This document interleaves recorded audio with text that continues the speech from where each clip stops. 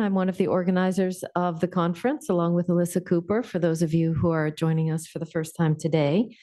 We're going to get started with a very exciting keynote speech from Andreas Schwab. It is my great pleasure and privilege to introduce Mr. Schwab this morning. He has been serving as a member of the European Parliament since 2004, representing Germany's Christian Democratic Union as part of the European People's Party.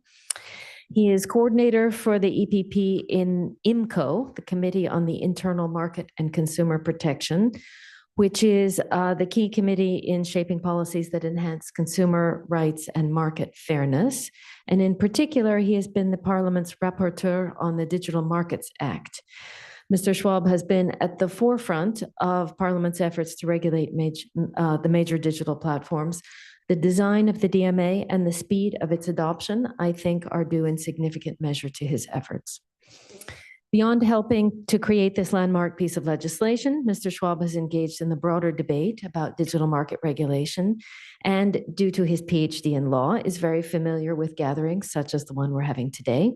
He is the perfect speaker for our event, where we have brought together not only many people from Europe, but experts from the US, Australia, South Korea, and the UK. So, in short, Andreas Schwab is a key leader in Europe and globally on the ongoing dialogue about the regulation of digital markets, and we are extremely fortunate to have him with us today. Please join me in welcoming Andreas Schwab.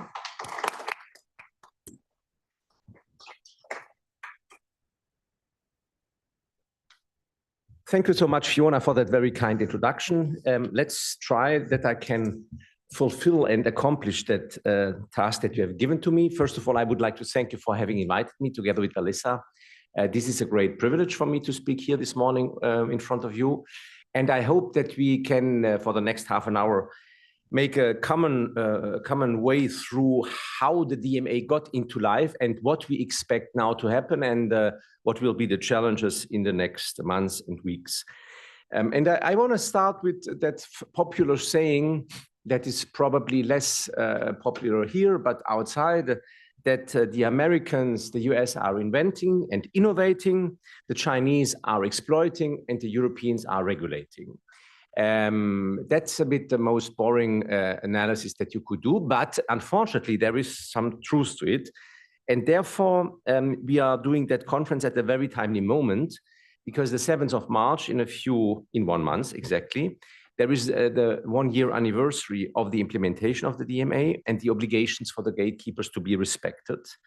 In March 2025, so soon, decisions by the European Commission on several non-compliance investigations, Google, Meta, and Apple, will be done.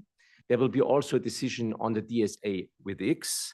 And therefore, given the complicated geopolitical surrounding with the new administration in the US, with all the tariff debates that they have with China, big tech CEOs associating the European tech regulation, criticizing them, it's a very good start for this conference to operate, and I'm very happy to be here. I think that if we have a bit of a look back, we have to say that this story hasn't started in 2014 with the European Parliament making a resolution to break up, we didn't mention the company, the search engine market, because we always were very polite. And we didn't look to catch the name of a company. And that should remain our line, that we try to focus on the key concerns. The problem is for sure that normal citizens, they are not like you here.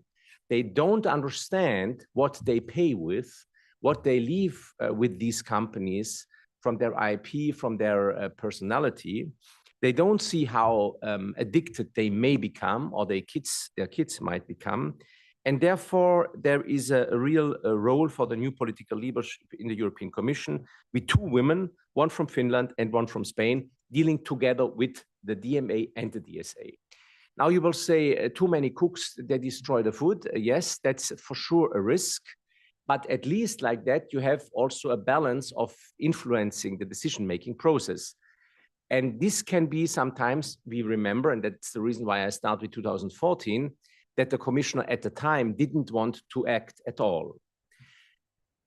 Maybe he thought it's the economy stupid, it's the business stupid, can be, but also the economy and the business, it's not only one day, it's a long history.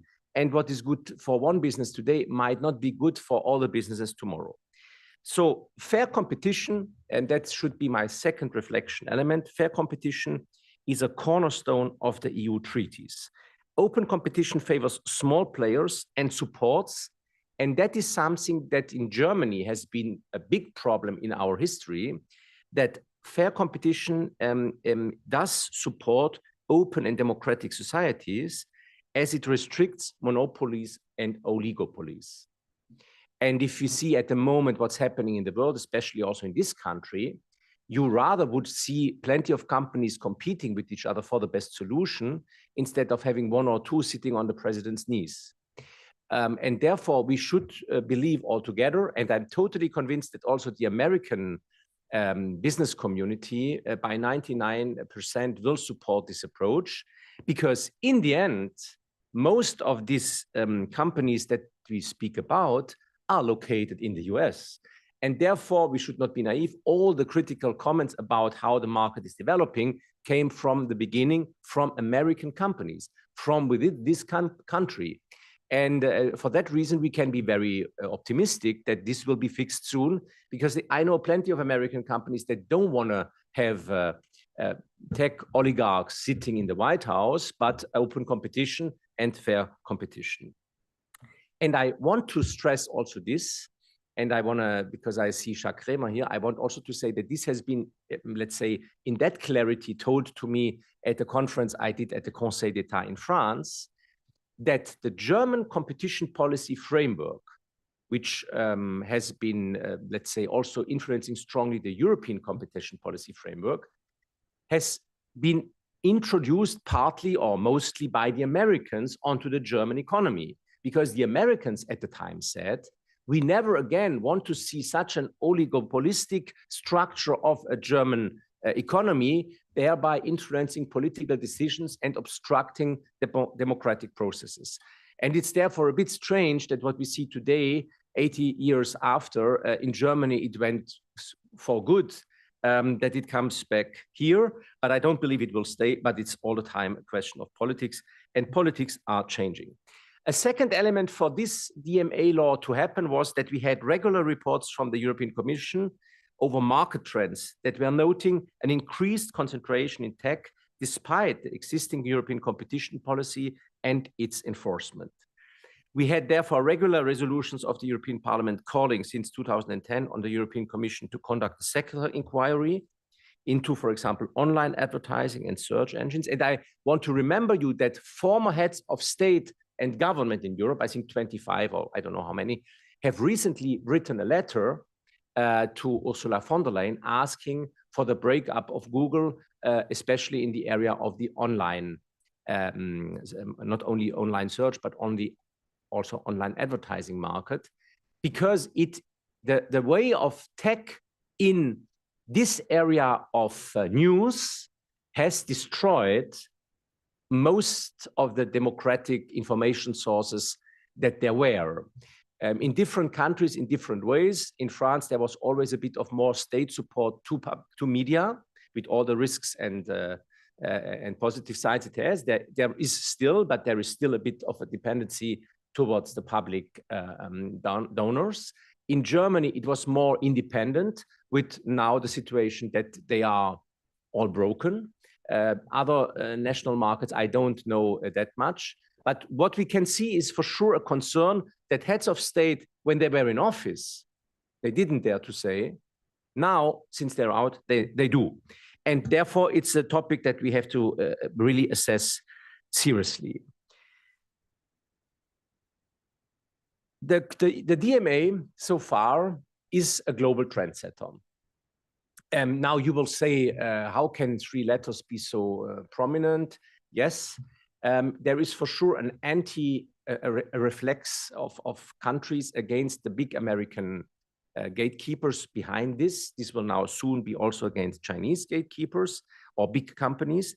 And therefore there is an emotional element to it. But it's also true that we have seen over the last 15, 20 years that the application of classical competition law has always become late, too late, and further too late. Because classical competition policy is based on a wrongdoing that is proven after and then sanctioned. But the more difficult it becomes to prove the wrongdoing, the more complicated it becomes to follow the market, the more difficult it is, and it has proven to be, to apply the law. And therefore, the big change that this law has brought, because in the end, it has just been putting together existing policy requirements under competition policy law that there were already. The big change it brings is the switch from ex post application to ex ante, and thereby changing the rules of the burden of proof.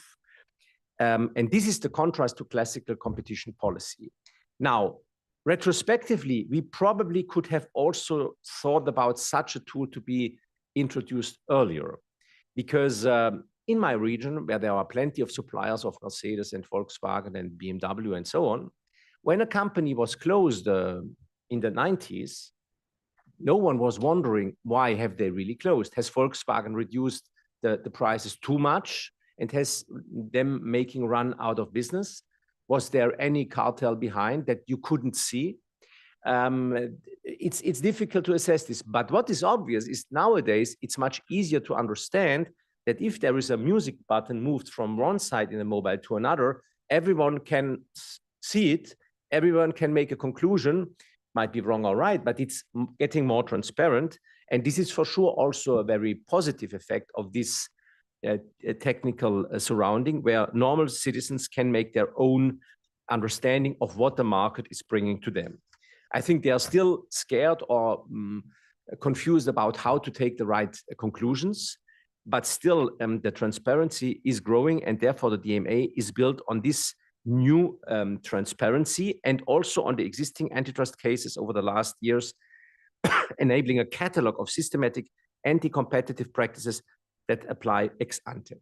Now, these practices that apply now ex ante, they are for sure too long. Those that are lawyers here, having ever focused on a concrete case, will complain that the wording is too broad, too long, and therefore difficult to be enforced in one decision. And that's what we see right now. The Commission is struggling, although they have been honestly proposing these texts largely, and we have been managing not to change them that much so that we could keep the law sound, but they are struggling to enforce it in a way they wanted to do. And laws have always become longer and longer. If you go back 200, 300 years, there were only a few words making a law. Now it's several pages. And this development gives now a chance to the gatekeepers to interpret this variety of opportunities that there are in a way that may fit them better. And we should be very clear. We respect their IP. We respect their innovation. We respect the enormous power digital has brought to us. So it's not about just destroying existing technical solutions. It's not about just being negative about tech. It's about assessing a situation in which the economic power behind very often is based purely on wrongdoing and on unfair business practice. And if you have that very tough assessment of the companies, you will also be very easy and fast in taking some companies on a better stance of the GAFAM and a few others than others. Now, for example, at the moment, we have a huge debate in Europe about a hotel reservation platform. And for sure, there are probably plenty of reasons to complain. But there is also no doubt that when you want to go today to Spain looking for a nice holiday apartment, you have a better choice than ever before, because you can find everything online and you know exactly how to negotiate the price. So there are pros and cons. Specifically on this, there are pros and cons also on tech companies that really look for innovation of technical products. Should they be more interoperable? Yes. But the main thing is not this. The main thing comes into the game when your whole economic success is based ultimately on the non-recognition of the existing laws and IP that have been protected before. Therefore, it was not so difficult to create that political consensus in Europe on the principles of fair competition, also in digital. And I want to re-insist on the fact that 28 or 25 former heads of state and government have been making this call, especially on one company, but probably they could have also been thinking about others, because they are concerned about how democracy can function with this. And I think objectively there is a point they have, and therefore we take this very seriously. And the European Commission has already taken important decisions. Some of us should reflect on the Microsoft decision in 2001. Was a long story before. Finally, it went through. Microsoft is still a gatekeeper. They are very happy to be in that list, but considerably with their business, they still can be there. There have been rulings against Google in 2024. There have been rulings against other companies. And therefore, the DMA is setting the trend worldwide, looking for fair competition principles to be applied.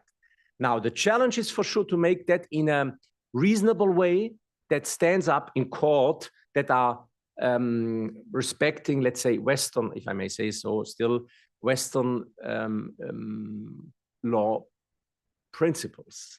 Because we have seen in Brazil a court decision against X. We have seen plenty of court decisions. And now it's true that if a court decides, it's always formally independent and the decision therefore to be upheld. But for sure, you get a bit of a flavor of what negative emotions in populations can also bring to court decisions. And like that, the whole, let's say, tech regulation, the whole need for keeping markets worldwide open, being jeopardized by decisions that are not fully based on the reflections that should be done. Tech companies are fueling the debate with their own action in courts and also ahead of courts. We have seen that in the recent months on plenty of occasions. TikTok went against the ECJ ruling of July 2024, which upheld, but the court has upheld the decision to designate them as a gatekeeper. Apple is challenging the Commission's decisions to classify iMessage as a CPS. And there can be plenty of other examples that need a lot of attention to understand the complexity of the problem under competition policy principles. iMessage seems for the most of people just a way to communicate. But if you have heard that in the US you are put aside if you are in the green box and not in the blue camp, you know what it means. But who knows this? It's very complicated. And it's also true that citizens in Europe prefer to take the cheap, cost-free WhatsApp channel instead of using SMS, which is also regulated and for free now, but not as sexy as the new services, but they offer a lot of data to the company. In any event, we have now ahead of us, and I think that's also a bit what everyone wants to consider, and what Filomena surely would have reported here. No, I think she will be online. But I will take the time to introduce a few points on the cases that are on the table at the moment. It's the case on Apple on steering, because under Article 5, Paragraph 4 of the DMA, developers distributing their apps via an app store should be able, free of charge, to inform their customers of alternative, cheaper purchasing possibilities, steer them to those offers, and allow them to make purchases. Looks great, but you see already the difficulty to explain the concrete element, which gives so many words, so much flavor and variety, that it might be difficult to come to a very clear solution that stays in court. And that's the concern of the European Commission. And I think we as policymakers have all the reasons to support the European Commission to make these cases court-proof. We cannot allow ourselves now, for whatever election that happens, to be vocal on stuff that cannot be proven in court, to arguments that cannot stand up in court. And therefore, we will give that investigation that has been opened on 25th of March a chance to happen. Preliminary findings issued by the Commission on the 24th of June, according to which Apple's steering rules for the App Store prevent app developers from freely steering consumers to alternative channels for offers and content. And we will see what the Commission will come up with on the 25th or before the 25th. Then we have Google and self-preferencing. The Google history is a difficult one because we have started the procedure under the old 101, 102 rules with the problems of the burden of proof being with the Commission. The Commission has taken a decision in one area. People say that it's not a very satisfying decision. Other decisions have now to happen under the DMA. There is that difficulty of cooperation between the DMA and the time before the DMA, because under Article 6.5 of the DMA, gatekeepers shall not treat more favorably services and products offered by the gatekeeper itself than similar services or products of a third party. This is for sure a traditional problem, but for a normal user that wants to click very quickly in the App Store and buy a service, it's a must here much more than in every supermarket where children are invited to take some chocolates in front of the cash desk. There is a higher need here to give in that little screen that gives you the choice, at least key reflections, key choices that you couldn't look for if you don't have the time differently. And then there is, it's the same investigation that was opened on 25th of March to determine whether Alphabet's display of Google search results may lead to self-preferencing in relation to Google's vertical search services. This was all 25th of March of last year, and therefore the Commission will come up soon, will have to come up soon with decisions on both. And then we have the third case, it's Meta on data combination and its pay and consent model, where the Commission has said that it doesn't respect Article 5.2 of the DMA, where gatekeepers must seek users' consent for combining their personal data between designated CPS and other services. Now, there are plenty of questions why there are not more procedures already opened. There are plenty of questions why some of these procedures are not yet closed with big fines. And I want to be very clear, big fines are not an aim in itself. What we want to do is to deter companies from breaching European law. And in the case where you can earn an awful lot of money, and in the end, in a capitalistic system, it can also be European investors that have brought the money to the US that get the return on investment there. We want these companies not to disrespect the European law. And to make this clear forever, especially in this extremely fastly moving markets, we have also to look for respective fines. So the first DMA compliance decisions as a strong symbol to mark the start of the mandate of the new Commission is our call, and Ms. Ribera and Ms. Wilken are working on it. And decisions will have to be seen in a broader European competitiveness challenge. The Draghi report, which is a report about where Europe should move economically, estimates that we will need an additional 800 billion per year to be invested into European competitiveness at large. We don't do these laws to make Europe more competitive, but we should not be naive in believing that Europe has a surplus in relation to the US. Factually, the US have a surplus in goods and services in relation to the European Union. And with the change from the economy with goods to the economy with services, it's quite likely that that surplus, that American surplus, will even grow. Now, we are not naive because we also see that good companies and good services merit to be bought, even if they are coming from the US or elsewhere. But we cannot neglect that there is a structural imbalance that we have to fix, and where we have also to fight for the European economy. The European single market wants to remain, and I'm fighting myself for that, a real condition, a precondition for all companies of the world that allow competitiveness and a fair competition market. Now, you have also been asking, what is the ambition that the European Parliament wants this Commission to deliver on? And there I want to come back at the end on, I think, a very famous quote on The Economist, who said, I think 3 years ago, with the question, is data as important, as valuable as oil? And they said, no, it's as important as daylight. So data in a data economy, it's everything. You cannot do anything without data in a data economy. And therefore, we should not confuse ourselves with examples like oil or whatever. Data are everything in a data economy. And therefore, we have to make sure that we can keep data available for everyone, that everyone can protect his or her data, or everyone can share his or her data with whom he wants. And to make that sure, we need, as I said already, to enforce the DMA in the area that are foreseen. But at the same time, we should now use the opportunity to block already still open markets like cloud and AI with the DMA to make them markets where there is competition from the very first moment, even though the access to capital might be different between Apple, Google, and all the others, but the access to the market should be the same for everyone.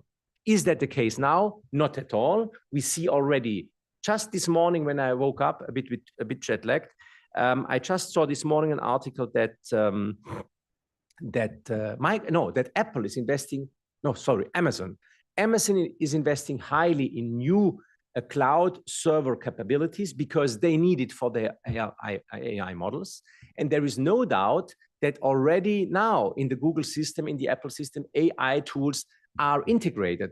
And what does it mean? It means that if you want to have an AI system, an AI tool that you have chosen, maybe because you are French speaking and you want to have a fresh air from Mistral, you cannot do it because it will be already out of connection with the operating system from the very beginning.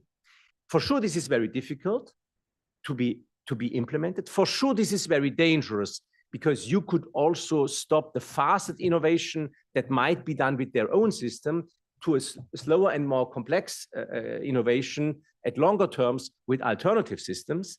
But if we want to take fair competition seriously, the Commission has to deliver on AI and on cloud soon under the DMA, and to make also some sort of preventive decision to allow these services to be built on those operators that you or me, that we choose, and that are not imposed by those companies where we have bought our mobile phones. I think that's the call and the ambition that the European Parliament has. And we need for sure some academic insight into our positions that are sometimes purely political. And therefore, Fiona, I want to also conclude with the fact that it's true that when I was a student, I was eager to speak on scientific and academic topics. But as a politician, you always try to communicate in a way that not only students or professors understand what you say, but everyone. And I hope I could combine both here. Thank you so much.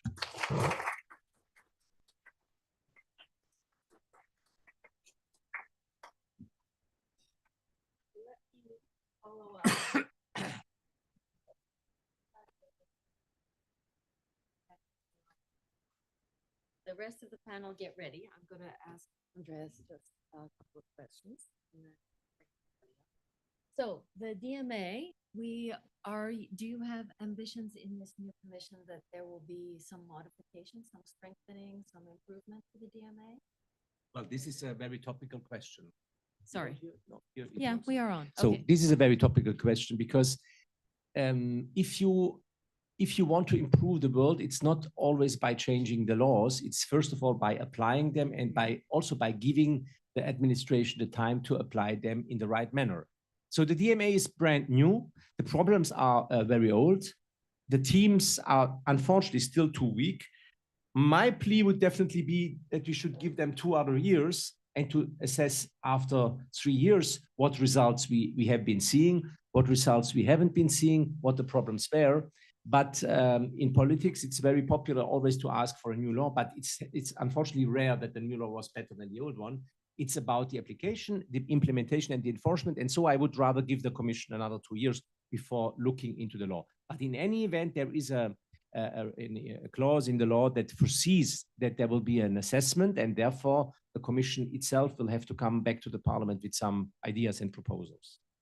Okay, very good. So this would be a good time for researchers to be studying this problem and putting forward ideas. You mentioned cloud and AI. I was thinking myself, yesterday we talked about vetted researchers being allowed under the DSA, but not under the DMA. So I think this group would want to raise that for your consideration. Also, interoperability of social networks, which almost made it in last time, might be something that we see in this current communications environment as particularly necessary. What do you have? What do you think about those, or are there others besides the cloud and AI that you think research would be useful on? People have been talking about anything like that. Well, I think it's definitely important for independent insights to be brought to public attention.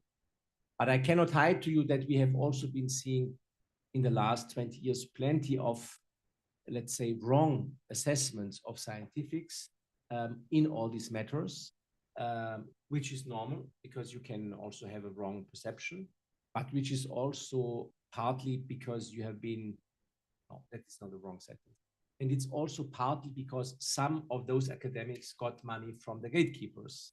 And so there was also some sort of, let's say, pleasing the client, which is also normal. And the positive thing is that although there was all this, no one has been stopping the DMA from coming into life. No one has been able to stop the DSA from coming into real reality. So it's definitely needed, as in the DSA, to have more insight in competition policy reflections of the Commission and of the companies. But it's also true that the protection of these companies will be much stronger in areas of business practices because it's about their business models and they don't want to share that with you. Yeah, fair. Okay, so let's bring up the rest of the distinguished panel that we are going to explore these issues with. We have Brian O'Kelly, I see. Max van Toons, where did he go? Yeah, oh, there he is. Very good. And who else am I missing?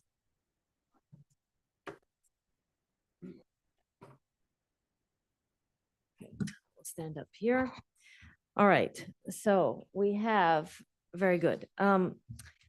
Immediately on my left, Brian O'Kelly, who is a serial entrepreneur, and we thought it was important to have on such a panel actual representation from somebody who is trying to work within these laws.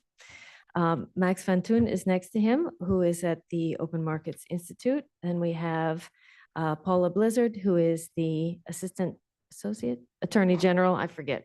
She's very important in the Attorney General's office in California because she runs the competition activity of that great state and has an impressive title.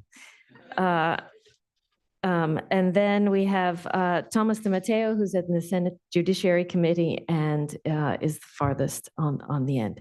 So what I'm going to do is ask people questions. I'm going to go sit down again and we'll just go a bit, try to make it as interactive as possible, and then we'll have time for audience questions at the end. Sorry. All right. So I thought, Max, maybe we could open with you. You've heard Andreas talking. You're very familiar with the DMA. I think a number of us are quite interested in the UK as well. Officially, that's not part of Europe anymore, but it is on the other side of the Atlantic. So if you could incorporate that as well, that would be wonderful. And what's your view on how this is all shaking out? Sure. Firstly, just to say thanks for having me at this fantastic conference. And thanks to Andrea for his fantastic speech, which I think did a great job at laying out, where we are in Europe, how the DMA has progressed, and some of the trade-offs that we're thinking about. So, I mean, my first point is, and Andrea alluded to this, but regulation doesn't take place in a vacuum. It takes place in a specific kind of political, economic context, and that context right now for Europe, I think, is very challenging. Firstly, you have, of course, Europe's dependence on a very small number of tech platforms that are now leveraging new technologies, including AI, to entrench that dominance further. And then secondly, I think what you're seeing this deepening alliance between that concentrated tech power and the power of the US government, which I think has showed itself increasingly willing to interfere in Europe's ability to impose rules and guardrails on American companies operating in that market. I don't need to kind of repeat, the events that we've seen over the past few weeks. So, it's a very challenging context. I think the scale and the urgency of the problem is bigger than ever. And, I think broadly, I think Europe needs to move from what I would describe as what's been a quite kind of incrementalist approach to digital enforcement, of kind of starting with the smallest fine or the smallest remedy first, and then if that doesn't work, kind of working your way up. But I think we need to move to something much more, I would say, maximalist now. So Andreas talked quite a lot about the DMA and where the investigations are. So I'll kind of go a little bit broader, although I'll touch on the DMA. But in terms of what that maximalist approach looks like, I'd say there are a couple of elements. I think one is we need to focus much more on not just addressing the harms from concentration kind of ex post, but again, moving to this ex ante approach and actually stopping markets from getting more concentrated in the first place. And I think that's going to be critical in AI. I think the DMA does have an important role to play here, but I don't think that has been the case so much so far. I think it's been used in quite a backward-looking way, dealing with very concentrated markets like search and app stores, where the EU already has a kind of lot of antitrust expertise. But I think it needs to be a bit more kind of forward-looking and bold and say, okay, how are we going to use this to stop concentration in AI, in cloud, or maybe quantum in the future? And I think also merger control is very important here. Both in terms of kind of traditional takeovers, but we're also seeing a lot more partnerships now between big tech players and smaller players. And I think we need to make sure that we're able to capture those as well. Secondly, I think we, or Europe needs to kind of focus a lot more on structure and structural remedies. The DMA is ultimately a behavioral tool. You have kind of structural remedies in there, but they're more of a penalty rather than kind of a core part of the toolkit. But I think, ultimately a lot of behavior, a lot of harm that you see in markets comes from the kind of concentrated structure upstream. And so, you're seeing the beginnings of this, for example, in the Google ad tech investigation, where the commission is considering a structural remedy. I'm hopeful that they'll continue with that, but that shouldn't be the end of it. I think that should be kind of the start of a greater willingness to use structural remedies. And particularly when we're talking about these kind of choke points, and this kind of vertical integration that allows gatekeepers to kind of leverage their market power from one market to another. I think a third point is, where we recognize that there are certain benefits of scale. So, for example, in the cloud, I think we're not necessarily going to have 50 or 100 cloud providers. There are benefits of scale there.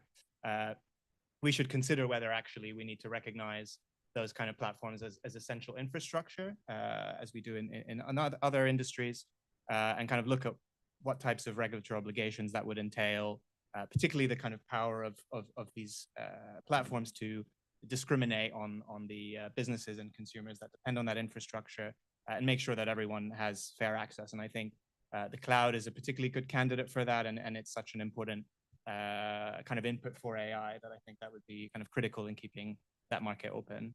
And I think the last thing, which is really important, is kind of moving beyond this, say, siloed approach that we see in EU digital enforcement, where you kind of have, you have the AI Act, you have the DMA, you have the DSA, but they're largely enforced in isolation. And I think it would be, more effective if actually the Commission kind of identifies a set of overarching problems that it wants to solve, whether that's protecting democracy, ensuring resilience, making sure that we have broad-based competition and innovation, and then thinking about how those tools can work together. And Alexander Strail, he talked yesterday about whether we need some kind of EU-level digital regulator. I think that's a good idea, but it might take a while. And so, we should think of steps kind of in the immediate term that we can do to foster that kind of collaboration. So yeah, that's my starter for 10. Great. I thought that each of us might have a short question for Max as we go around giving our thoughts. Does anybody on the panel want to follow up? Paula. Sure, I'll leap in. Hello, everyone. I'm Paula Blizzard. I am the Senior Assistant Attorney General. I knew it was complicated. It's all right. I'm the head of antitrust in the California Attorney General's office. So you just mentioned a lead digital regulator. I want to push back against that a little bit. And I'm wondering if you can talk to me about other industries that have flourished and innovated and created life-changing events that were regulated to that degree. That is a tough one.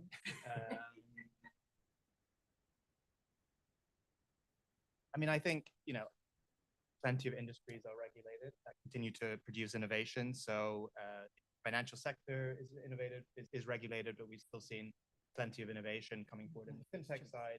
in the UK, for example. Pharmaceuticals have been regulated for a long time, but we still have new drugs being invented.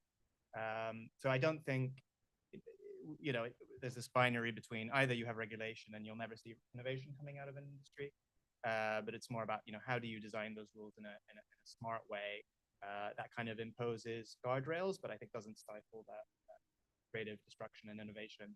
And I definitely think we can do that. I don't think we need a kind of Wild West approach to actually get innovation that benefits. Anyone else? Well, I mean, if I'm allowed, I would say that for sure the question is a bit tough, but there can be no doubt that investment and capital will always go to that area that is not regulated. And that should give us some food for thought, because that's not what we want. Now, in telecoms, we may have also badly regulated, so that are good reasons for money not to be there invested anymore. But I think to a certain, I mean, I'm a classical Christian Democrat. I believe in open markets. I believe in markets. I wouldn't also be totally opposed to some sort of capitalism, because I believe that if you invest very well, it's the right way to do it. But factually, we have to admit that the way how it's happening in digital, it's not what we want. My question would be to Max, which is a bit of provocation as well, how we should find a way to make the European Commission one regulator that has powers under competition policy enforcement in the treaty, but doesn't have these powers in any other area. We can for sure create it, but is it likely to find a majority in 27 member states for this to happen? I mean, just on the point about regulation and innovation again, I think it's also important to distinguish, something like the DMA and something like competition law, which are ultimately designed to promote competition, contestability, innovation, and I think that can actually be something that's attractive to investors, and other things like GDPR, AI Act, and so on, which are more traditional regulation. And I think with those, we do need to think about designing them in a way that doesn't stifle innovation. So I totally agree. On the digital regulator side, I don't necessarily think it's about creating such a formal structure and wasting a lot of time doing that, because I think we need to move quickly. I think for me, the main reason why I'm interested in it, again, whether it's a new regulator or some kind of, in the UK, there's something called the Digital Regulation Cooperation Forum, which brings together the Competition Authority, the Privacy Authority, the Communications Regulator. But it doesn't add a whole lot of bureaucracy. I think we could look at something like that in the EU, just to make sure that we're having this kind of coordination between all these different elements. Super. Thomas, let me turn to you. What is your vision of what you would like to see for digital platforms and how to govern them? Thanks, Fiona, and thank you for having me today. First, I'd just like to give a disclaimer that the views today that I share are my own, and they don't represent anyone on the Senate Judiciary Committee or Senator Mike Lee or any members. Sure, thanks for.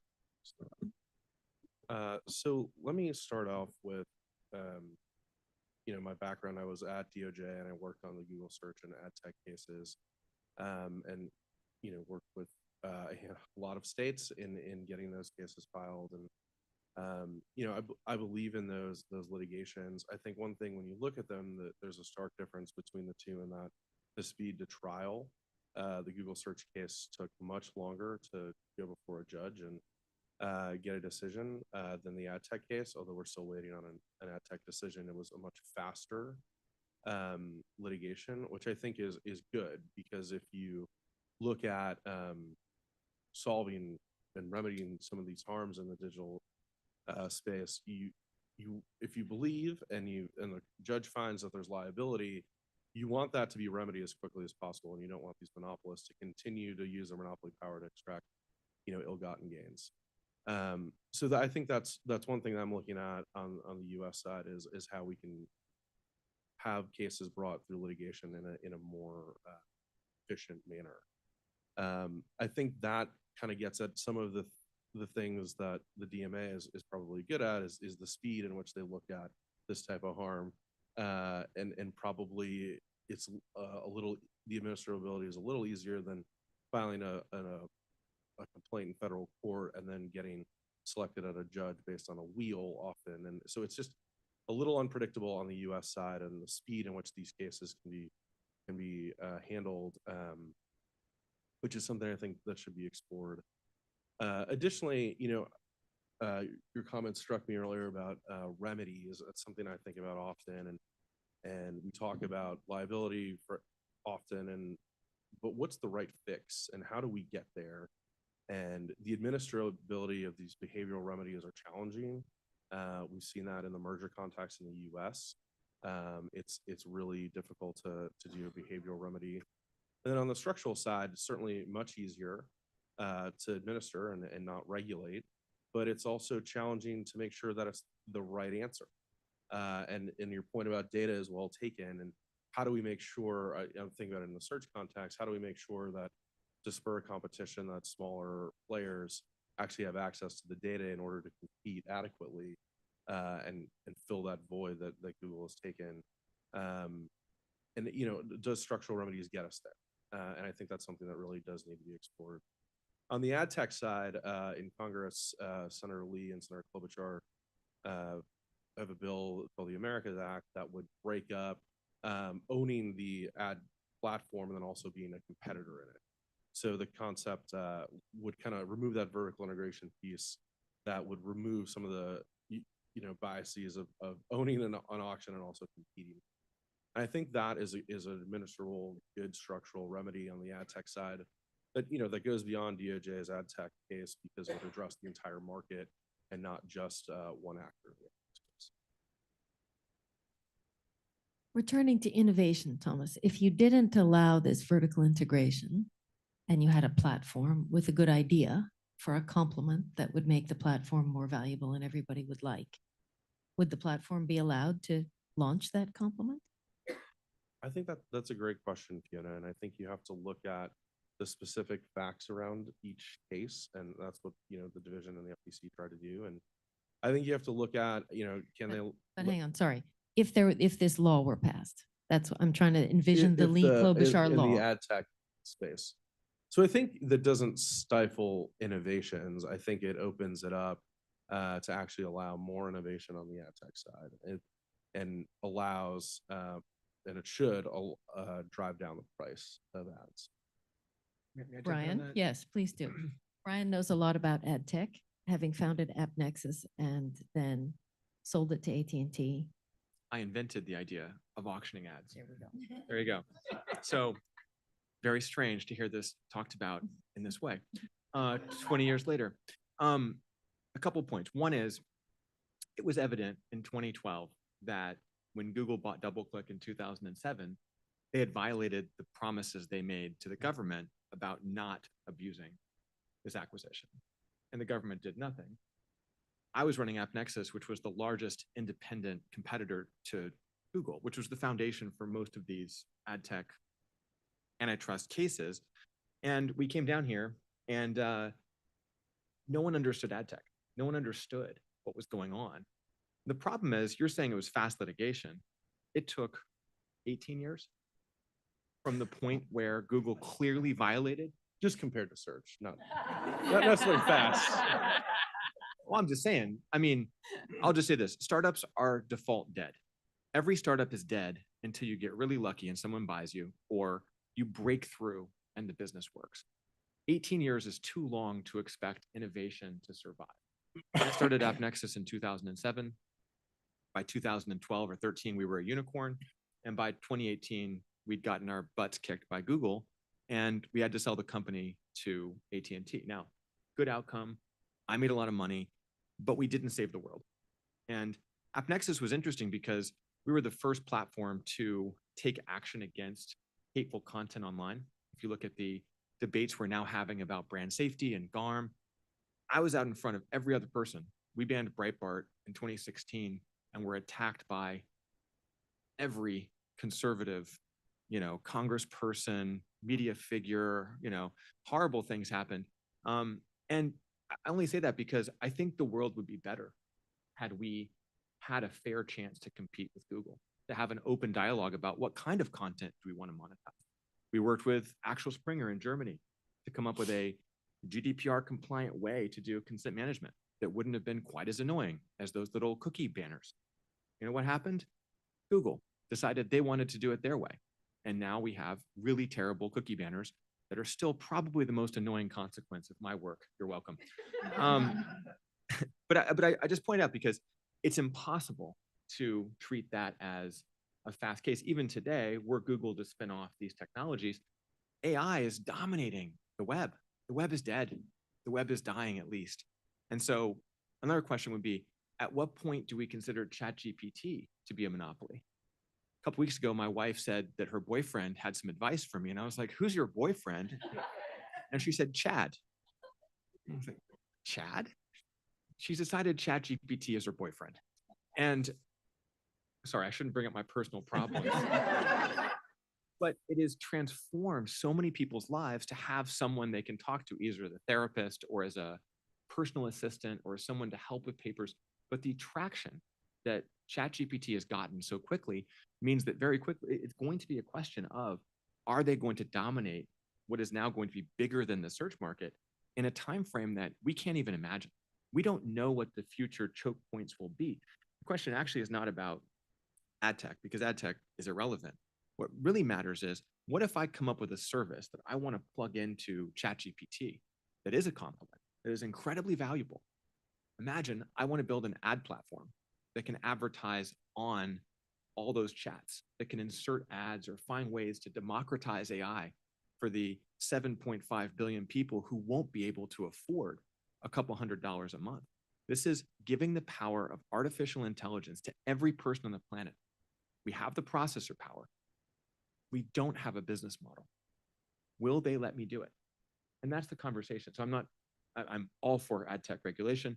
10 years ago, when I still had a company. But I would just, my entrepreneurial perspective is, we don't know, we would not have known a year ago, we won't know a year from now exactly what these are. And my worry about digital regulators or anyone who's trying to play in these incredibly fast-moving markets is, these choke points emerge way faster than we can understand them. So does that make you more optimistic about antitrust? I mean, we don't have maybe time to pass a law and create a regulator for the AI problem. So, but we have an antitrust authority that has the ability to open an investigation, go look at those contracts. You think that's enough? I mean, if OpenAI doesn't buy anybody, if they continue to get massive $100 billion investments, or we keep building $500 billion data center clusters with foreign sovereign wealth, I mean, maybe we'll have our own sovereign wealth to spend on OpenAI data centers. Where's the antitrust moment? I think it has to be, if you've got an investigation open, the idea is that instead of not understanding ad tech, you arrived in Washington, no one understood what you were talking about. It seems to me with AI that people are much, much more alert to the antitrust problem, to the competition problem. So if there's some party with market power trying to leverage that market power to shut down competition in AI, if you have an open investigation and you're asking for all those documents, maybe you could control it. I mean, I'm asking you, would you feel more comfortable as an entrepreneur today in AI than you were in ad tech 15 years ago, coming and asking for help? I mean, the market power of Google and Amazon and Meta is so immense right now. And then you have, all the foreign influence. I liked your Chinese exploitation. I mean, if they're just taking all of our investment and distilling it into cheaper models, DeepSeek now has more traffic than Gemini. Google can't compete with distilled versions of its own products. I mean, this is wild to me. The thing I would say, though, is that having open source models that are incredibly cheap does mean innovation doesn't require this level of investment. Right. So there's an alternative explanation which says, maybe actually you mentioned Mistral. That team is like 18 guys in a warehouse in Paris, and they're doing amazing things. They were the cutting edge for at least a couple months there. I don't know if we're at that point yet. So I think that's the risk is, do we know where to point our, I just think it's happening so fast. Yep. We don't know yet. Yep. Okay, Paula, let me turn to you.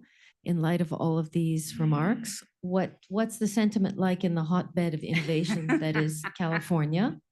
And what is California doing that might be relevant to these problems? Sure. So let me I should give my disclaimer first. I am actively involved in all the cases we've been talking about this past day, and lots of folks yesterday were saying they were former regulators. I am not a former regulator. In fact, I'm not really a regulator at all. I am a litigator, and I am a current litigator, meaning there's only so much I can say about all these cases because we are in all of them.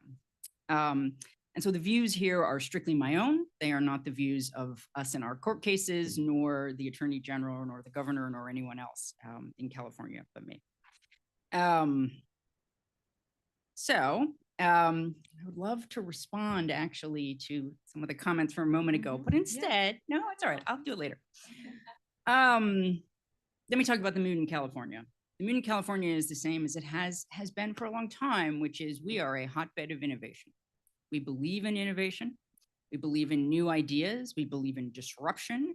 We believe in everybody from all over the world coming and trying to make something new in California, and in showing that you really can do it faster, better, cheaper, keep all three.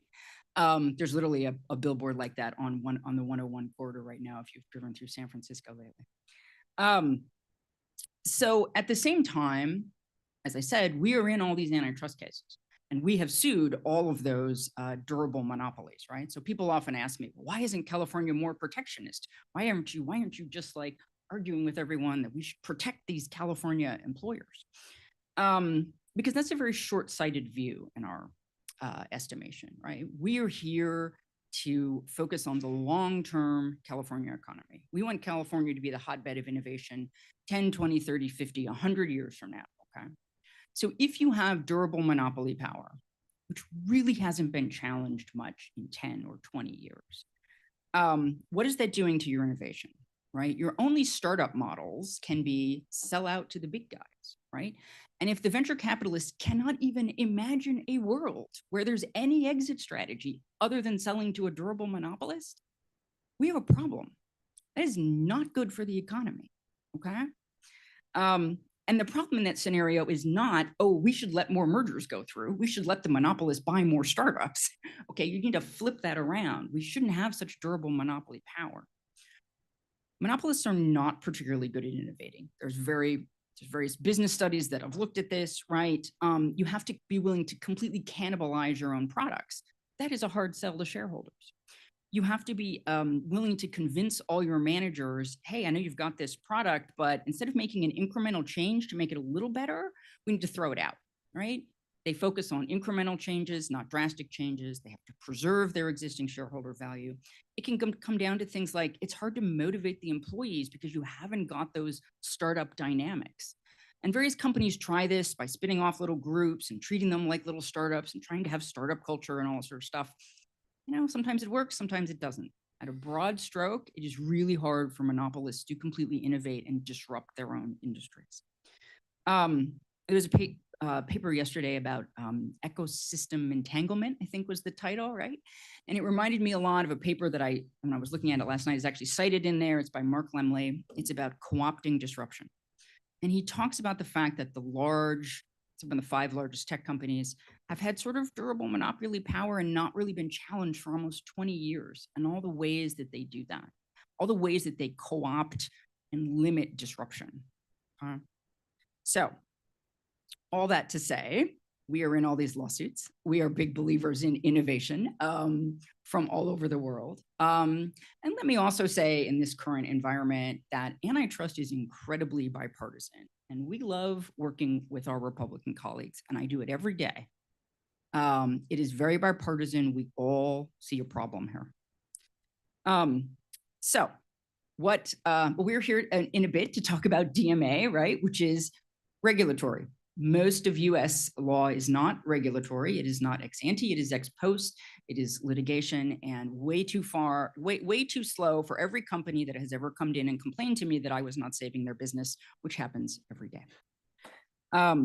Okay, let me talk to you a little bit about potential regulation and about potential changes to the law. So there is one project, the California Law Review Commission. It began in early 2023. It has now been going on for 2 years. It was charged with considering updates to California's state antitrust laws. Those of you who are not lawyers, there are federal antitrust laws and there are state antitrust and competition laws. The states are in the enviable position that we can enforce both. And we can enforce both sets of laws, and we can work both in our federal courts and in our state courts. The state courts appeal up only to the California Supreme Court, okay? So it is a different mechanism. We don't go through the federal courts and the US Supreme Court. They just came out with some staff level recommendations. They hope to have a recommendation to the legislature by the end of the year. You may say, wow, this is really slow. Even one of the California state legislatures, which is on this commission, said it is slow and we may in fact introduce things sooner. But to give you a flavor for the recommendations, they were in many ways advocating that California have different laws than the federal government, but still within the same antitrust paradigm, which is to say, adding to our state laws the ability to go after monopolists, which with some exceptions, I generally don't do now. I use the federal laws for that, to considering an abuse of dominance standard there instead of what the feds use right now. And the abuse of dominance is the standard used much more in Europe and other places around the world, to give independent merger control and merger review to the states as well, and also to look at a different standard than what is used in the federal cases. One thing they did not do is say you should have specific big tech regulation, that you should go after strategic market participants or gatekeepers or any of the large companies, the way the DMA and the CMA have new laws that are related to those sectors. They recommended against that. Okay. So those are the antitrust laws. We'll see what happens in the next year or so. Let me talk about an area where we are doing much more regulation, and this is AI, which is the topic of the day. Those of you following Google search will know that they are in a knockdown, drag-out battle about what evidence is going to come in about AI, because when we do a remedy based on what will currently disrupt and what will currently actually restore the competitive process. And everyone thinks that AI is top of mind. So look for that as part of the Google search remedy. So in the area of AI regulation, again, broadly speaking, the states move faster than the federal government. And so you should be looking to the states. Last year, there were about 100 bills pending about AI in the California legislature. 30 or so passed, and the governor signed 18, right?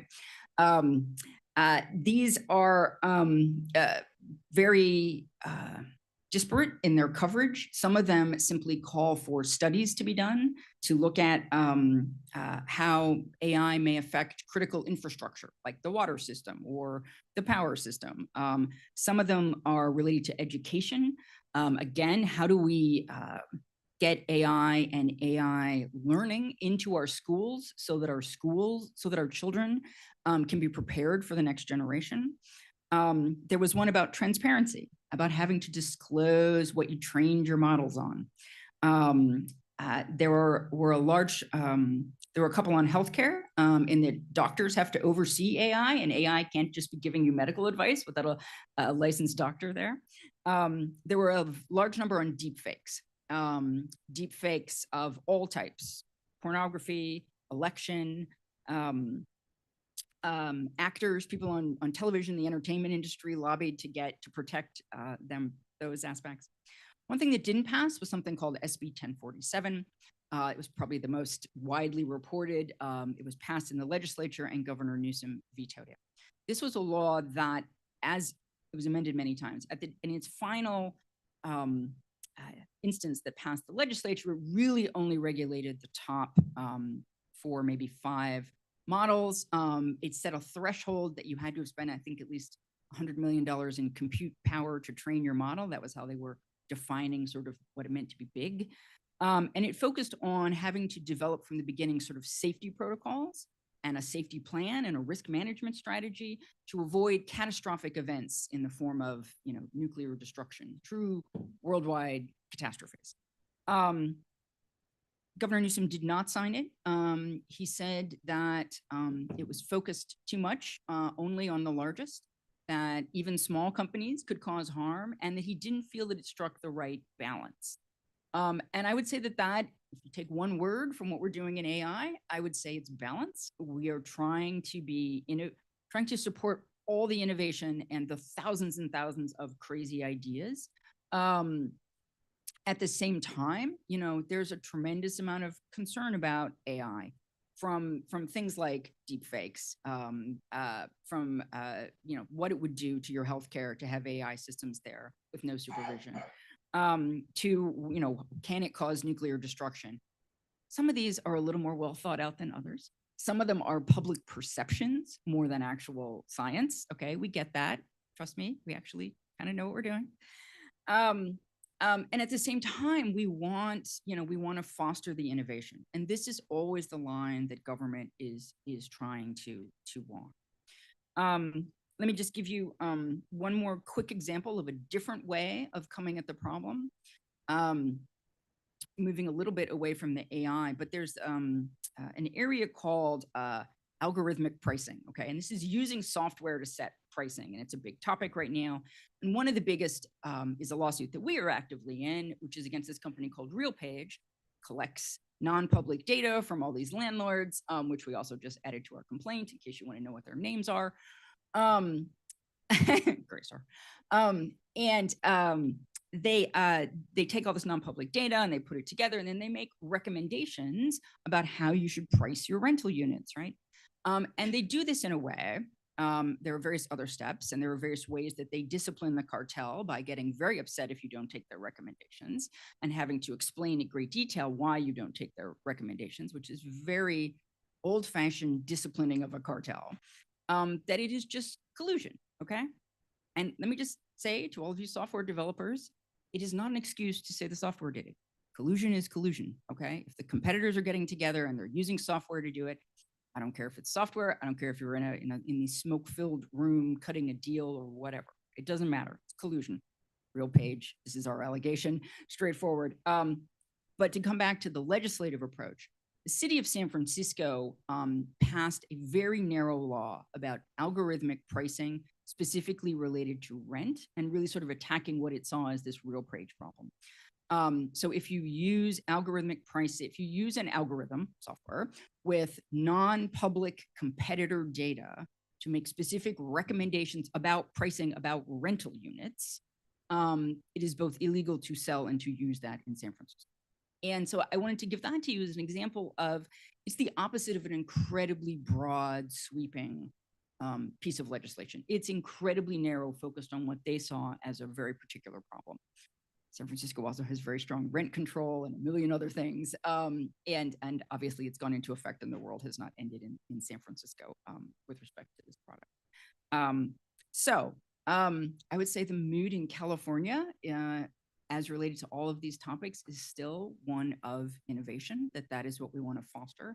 And at the same time, we want to walk this line to try and provide appropriate regulation or changes in our laws, and to use our existing laws to make sure we can go after antitrust violations and break up durable monopoly power when it has crossed. Great. Thank you, Paula. Brian, does this sound like an environment in which you want to start a company? Well, I mean, as a New Yorker, big fan of California. No, I mean, I'm on the board of a California-based public company, and I think the state first mindset is really powerful. I think the federal processes are a little more opaque. And I think, as an example, I wrote a LinkedIn post about something related to the California privacy laws. And someone from the Attorney General's office reached out to me and said, "Hey, what do you mean?" And I was like, there are people there, which is, I think, actually really healthy. It's a very human scaled conversation. I think it echoes some things we've seen from Europe as well, which is that, we were invited to Brussels many times to come and have conversations about, how should we think about privacy in the conversation of, ad tech and things like that. And I think for me, that's actually a really healthy environment to operate. You don't get the sense that you're going to get surprised. 1,000 AI bills is a lot, probably 10,000 this year because AI is going to write them. But no, I mean, I think California knows it's the hub of global innovation, and the fact that you respect that and want to foster that, but also protect from really clear and present harms like RealPage. As a human, I would like to live in a state like California or New York or others that really do care about citizens. And by the way, I'm a dual EU citizen. And one reason that my wife and I were like, we should really strongly consider moving there at some point is because we feel like we want to live in a place where, the values of people are protected. So yeah, go California. Questions from others on the panel for Paul? Well, I would also like to say that, sure, lots of respect to the jurisdiction in California, but aren't you a bit too much in love with innovation and competition and have ignored for too long time IP law protection?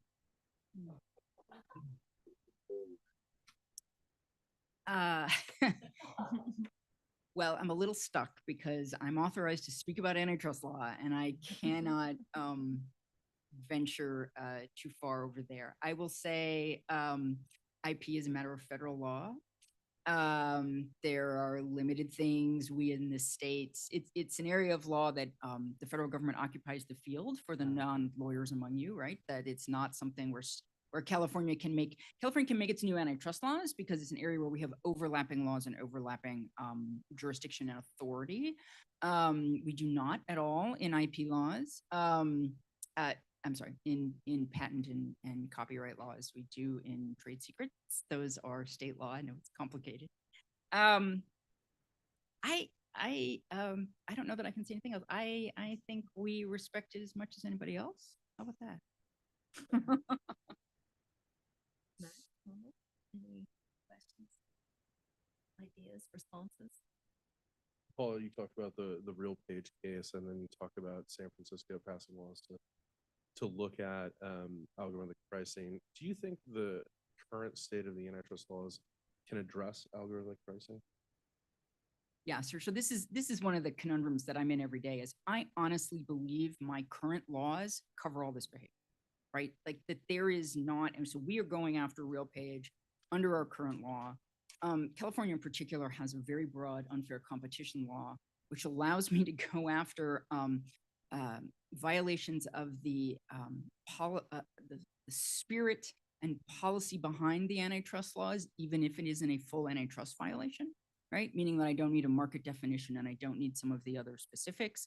I can refer you to Epic v. Apple and the one claim that Epic won in that case, and happy to discuss that. But this is the conundrum with the new regulations, right? And the new laws, which is that on the one hand, no prosecutor turns down new laws. If the legislature hands me something new, awesome, right? On the other hand, it is difficult because I don't want to ever imply that my current laws don't reach it, because they do, right? I just need to enforce them.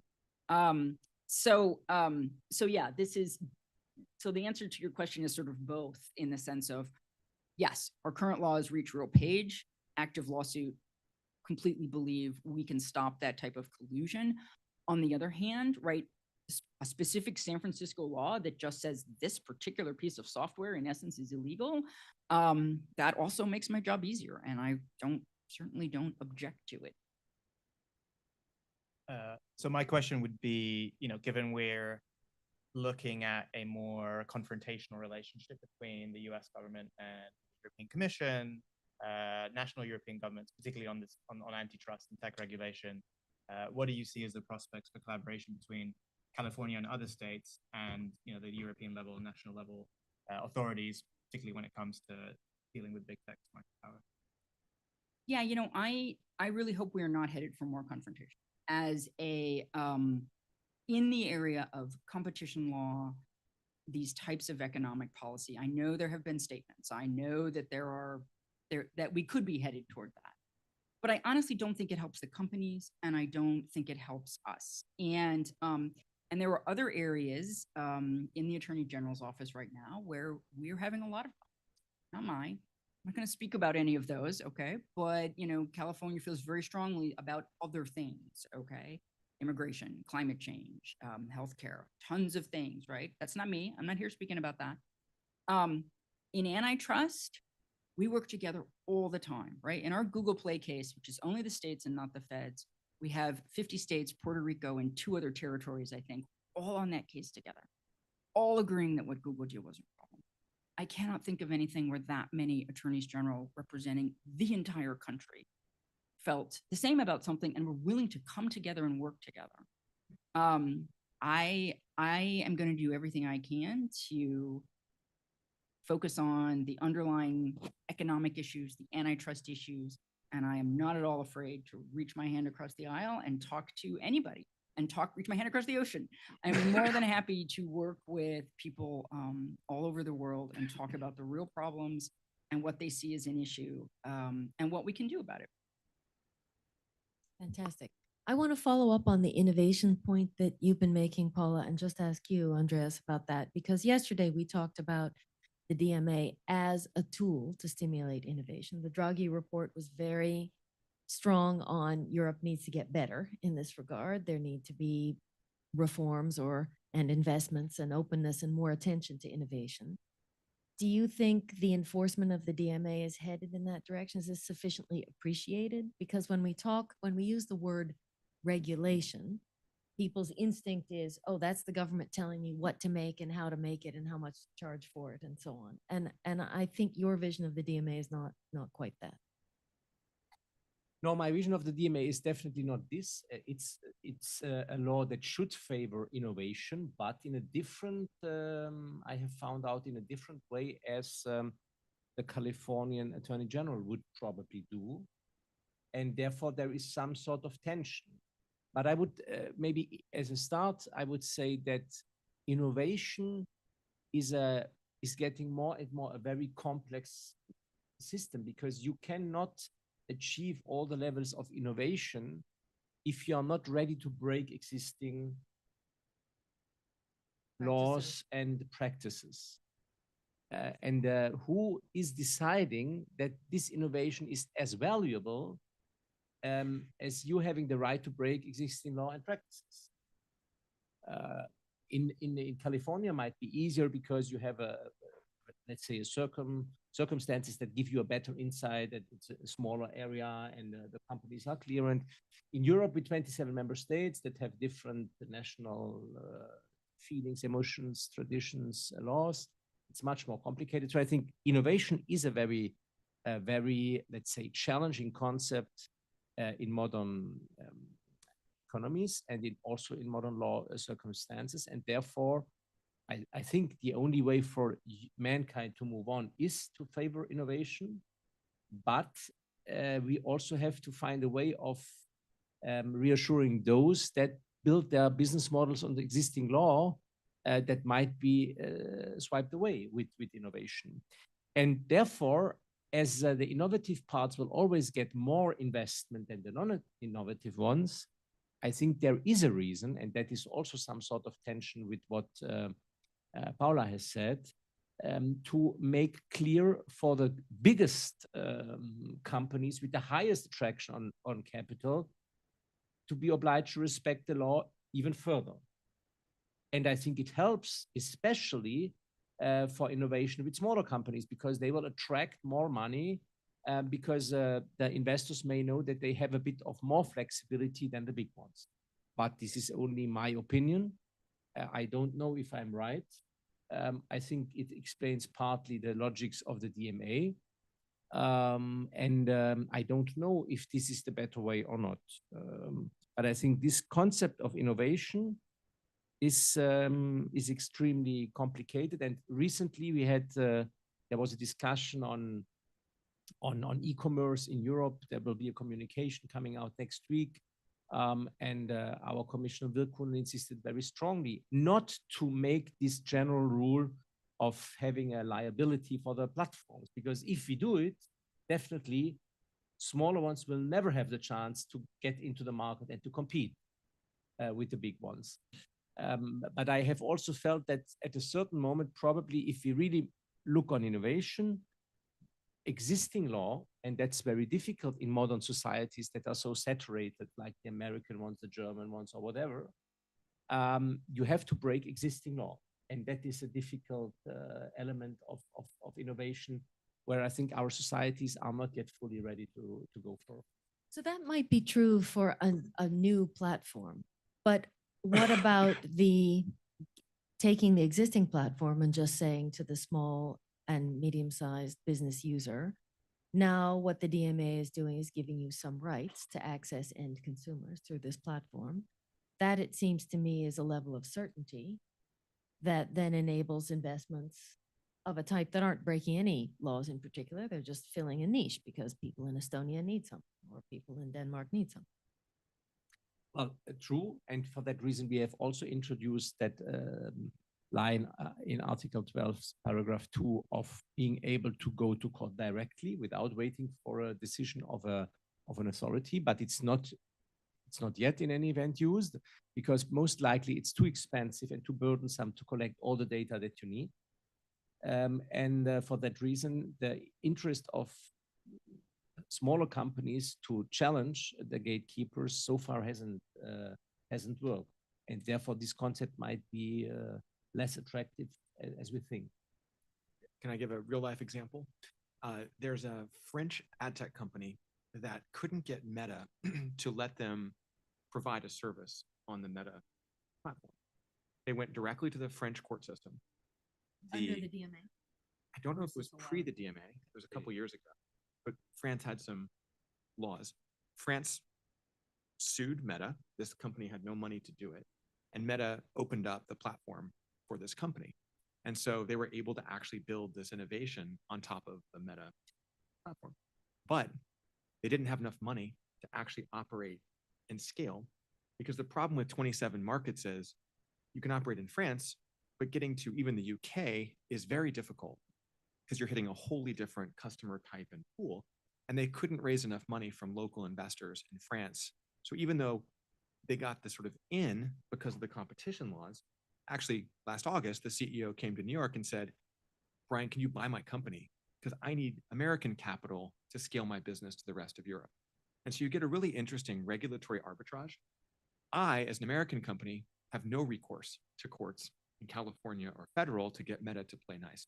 So I bought the French company who had sued Meta to get my company access to Meta. And so now we are on Meta. Thank you, Mark. And it's really fascinating. But I now have more employees in Europe than I do in the US because of this thing. So you have these weird innovation patterns. The one market idea is actually the hardest part, I think, for the European innovation. Is here you've got one language, really you have a 300 million person, very rich market you can start with. There, if you're French, I've bought a lot of small French companies over the years because there's incredible engineering talent, but they can't get the capital and they can't expand. So I think it's like step one is exactly this point. But step two is we still need to find ways to allow companies to scale more aggressively, because there's no such thing as Europe. France and Germany are not a market. And I think that's the hardest part for me, is it's not enough just to fix the competition issues. Yeah, so a few thoughts on the innovation side. I mean, firstly, I think often when we have discussions about innovation, we don't necessarily unpack what we're talking about, what kind of innovation. And I think distinguishing can be helpful when we're trying to design public policy. So you have innovation that is disruptive and that challenges the market power of incumbents, and you have innovation that is basically reinforces their market power and their existing monopolies. So I would argue we want more of the former, for example, and I think ex-ante regulation can do that. There's regulation that is kind of beneficial for society, and there's obviously that's subjective, but there's regulation that's toxic. For example, if AI is simply used to kind of harvest more data on individuals and target them and manipulate them more, I'm not sure that's kind of an innovation we would want in Europe or anywhere. So that's kind of a definitional point. On your question, Fiona, it was to Andrea, but about the DMA. I think the DMA and other ex-ante regulation could be a very promising way of opening up access or sort of opening up markets and introducing more competition. I don't feel that that's necessarily happening so much, but I think we could use these tools to, for example, and I'm thinking of AI mainly here, but really open up access to computing power and make sure kind of any startup, whether it's Mistral or company we haven't heard of yet, has access to that infrastructure. And I think right now in the cloud market, there's a lot of discrimination and different companies are treated differently depending on, for example, whether they have a partnership with a big tech company. So I think ex-ante regulation could be useful there. I think we also need to make sure that kind of challengers have access to the data they need to compete. And I don't really think we have mechanisms at the moment to open up data at scale We have, data portability for individual businesses, or the Data Act in the EU kind of gives, consumers data that is generated on them through devices they use. But again, kind of opening up aggregate data, I don't think we have a mechanism yet. And I think it will be very important to make sure, and again, the DMA is already doing this to an extent, but making sure that all the existing channels like search engines, app stores, browsers are accessible to everyone, because I think something we're seeing in AI is that the gatekeepers are integrating their AI services into those monopoly platforms that they control. It's a form of self-preferencing or bundling or tying, but that's going to make it very hard for an independent AI startup that doesn't own those platforms to compete. And then I think finally, and you asked me earlier about the UK versus the EU. So in the UK, there's a piece of legislation, probably everyone knows, the DMCCA, which is kind of like the DMA, but it has some important differences. And I think one advantage of it is it didn't try to specify in advance exactly what types of technologies were covered. So, the DMA, we need to update it, for example, to have AI foundation models. The UK legislation, you can use it immediately on any kind of digital platform. So I think that's a big advantage. The other thing is it has kind of structural interventions in there as a core part of the remedies that can be used. So, I'm hoping that it can be really kind of a pioneer in addressing some of these issues. I think there are questions about how the CMA's liberty to do that now in the UK, given the political environment. I can talk more about that later. Thomas, did you want to follow up with anything? I think it's a great point regarding AI and how you access AI.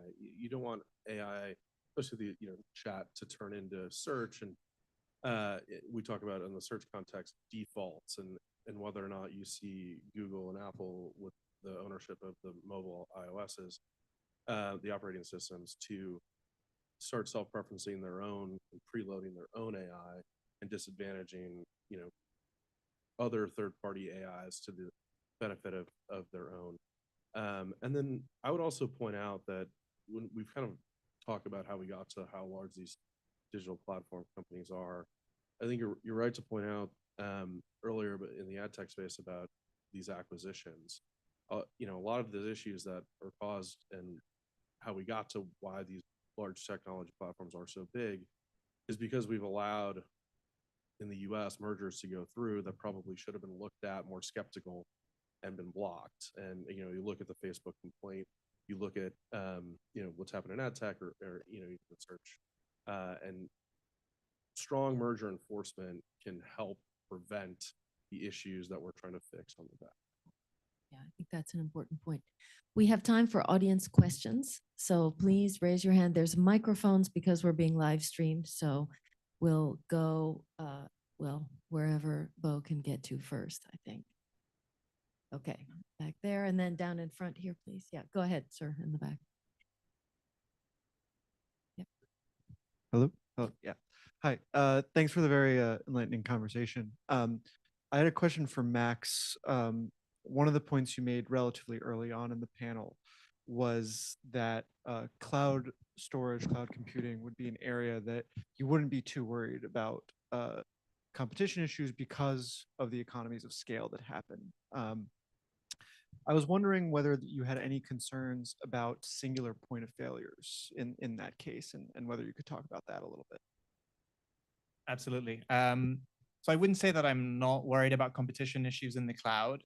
It was more this kind of question of what kind of market structure we have in the cloud. And I do think because of the huge investments that are needed and the economies of scale of providing those services to many businesses at once, I think there is a certain logic of having a relatively smaller number of players. But I do think at the moment, like, the market is not functioning well. I mean, there have been a lot of studies by competition authorities in Europe and other places showing that you have, for example, very little switching between the different cloud providers. Like, once you as a business signs up to AWS or Azure, it's very hard to leave. There's very little interoperability between the different providers. It's very hard to port your data over. And they also use all kinds of discounts and credits in a kind of discriminatory way to really keep you locked in. So we do need to address that, because I think, we have sort of 3 players more or less of about 80% of the market, but there's very little movement between those. Competition isn't working there. But I think even if we do kind of address that, I think, as you say, there is still this fundamental risk of what happens if that infrastructure is compromised, whether it's hacked or whether it's damaged by natural disaster, or whether, which actually is the most frequent cause of crashes in the cloud, some kind of error by the companies themselves. CrowdStrike was a good example of that. And I think that is where this point I made earlier about considering certain, not all, but certain tech services as essential infrastructure can come in. Because I think right now there are very few rules on the cloud, including when it comes to those safety and cybersecurity issues. The companies are kind of more or less largely regulating themselves. And I think that is very dangerous. So I think as well as addressing these competition issues, I think having a kind of utility style regime could also make the cloud safer. Thanks. Two interrelated questions. So one is, we hear so much about data as private data, you or mine, but there's, many other types of data which also give advantages, the proprietary data and kind of the data that we create through our use of these platforms, which we could think of regulating in an entirely different way, for example, as a public good or that sort of thing. So I'd like to hear a little bit more about data, and also whether we could look, instead of regulating digital platforms, should, for example, California or the US be thinking about regulating data as, inputs, as kind of, as we said, as essential as sunlight.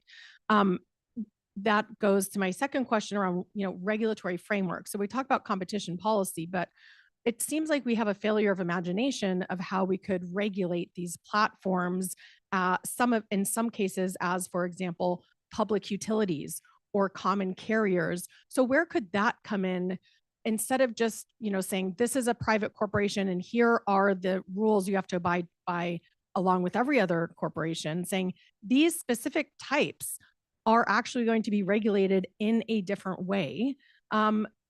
And using our regulation to create the societies that we want and prohibit the types of innovation that leads to, for example, surveillance capitalism, or, certain AI developments that are constraining for other businesses to even develop alternatives to. So let me just, before anybody answers, when you say utility style regulation, what that brings to everybody's mind is there's a Public Utilities Commission. They define what clean water is. They tell you what fluoride to put in it. They tell you the price. If you want to invest in something new, you have to get permission, because if you invest in it, you then have to raise the price of the service so that you can cover the cost of the investment. So that's an extremely intensive, every element of the product is determined by the government situation. And so I think by saying you want these platforms to have that kind of oversight, that implies a lot about innovation, right? We don't want innovation in water because we understand what it is. But we do want innovation in these technology companies. Or common carrier, right? Well, so same idea. So I just want to make sure you understand what you're asking about, because I think probably broadly, certainly what I heard Paula saying, and I feel this way, and maybe some others do, that would really just shut down innovation, because you'd need to ask the government every time you wanted to do anything. I don't think that's quite okay. So that's why I think your question might be different from what it sounded like.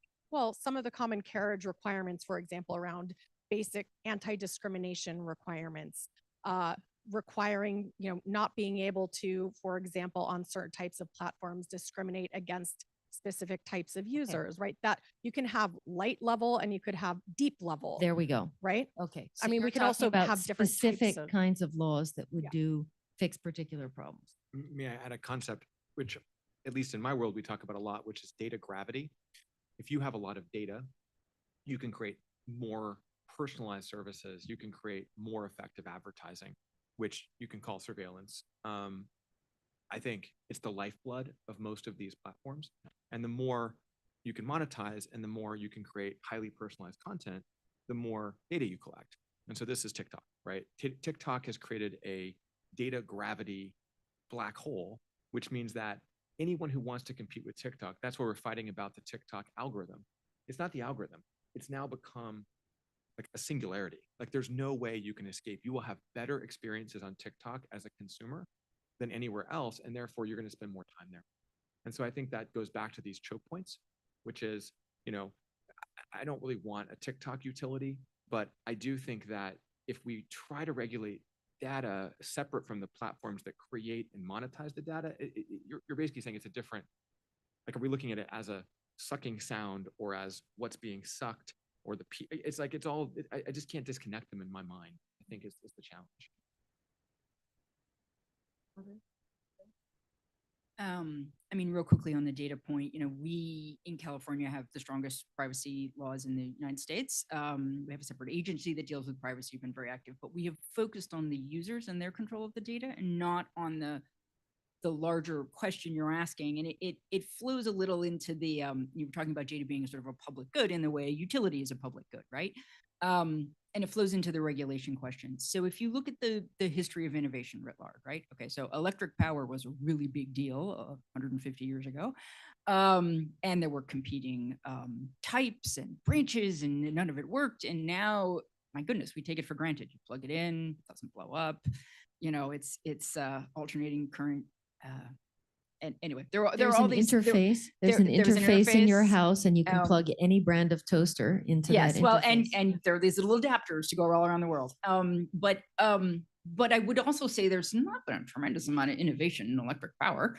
But if you keep going forward, and then you look at radio, and then you look at television, and then you look at the internet, right? And cable, right? And so the Federal Communications Commission and their equivalents do a certain amount of regulation. And there have been laws at various times, often called net neutrality, which is the idea that they have to be treated more like a common carrier. And literally, like common carrier, like the phone system is in part what some of the variations of net neutrality over the many years have done. We have state net neutrality laws in California. We have our own, modeled after one of the recent FCC versions of the law. But the idea is that that Netflix cannot pay off the broadband providers to get better carriage, so that anybody who wants to compete with Netflix actually won't be able to stream video fast enough, right? That is an example of the type of thing. So I would say, again, there are aspects of that are good, where you can do things to encourage innovation. And there are aspects of it that where the regulations could just completely stifle it, right? We had to break up AT&T for you to have a cell phone. Okay, we're not going to get cell phones when AT&T was essentially a state-sponsored monopoly, and we had to break that up under the antitrust laws to ultimately get us cell phones and everything we have today. So again, it's a balance, and the states may move faster than the feds, and California has its own net neutrality laws. And let me just say one more thing about data, which is, I think sometimes we don't focus on the need to set up the regime such that the consumer has enough control that they can extract some of the surplus from their own data. Right now, because we have no laws, platforms just take all the money that come from my data and my sharing of the data with businesses. And that's not maybe the system we want. Okay, a couple more questions. So, Jane? yeah, Yep. I was going to jump in. And Paula, you raised this. It's a great conversation, and all these points are wonderful. And I know you've been speaking at a high level about antitrust and regulation, pros and cons, structural and behavioral. This all brings me back, though, to telecommunications. And the one thing Brian, your points are so powerful, choke points. Interoperability was a fundamental element of what brought us innovation through telecommunications. Yes, we broke up AT&T, but that judge could not have done what he did without a sector-specific regulator with detailed understanding of how to do interconnection and how to do interoperability and ultimately number portability. And we don't have that in this space. So the DMA touches on this, and it has been part of remedies proposals in various antitrust cases. And I'd just like you to react to the idea that we should be really honing in on how to make those concepts part of whatever we do as remedies in antitrust or regulation, build the expertise both within government and in possibly technical committees or monitors that would be used in antitrust, and make sure that we are as close to being where we need to be to address those choke points quickly. Is that a plausible approach to this? I personally love it. I think it's really smart because I was in London last week and my phone got snatched out of my hand. And I went back to the Apple store. I downloaded everything from the cloud, and it was like I had a brand new phone. Could not have done that if the same process was, I want to switch to Android. And I do think there's something to be said. A lot of my stuff is in the cloud, but there's also a lot of things that are very proprietary to Apple that would make it almost impossible for me to go from the Apple ecosystem to the Android ecosystem. And that's a problem, both as a consumer, because I'm now locked in. If Apple doesn't innovate for 10 years, I'm still stuck. And it goes back to that, we wouldn't have cell phones if we didn't break up AT&T. At least I could switch telcos at some point. So I think that, is at the heart of this data gravity issue, which is if we don't find ways to break out of these extremely powerful, monopolistic choke points or whatever, we're never going to get the kind of innovation or power as consumers that we want. So I think that's an incredibly important issue. I just have no idea what the technical meaning of that is or the policy meaning of that is. Because, if you say ChatGPT has to be interoperable or TikTok has to be interoperable, does that mean that TikTok has to export all of their data about me to YouTube so that YouTube can make my video experience just as addictive? I mean, that'd be cool. Does someone else have the mic? Let's have Can I- here sorry. and then Avery.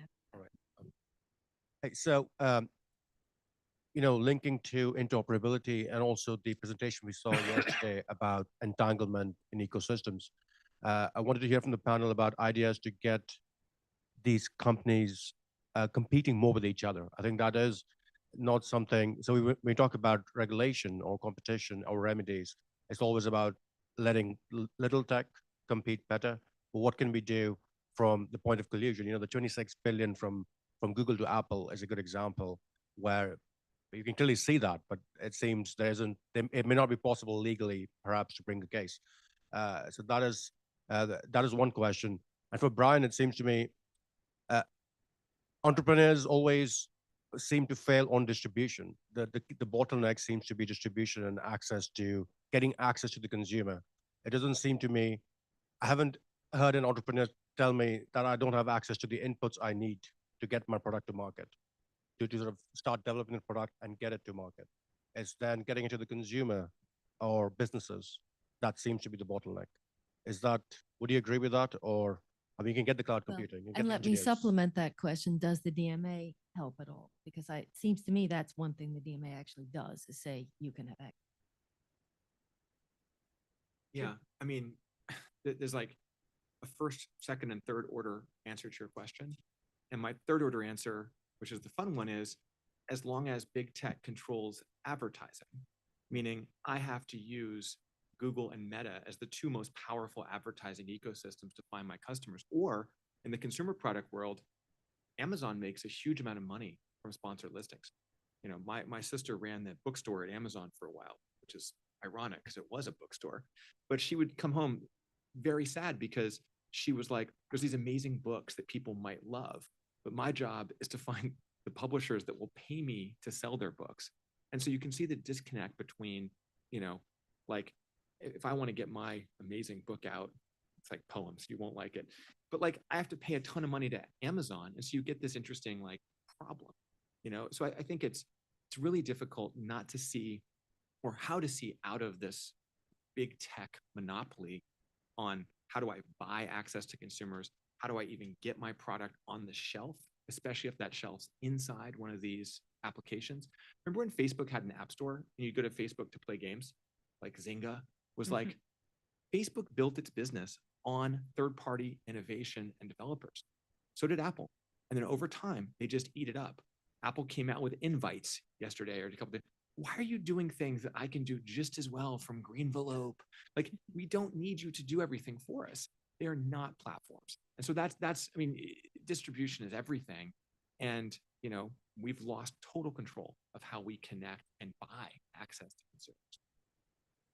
You were speaking before about choke points, no? Yes. We have to say that Europe was first in creating the choke point on mobile communication with the unified standard of 800 hertz on mobile, on GSM.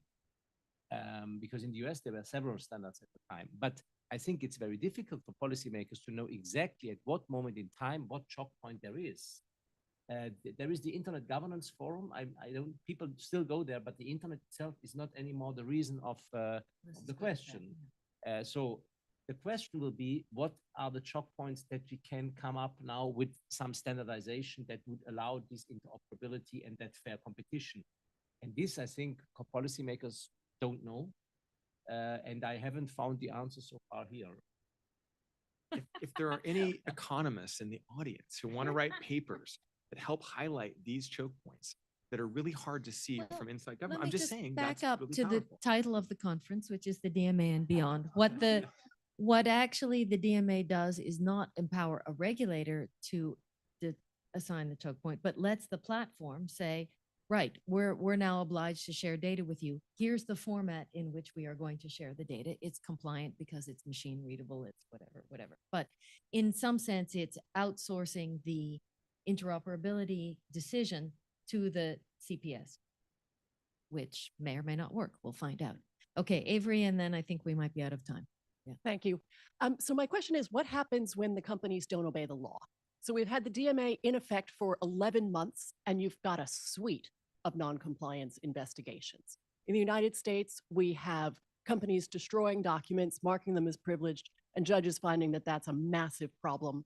And we have another one where there's a contempt of court petition for failing to actually follow the law.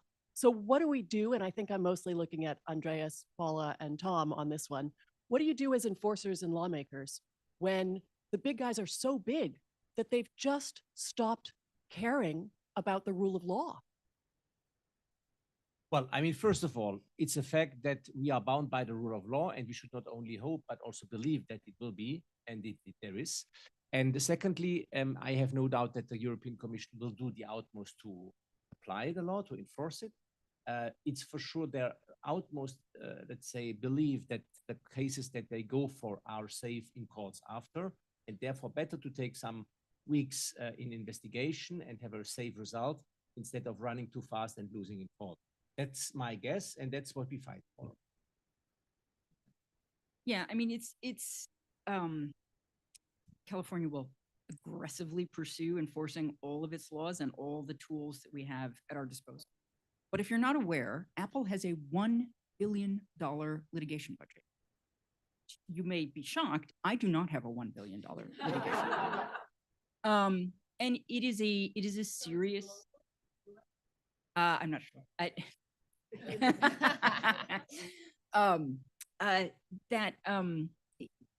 The idea that the government will always be outmatched and behind, 2 steps behind, and we find out that they destroyed the documents after we find the email saying I deleted all the emails, which is fine, but it doesn't really help us prove our case because they deleted all the emails. And so we just have to keep trying, and we have to keep saying there will be consequences, and the consequences get bigger and bigger and bigger, which is why the judge in relation to a company destroying documents was talking about disbarring their private lawyers.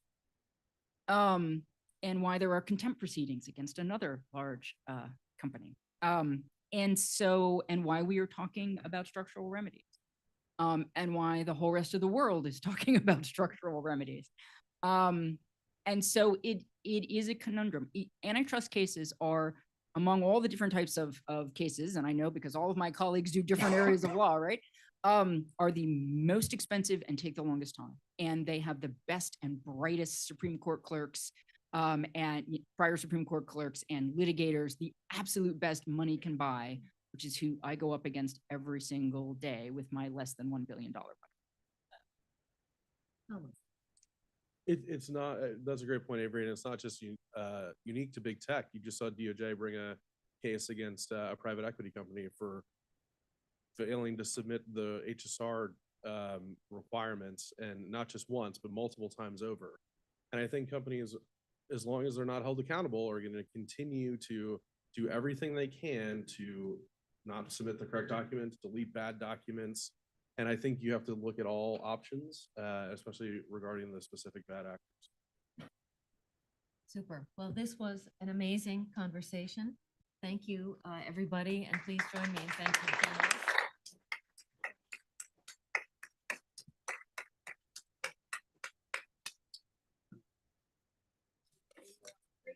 Yeah, we're on break. Let me know if there's any-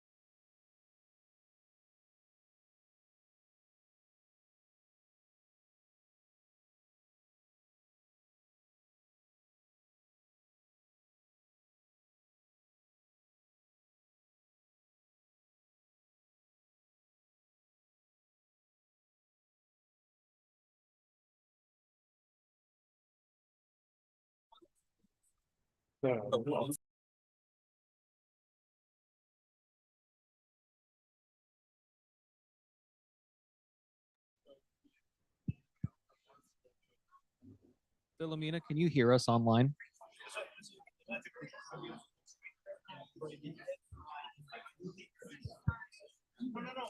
Hello, sorry, I was muted. I was Great, we're hearing. It's a looking. little difficult to Yeah. hear, I think, because the people are talking in the room, but yeah, it's working. And is there a way to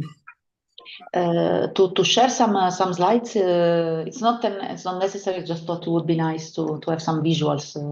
Since I'm away, usually following online is always a bit tougher than in person. Sorry, one moment. I have a lot of time.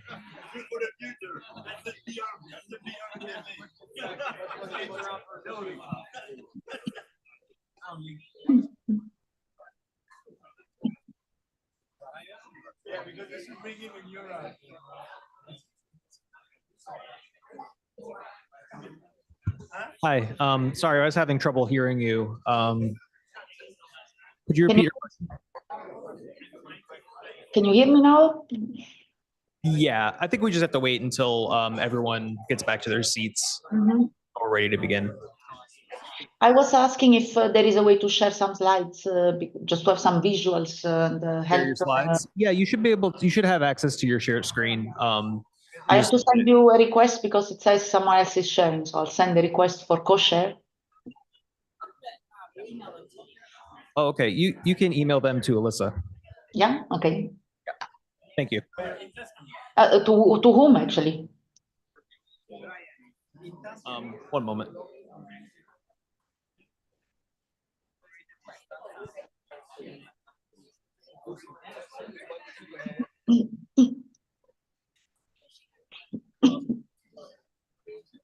Okay, Alyssa's going to send you a message.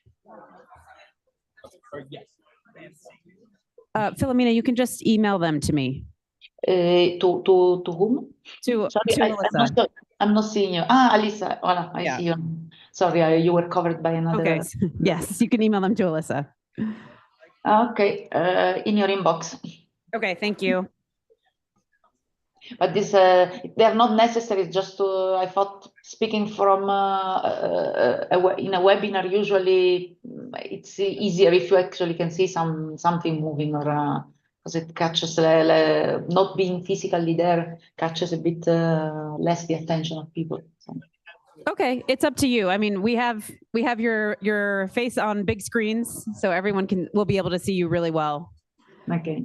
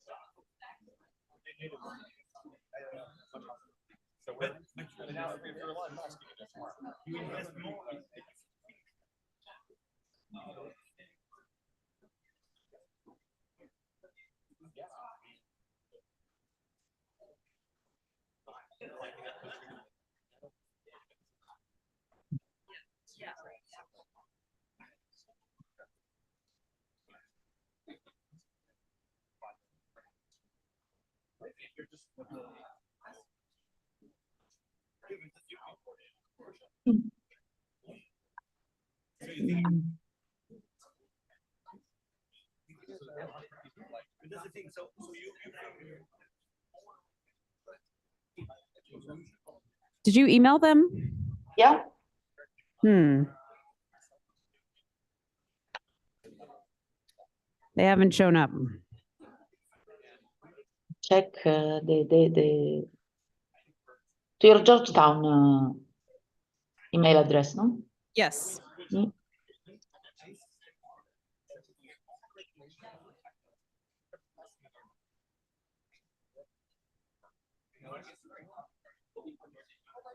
They are in your inbox. I can resend them as a PDF, but maybe that makes them smaller or something. She said she is prevented from sharing in the Zoom. Okay, can you change it? Okay, Bo's gonna see if. I can start now. Oh, you can share now? You want to give it a try? One second, yeah.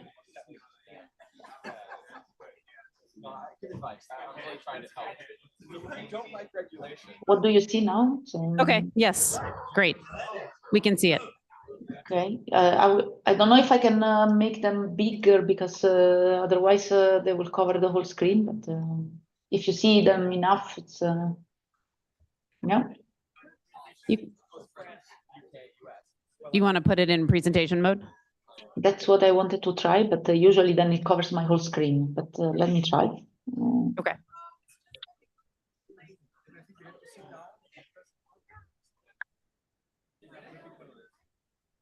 So what does it look like? It looks like there's two little black boxes covering. Oh, does it Like look okay? Like this? Oh, yeah, there you go. Okay, then I have to, because I want to see also the other part of the screen. Okay. Okay. All good? Looks like. Okay. Can you see me as well? It's a bit dark, maybe, no? Okay. Yeah, you were better before. Now you're darker.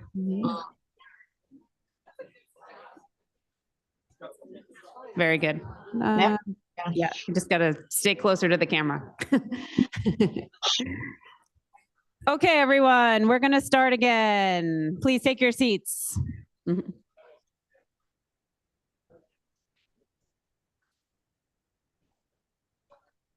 Folks over at the coffee, please take a seat. We're going to start. So welcome back from the break and from that fascinating morning discussion. For those who weren't here yesterday, my name is Alyssa Cooper. I'm the executive director of the Knight-Georgetown Institute, and really delighted to be hosting all of you here today. You are, in fact, on a Georgetown campus, in case you're confused about where you are. This is the Capitol campus of Georgetown, and it's where all of Georgetown's centers and institutes that focus on technology and society are housed, including ours, KGI. So we're very happy to have you all here with us. And even more delighted to welcome our next keynote speaker, Filomena Chirico from the European Commission. Filomena leads a unit in charge of implementation of the Digital Markets Act in the European Commission's DG Connect Platforms Directorate. So she is at the very bleeding edge of enforcing this new regulation. Previously, she was an advisor in the Cabinet of European Commissioner Thierry Breton for the new EU digital regulations, the Digital Markets Act, and the Digital Services Act. She holds a degree in law and a PhD in institutional economics and has over 20 years of professional experience in competition and regulation in the digital sector. We are really delighted to have her join us today and give us her thoughts as the lead enforcer of the DMA. Thank you, Filomena. Thank you, Alisa. Can you hear me over there? Yes, we hear you very well. Perfect. Thanks a lot. And let me really express my deepest regrets for not being there in person, because I had planned this participation, and I was hoping to see you all and to interact with the participants physically now in DC. But, you know, some people are thinking that now everything is paused in Brussels. Well, that's not true. So for a number of reasons, I wasn't able anymore to travel, but I'm very happy that I can at least share some thoughts with you on screen today. I just put some slides. They're not very detailed or anything, but to maybe guide the thought that I will be sharing with you. I understand that thankfully Andreas has shared already his thoughts about the current cases and the open ongoing enforcement actions. So what I thought I would do for you today. It's a bit of a stock taking of what has happened in the first year of implementation of the Digital Markets Act. So to start with, I thought of going back a bit to the why. Because there has been a lot going on, and there has been a lot of talk and a lot of reflection and the change in the public narrative around platform regulation. And I wanted to just a bit maybe go back to the basics and of the why we have the Digital Markets Act to begin with, and to the sheer size of or the sheer importance actually of what we call gatekeepers, or according to or with other names in other jurisdictions. So the big intermediaries that we all rely on for a number of activities, but they are now a central point of access and control of information, or of innovation, of accumulation of user data. This, in many cases, I put it in this slide in the context of the European economy. Many EU businesses are dependent on marketplaces for their own existence in the European single market. Many European consumers and business users are locked in a couple of proprietary or in any event more or less closed digital ecosystems. So this is something that is of utmost importance for Europe. It's not what one might think. The regulators, they just love to regulate. So let's put out there some rules. We're talking about something really big and important for EU citizens, for the EU economy. And we have had a change in the political leadership. So this was a very eventful year. There was change of political leadership everywhere, or in many places around the world.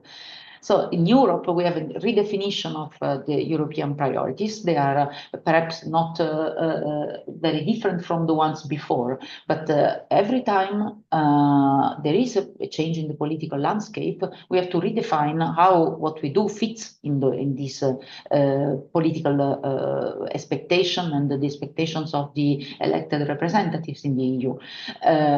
So if now the goals, broader goals of the EU are competitiveness, digital transformation, innovation, well, the DMA is a tool that fits quite well into this narrative. And I think Fiona was mentioning it before and reminding the Draghi report. I listened a bit to the previous debate, although I had to go back and forth.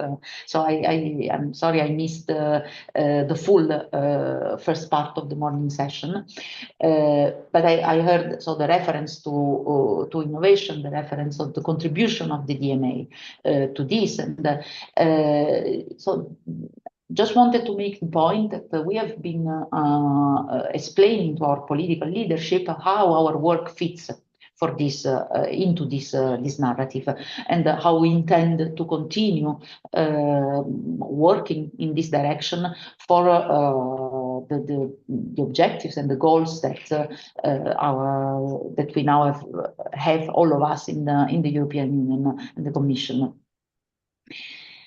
So coming down from the overall objectives to our life, so we are getting into the DMA anniversary of March. So in a month time, it will be 1 year from DMA Day.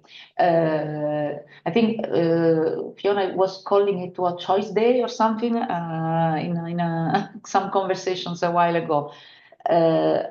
So the general feeling about the past year, the first year of enforcement, is represented by what a year this week has been. This has been really the feeling throughout, like every week, every month in the 2024. There was a lot going on, a lot of action, a lot of enthusiasm, a lot of motivation for making things happen and bringing about change. what will happen in March? Very soon, not only that is 1 year from the past implementation day, but also we will have a second round of compliance reports from Gatekeeper, which will represent the progress, the changes, what has been achieved after 1 year of continuous regulatory dialogue in or outside the shadow of a non-compliance proceeding, of course. March is also the month where we will have the legal deadline for the ongoing specification proceedings. You have seen that we launched this new tool that we have in the DMA that is about specification. It's called specification proceedings. It's not a case. I keep explaining this also about the interoperability obligation, in particular with regards for these particular proceedings, the situation of Apple iOS and iPadOS to some extent in one of the two proceedings. So the idea, I want to be always very clear when I explain, when I speak about specifications, is that here we are not talking about what the company is doing, but what the obligation requires. That's why it's a way to make the obligation clearer for the company to implement it.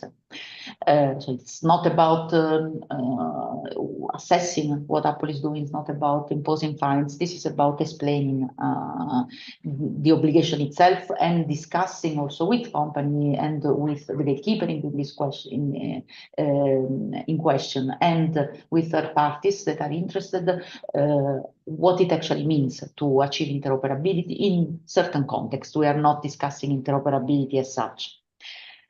March sign gives also the deadline for the open non-compliance cases. Differently from the specification, here it's a best endeavor deadline. So we always said that we are working towards the deadline, but it's a different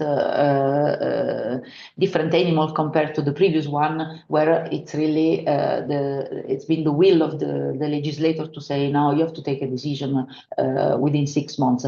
And I can tell you one of the things we learned, that 6 months are very short.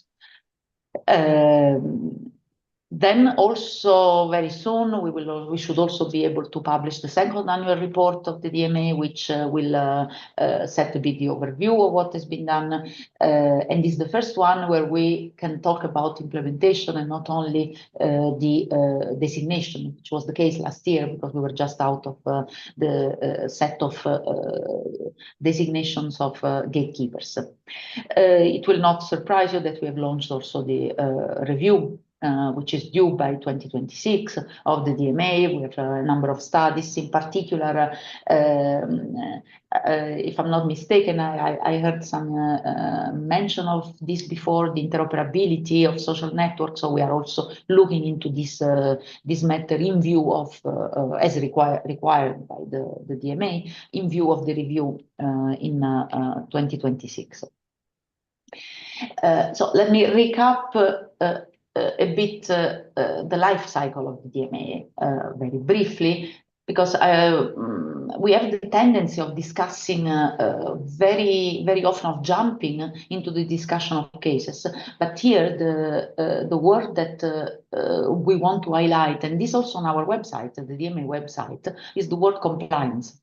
So that's the logic of an ex-ante regulation. That's the logic of having a life cycle of the DMA that starts from, of course, that's old story now, but it might still happen. Notification, or actually it might still happen that we launch in market investigations for designation of new gatekeepers that have not been subject to supervision yet in the first round of first and second round of designations.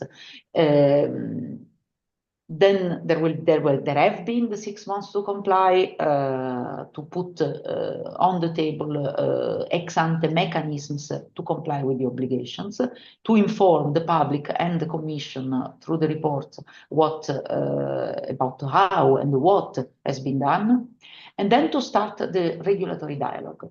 That's a very important point, because what for me, because what we have been discussing a lot are as I said, the various open cases. But there is a lot that has been going on that is not part of the open cases, but still has a profound impact on how the DMA has been implemented. I mentioned the specification proceedings. I mentioned the non-compliance cases, and which might be accompanied by fines. And then in the future, we'll see if we need to also activate the systemic non-compliance provision that we have in the DMA. So what I was trying to say is that the implementation by philosophy behind the DMA actually is that most of it should be done via regulatory dialogue. But we are, of course, not naive with regard to that. You know that usually companies that are newly regulated, they will try to test the boundaries of the regulator. And that's why we also need the enforcement power, and we have activated enforcement powers. We have opened non-compliance cases for this reason. But the bulk of what has been going on, all where we have been very busy with, actually is happening, is the iceberg below the surface, regarding all the other elements of the DMA that we've been monitoring and supervising.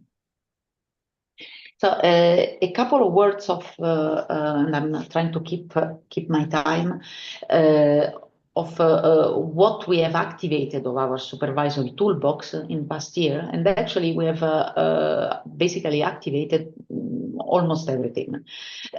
We had a number of multilateral conversations. I think I understand that yesterday there was also a discussion on the effectiveness of the different conversations that we had, whether it's multilateral, it's closed door, it's open door, public, whether it's technical, less technical, tripartite, or bilateral. So we have activated all these tools because each of them has not only advantages and drawbacks, but also serve different purposes. So we were really committed to maximize the impact for each of those different way of engagement that we have experimented. And although I've heard, for example, some comments about the workshops, the public ones.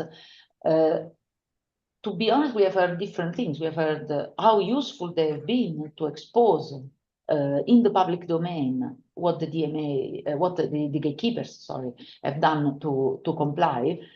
On the other hand, they did not allow going in depth or engaging, maybe more in detail to express views, or perhaps because of also the public nature of it. And yet, in the first part, even with all the drawbacks that might have been identified, is very important for public accountability, because that's something that we try to put out very clearly. The DMA is not a bilateral conversation, is a public conversation as much as possible. Nevertheless, we had very, very numerous technical meetings. I don't even, I'm not even sure how many we had that pertain to one specific obligation. I think we counted more than 60 just for the specification discussions, for example. So it's and this I'm talking about, not about exchange of views. We are talking about really technical discussions going to the heart of how certain features work and how interoperability should happen between a device, because we are discussing this, and an operating system. So this was very, very useful as well. I mean, one of the takeaways from this particular experience. And I'm sorry to put it a bit like this. You put the engineers in the room instead of the lawyers. You find solutions instead of problems. So that's also something we need lawyers too, of course. I have law degrees, as you know, so it's I'm not talking against my own crowd, but still, engineering and expertise helps.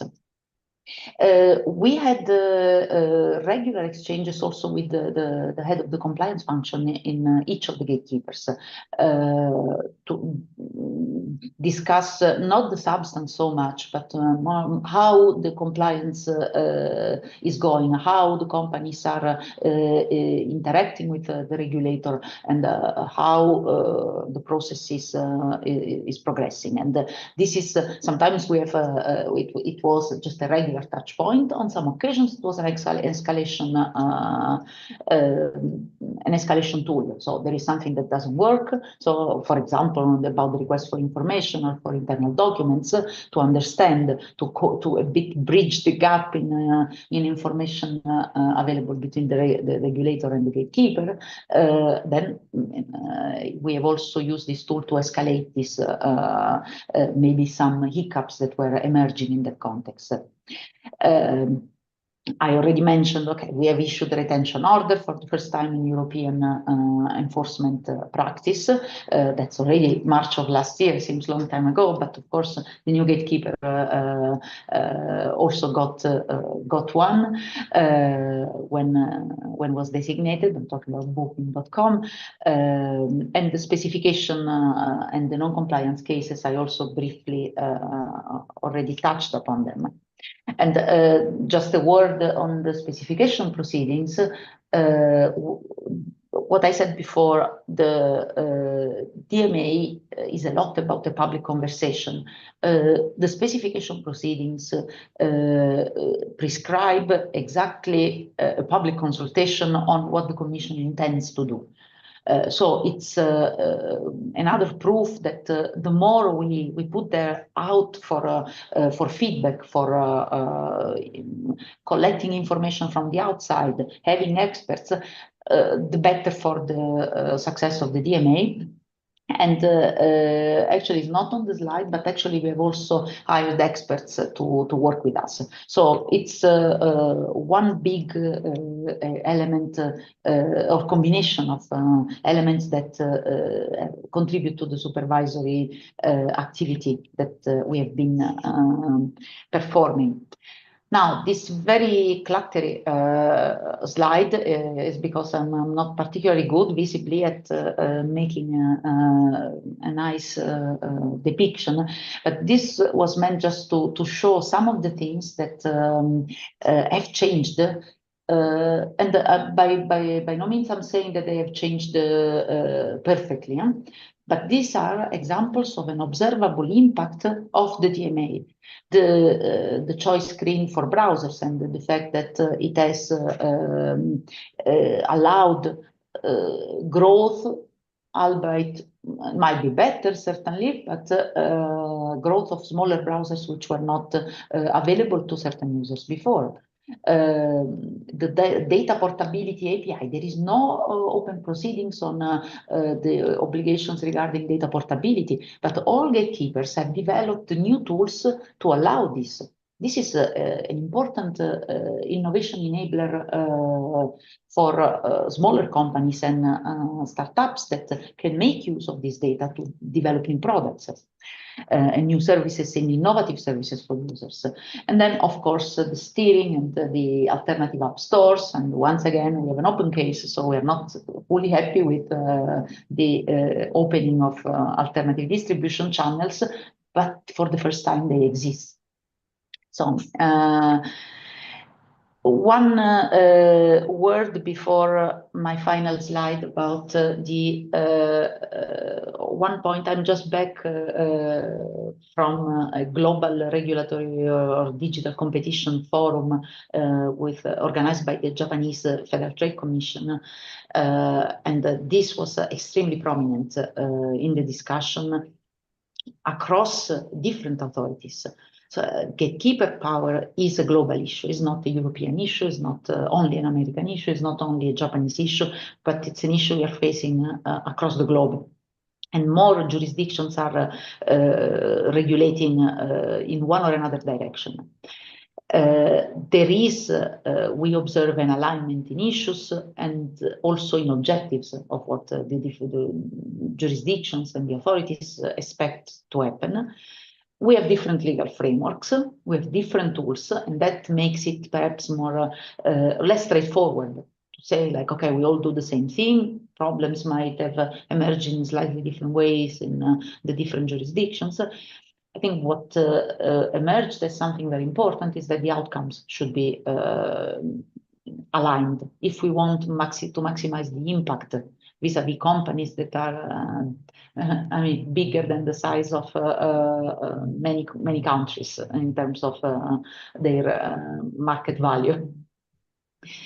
So the conclusion of that conversation back in Japan was the importance of strong international cooperation and exchanges. At technical level, it doesn't need to be some announced political or whatever. It's really for technical things that we are all facing in the different jurisdictions. So my last point, and then I'll leave it for the panel, because I think I'm also going a bit over time on this, is some takeaways from the first year of implementation. So one thing, actually, I think I already said it halfway through the first year of implementation of the DMA, competition and regulation of all debits die hard. It's difficult to get the discussions out of the habits that were created during years and years of competition enforcement discussions. But we are doing something else, and slowly but surely we are moving towards a different understanding of how to deal with the regulator, what to expect that the regulator will do, and hopefully also avoid certain delays in processes that are not related to the new reality. This is something that emerges across the different discussions, regulatory dialogues, cases, and everything. There are recurring issues that come up. They always concern technologies and how they work, and in part is how we don't know how they work, in part is how we make them interact with third parties. And of course, the fact that the gatekeeper controls how the technology works, and how do we audit the technology to ensure also in the future that what we have achieved in terms of opening is not rolled back. User interfaces. This is every time we are talking about user-facing service, the word dark patterns comes immediately. The user journey, friction. I mean, that really cuts across all obligations. The discussions we are having, and the importance of getting feedback and surveys before actually rolling out a specific interface. And then monetization. I mean, follow the money, and that's where the heart of the problems in many cases will be. I mentioned the importance of third party and user involvement. That's another important element I wanted to point out, and this that was discussed before, I think, or mentioned at least. There are different regulatory frameworks that apply to digital sector and digital markets. So the coordination across the different regulators is very, very important. So as you know, in the DMA, we have the high-level group, which the European Parliament wanted to add to the structure we had proposed, the governance we had proposed. We had a number of meetings of the high-level group, and we have been coordinating multilaterally, but also bilaterally with the regulators that are in charge of data protection, for example, consumer protection, but of course competition, of course the different areas that are concerned. The point I made before on impact, it doesn't matter. There are a lot of synonyms around the world, whether it's gatekeepers, companies with significant market, I forgot whatever that is in the different countries, and what they have to do according to the regulator is either compliance in Europe, conduct requirements in the UK, remedies in other jurisdictions where there is no regulation, no regulatory framework. At the end, we will be talking about the same thing. And so what I said before, maximizing the impact requires having a clear alignment on where we land with the gatekeepers. Then the number one FAQ is, what about AI? It was discussed before. I will not dwell too much into it. This is the question that now everybody's been asking. Yes, the DMA can do also something regarding AI and should do something about AI. So we are looking into it as we are in our supervisory activity. We also discuss the innovation processes that concern AI and that fall within the supervised core platform services. So it's part of our regulatory dialogue as well. And then just let me finish with this. I think there will be discussion in the next session on this. Are we seriously back to discussing whether regulation and innovation? I thought we were out of that discussion. So I was an academic before. We were discussing this when I was a PhD student, and we are back to regulation is the bad guy for innovation.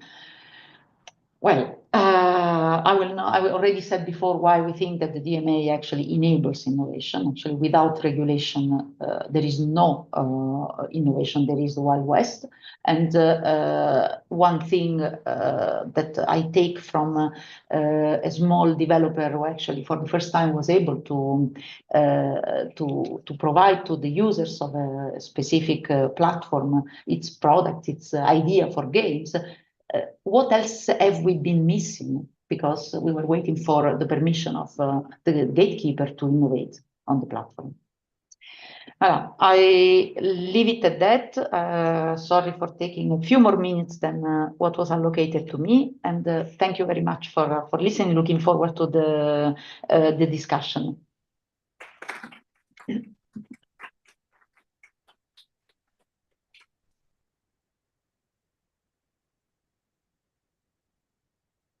Thank you so much, Filomena. I think you can probably stop sharing and then we'll be able to see you a little bit better in the room.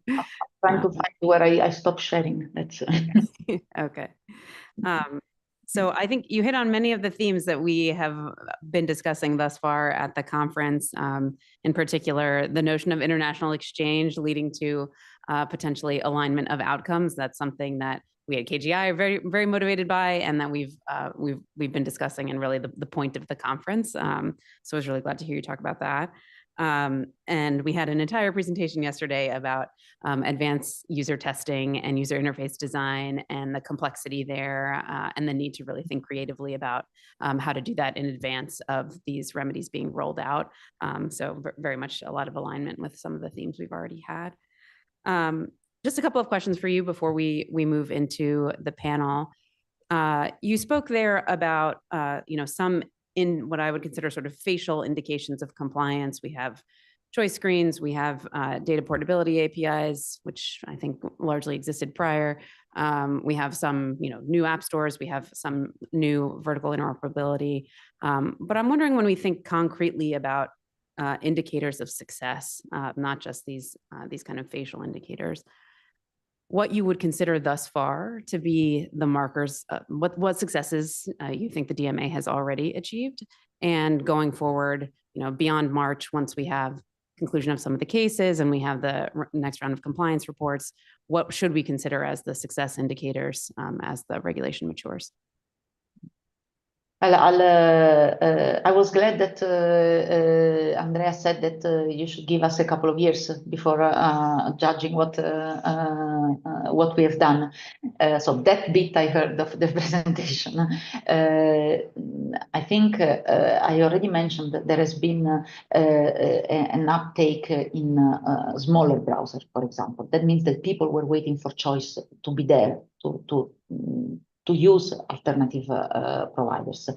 There has been now Meta put out, for example, in our payer consent case, they put out a different now solution for an alternative way of interacting with the platform that is not only pay or consent. Regardless of what we think of the solution, for the first time, people are choosing to not have all their data used for personalization. There is now I mentioned the data portability APIs. Now, I said before the DMA is an enabler. So the data portability APIs are out there. It's for the companies to take them and see whether they can develop and how they can develop new products, new services. So this, of course, doesn't happen overnight. So we can't say now today I want 3 app stores or 200 app stores. But we have a few. They are trying to grow. We think there are obstacles. That's why we have a case open to look into it. Let me get back to you in a bit of time when things have started moving. I mean, this is the first time that we are seeing digital markets finally being shaped. So it's something that is very exciting for the team. I hope it will allow us also to be more concrete in the results. Yeah, that's fair. My other question for you is, in this room, we have basically all of the stakeholders who are not gatekeepers. We might have gatekeepers here. I don't think we do. We have competing businesses. We have, representatives of consumers and users. We have academic and independent experts from a variety of disciplines, economists and lawyers and technologists. And we have civil society organizations that are deep into the ins and outs of competition regulation. And I'm wondering for this group, what you would say as far as how these kinds of stakeholders can support the effort to make the implementation of the DMA effective. What are the gaps? What more do you see that folks like those who are here could be contributing? Well, I think the most important thing for us is contributing to our knowledge of to our understanding, because the gatekeepers, of course, have a huge asymmetry of information in terms of how this works, how their systems work. So participating to the open conversation, come to us for private conversations whenever needed. We are doing all we can to also assuage the fear of retaliation that some, particularly the smallest businesses have voiced.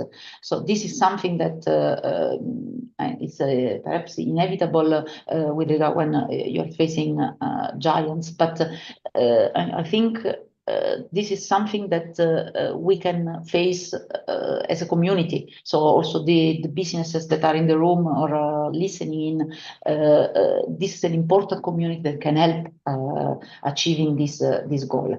And of course, also, there are some businesses that are more aware of the opportunities of the DMA, but the vast majority may not even think of the possibilities, because it's always been that way before, that there were closed ecosystem or relatively open ecosystems, and only what those gatekeepers would allow was an avenue for innovation.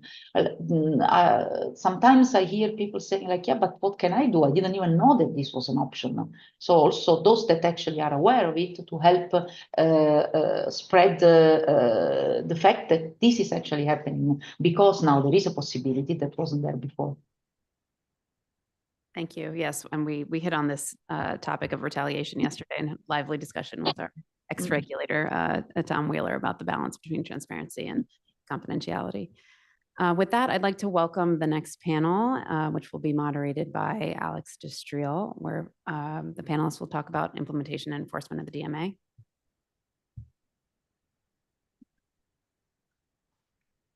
I'm not on the panel, so you sit wherever you want.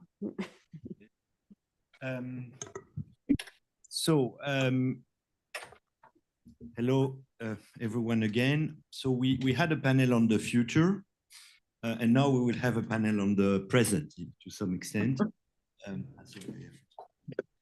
The panel has two different teams. One is implementation, and we can build on what Philomena has just said. And so what in a way are the results so far, and what has worked well, what has not worked well. And the other one is on enforcement and how the Commission in a way has used the enforcement power. As Philomena was explaining in her very clear slides, I mean, the Commission has several ways to ensure enforcement, and the question is how it has been used and whether it has been used well. So what I suggest to organize this panel is to first focus on the first question, with an intro remark by each of the panelists, and then I will leave the last word to the European Commission, so to Philomena, and then we will move to the second team, and then at the end a takeaway from each of the panelists. And then when you have questions, please intervene as we go along. So I suggest that for the implementation, as it has been mentioned, the goal of the DMA in a way is to open platform and to open data in order to stimulate innovation and have new business model. And so the question I wanted to ask to the panelists is, do you think we have achieved this, which for you are the main success of the DMA so far?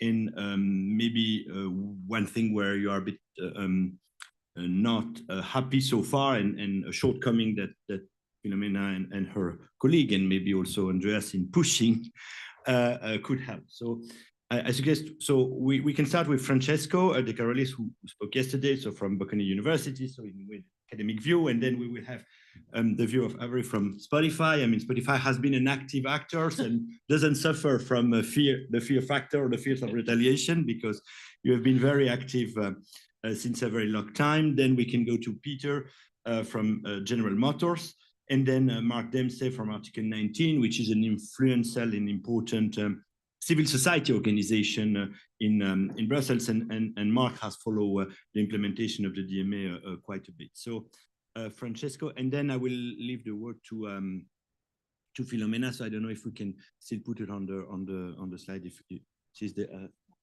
Okay, so if we can put it there so I can see her. Francesco, yes, please go ahead. Thank you. Thank you very much. And thanks again for organizing this amazing conference. Now, Alex, you asked me to evaluate success of the DMA in opening up markets, in delivering data. And indeed, as economists, we are used to this policy evaluation exercise. And this is such an important policy. And we would love to give already answers to these fundamental questions. However, this is so early, and especially for things like innovation, it takes time. And I don't have, unfortunately, a scientifically solid answer to give you. I can tell you that as an academic, I've tried hard to understand if it was working or not working. We have organized events at Bocconi University, inviting European businesses to discuss this. And yesterday I had a slide of one of these firms that was showing essentially its access to data, and was saying 10 years before the DMA was amazing. We had an enormous amount of data. Then in the years leading to DMA, in part because of privacy or in part because of the instrumental use of privacy regulation, gatekeepers had completely locked access to data. DMA has done a little bit. And we have been discussing also during the conference with some of you that are in business that it is doing something, but we are still far from complete success. So evaluation will come afterwards. But you asked me to give one reason for why it's successful and one reason why it's problematic. So I try to think, and I believe that the main success of the DMA is that of existing. And let me clarify what I mean. We are in a very peculiar moment in which big tech has become so big that lawyers say this is essentially one more power in the society. Like constitutionalism regulates the interaction between the judiciary, executive power, and parliament, and we have constitutional law to regulate this. Big tech is so big that is an economic power and so concentrated that now we need to deal with this as a power by itself. And in this report by Bocconi that before was shown that we will release next week, did we try to frame the DMA within this broader picture of what Europe has been doing in the last years to regulate the interaction between society and big tech. And DMA is part of this, as a crucial part of this, because it speeds up the antitrust enforcement, but it's not the only part. In fact, the report has one part on DMA. Another part is on M&A, mergers and acquisition regulation, which is outside essentially the DMA, but is crucial because we know how important it is for the development of companies. Another part is on the distributed ledgers and blockchain as an alternative model, and there will be a separate section on the AI Act. Okay, because all these parts need to be seen all together, and this is why I think the best thing of the DMA is to fill one portion of it. And on the shortcomings, the Draghi report has been mentioned multiple times. I had the honor, together with Fiona, to be part of the economists that worked on that. And indeed, the spirit of helping Europe to understand what's going on, why it's falling behind relative to the US and China, permeates around the role of investments, and especially investments in tech. So the report is essentially about productivity. It shows that Europe is lagging behind in productivity because of the IT sector in Europe relative to the US not growing. Now, the main problem here is lack of investments, regulation. There is not this broad criticism. I agree with what Fiona explained yesterday. It's not that there is a broad criticism of regulation. To the contrary, it differentiates between some good and bad regulation. And what is a good regulation? Is a regulation that is able to give certainty of the rules and so clarity. So main shortcomings of the DMA is that might be even clearer, might be more clear in terms of doing what? For instance, in its connection with antitrust, and this was mentioned this morning by Andreas, is in the problem of overlapping regulation with national enforcement. So one policy recommendation that is strongly endorsed in this report is to have a staggered implementation. So still today, national regulators can implement their actions in the tech sector. So beyond DMA, there are a lot of national rules that still exist and overlap.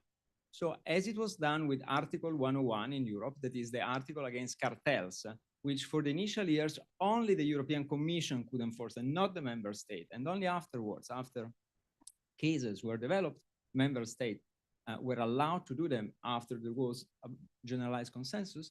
We are in favor of the same thing. All tech regulation done exclusively at the level of the European Commission so that we have a common framework. And then there is still ambiguity in compliance, as we have discussed, that needs to be solved. And ex post, some wording and some framing of the rules in DMA could be improved the way they are presented. Thanks, thanks, Francesco.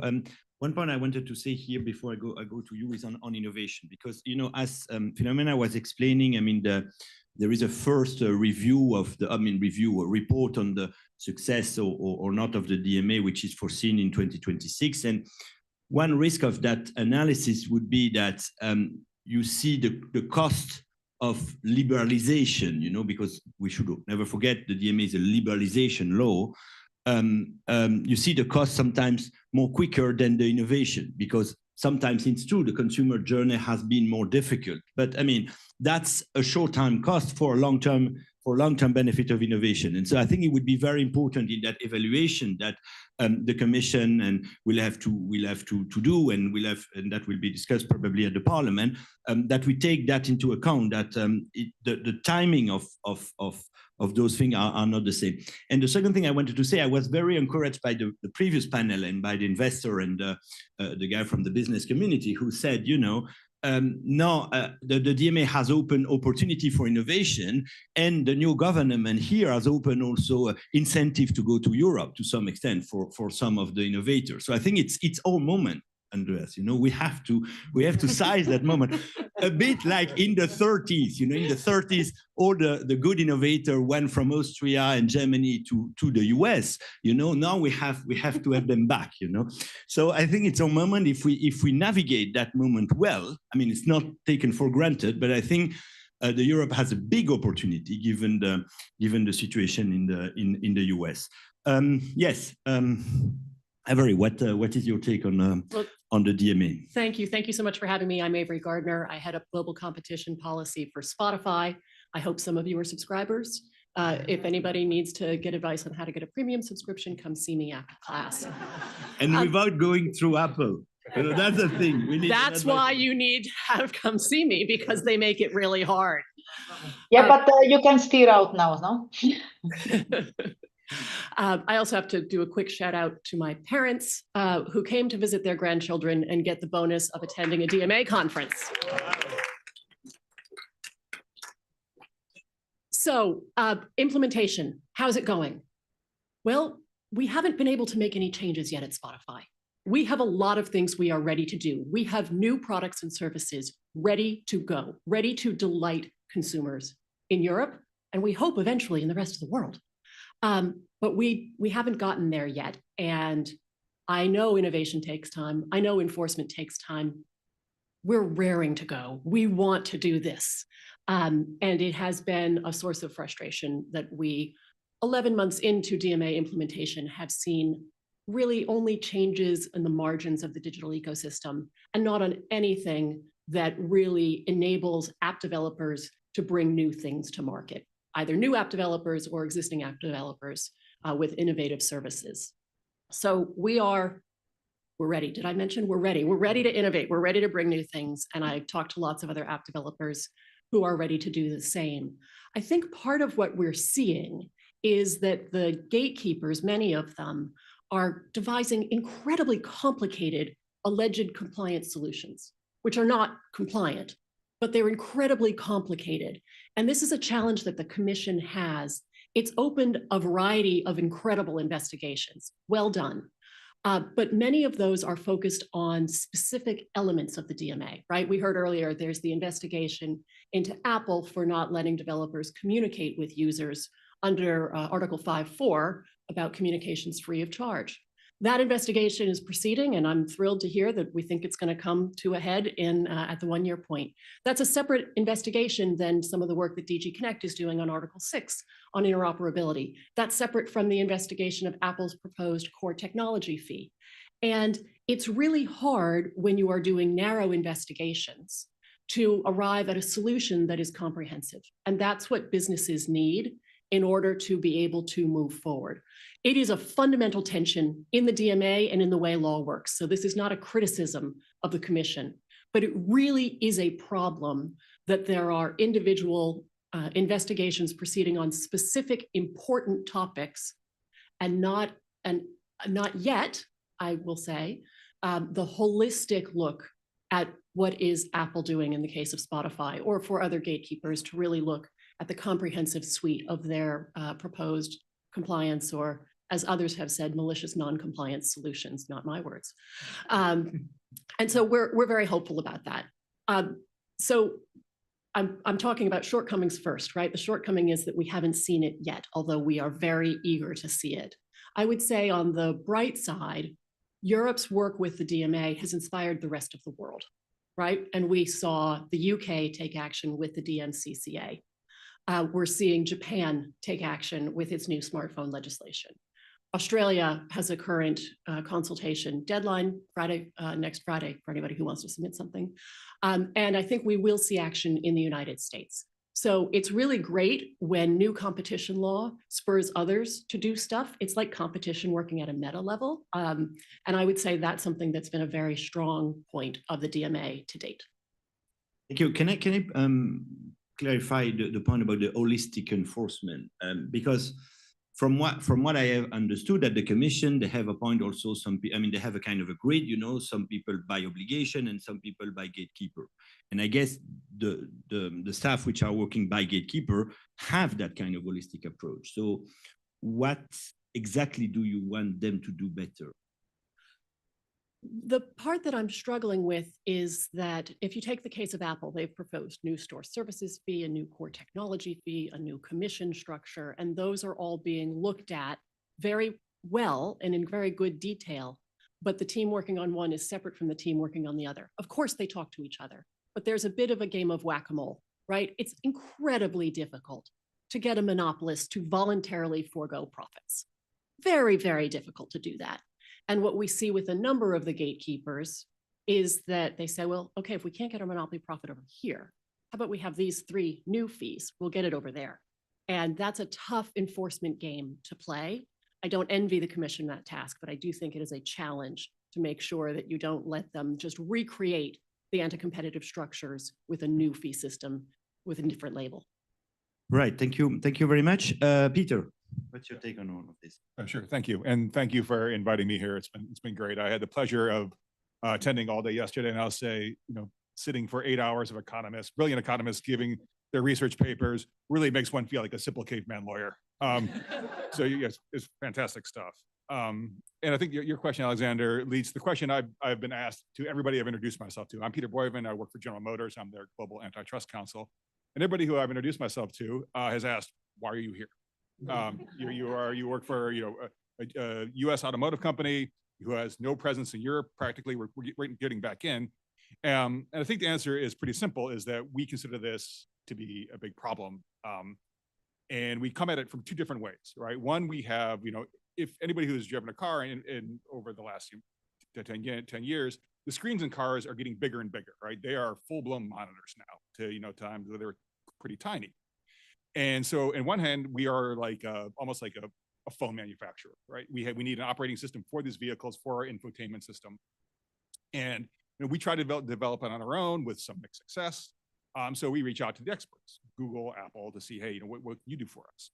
And you reach out to them, and they start doing this, engaging the playbook that they did for phone. Okay, if you want our operating system, you get the full bundle. You get Maps, you get Play Store, you get Google Voice, and not only that, they're the defaults in your vehicle. Not only that, they have to be, they are get prime real estate in your infotainment screen. They are the ones you see first. And we started realizing, okay, well, we're not sure if we want all of that. We don't really want to force to take the full bundle. And in addition to that, they take the data. All the interaction is their information, and all the data which our vehicles get, which is substantial through cameras and driving and monitor your driving. They get that data as well, which helps further entrench them in Maps, for example. What better data for Maps than real-time data pulled from the vehicles that are actually on the road? So we started thinking like, well, we want to work with them, but we don't work with them under those conditions. So we put together, a group to look at this problem, and then there's lawsuits in the U.S., but it's tough. It takes a long time. So regulation in Europe. What happened? We had a breakthrough in Germany. The FCO in Germany started investigating Google Automotive Services as an anti-competitive bundle. And back in December of 2023, they issued us sort of a consent decree saying, here's what we propose, is essentially breaking up the bundle, making these apps more interoperable with third-party apps, and sort of making them not be the default apps, which that was in Germany. We don't really have much of a presence in Germany, but all of a sudden we started seeing in the US Google giving on this, and sort of the Brussels effect coming from Germany to the US. So we started, in terms of breaking up the bundle, in terms of allowing us to use our own, we want to create our own map application that is better for us, and we want to use third parties. That was open to us. We could use our data for that. So we have seen progress through regulation outside of the US. When it comes to Apple, we're not using it for operating system, but you have Apple CarPlay, right? Which is their app, which essentially takes your phone and projects it onto our screen. But it takes up the entire screen, and it takes our customers' experience. Apple owns that experience. They own all the interaction there, and we are locked in. And that is a key interaction for us and our customer after they buy the vehicle, is that, and we want to tailor it to them. We want, okay, CarPlay, can you have maybe not all the screen, but maybe half the screen? Allow us to have half the screen. Or, can you have, maybe if we don't have CarPlay, can your phone still interact with our operating system, which we've had challenges, right? And sometimes those challenges are, we can't get certain Apple apps, you can't get Apple Music, or sometimes they freeze, they talk about freezing this out completely. Other concerns are the interoperability, where if you have CarPlay in our vehicles, we have some with CarPlay and some without. And the vehicles with CarPlay, you can do voice to text very easily. You hit a button on your steering wheel, Siri will read your text to you. You can respond to it, regardless of whether your phone is locked or not. In our vehicles that don't have CarPlay, if the phone is locked, Siri tells you have to unlock it. So what you have to do then is you either, if you have voice recognition, face recognition, you have to glance down your phone, take your eyes off. If you have to do thumbprint, hopefully you don't wearing gloves, or you hope it works, you take your eye off the road a little bit longer. If you have to punch your code in, even longer. And that's a big safety risk for our customers. And therefore the interoperability takes it a second step for the application. And that is a problem. And also in many states, Michigan and other states, there are distracted driver laws, which say you cannot operate a vehicle while having a phone in your hand, even if you're at a stoplight. It's against the law. So it becomes a legal issue as well. So our concern is, working with them, is that we want to have the interoperability, we want all the feature parity, and in terms of the DMA, how the DMA can work, work with us here, because I think we are clearly in the and beyond portion of this conference. Is that think of CarPlay and Android Auto as an extension of the operating system. There was actually in Italy, the ICA, there was a case where IncelX had an app called Juice Pass to tell people where charging stations were in Italy. And they had interoperability problems with Google Maps. And as part of the ruling, the ICA said that Android Auto is an extension of the Android operating system. So if it just becomes an extension of that, then you kind of get pulled into the DMA, the regulation, that it's just you're regulating iOS or the Android operating system, which then gives us more leverage. Can I ask you one follow-up question also? Sure. You seem to say that there is a Brussels effect in a way, because they had been condemned in Germany, they changed their practice in the US. But what is the interest of Google to change the practice in the US? Because why do they extend this interoperability possibility or the default in the US without being forced to do it? So that's a great question. And that's something we've thought about. Is it Germany? Is it a combination of Germany and the cases they're facing, the pressure they're facing in the US? Is it the DMA? Like, hey, it's not worth it. The other piece of it is that, a lot of times another playbook they have is that when you ask for this, breaking up a bundle or interoperability, they raise technical barriers, which are in many ways just pretexts. And so once you can knock down the technical barriers in Germany, they lose their force in the US or global. Okay, that's interesting. So the argument that they use here has lost their value because it seems to be not right in Europe. Okay, that's another way, to have a Brussels effect. So we have the author here, so she will come back, I guess, to it. Mark. Firstly, that's a hard act to follow. Lovely to be here. So I work for Article 19. We work on freedom of expression, access to information. I oversee their EU advocacy in Brussels. I'm neither a competition lawyer, nor an economist. So firstly, I just want to thank all the organizers for including civil society. This is something that we advocate for in Brussels all the time, some formal civil society involvement. As you're probably all aware, the monopoly power of platforms has had a huge impact on discourse, access to information, how people see things, what they see, how they react. And the market power has forced us as a civil society organization to move into this space. So looking at the DMA, the European Media Freedom Act, Digital Services Act, we were there from the legislative process right through and now to the implementation side. In terms of what's worked and hasn't worked, as I said yesterday, I worked as a regulator before. 9 months, 10 months, it's nothing. It's very, very early days, and the Commission is under immense pressure because this is a new type of regulation. So in this respect, I'd like to say kudos to the Commission, because I think they do have very limited resources. And let's just say that in Brussels, there is a particular culture that I think, as myself and Alex will know, how people work together. It's very different. It's not, and dare I say this, Philomena, it's not as dynamic one would say. There are different peculiarities. There are politics within the institutions. And when you have a political institution, so you've got the European Parliament, and nominally the Commission is not supposed to be political, but ultimately it is. So how can that be an independent regulator? And these are the challenges they need to face. So to actually go to Alex's question, what I think is a major success is, one, that they are implementing, they're enforcing, they're doing it as quick as they possibly can, and it's being talked about. And this is the double-edged sword in a way, because ultimately, all these cases of so-called malicious compliance, that's an effect of the regulation itself. People see, or at least the big platforms see, that their business models can really be changed, and they're terrified. So this will be an iterative process that'll take time. But I'm confident that it'll happen. I do think, like someone said earlier on, that it'll probably be, I think it was that you said it earlier on, it'll be 3 or 4 years before we see the real differences, like market outcomes, market shaping, new entrants. And of course, there are things that will be changed in the meantime, and they'll be sort of twinking with the system. But I think it's a very good start, in my own personal opinion. Thank you, Mark. So on that very positive note, Philomena, you have heard a lot of things. So what is your view? And then I will take some questions before going to the next segment. Maybe just a couple of reactions on, well, thanks to all the speakers, because the very good points, all of them. I start with Francesco. I took note of the constitutional point that you made, also because I still have my academic hat. It's something that we've been also discussing in the past years, even in the Commission, though we are not doing academic work. For example, when it comes to the when we enacted the Declaration of Rights and Principles, sorry, in the digital rights and principles. Now, it's a declaration. It has the value that it has.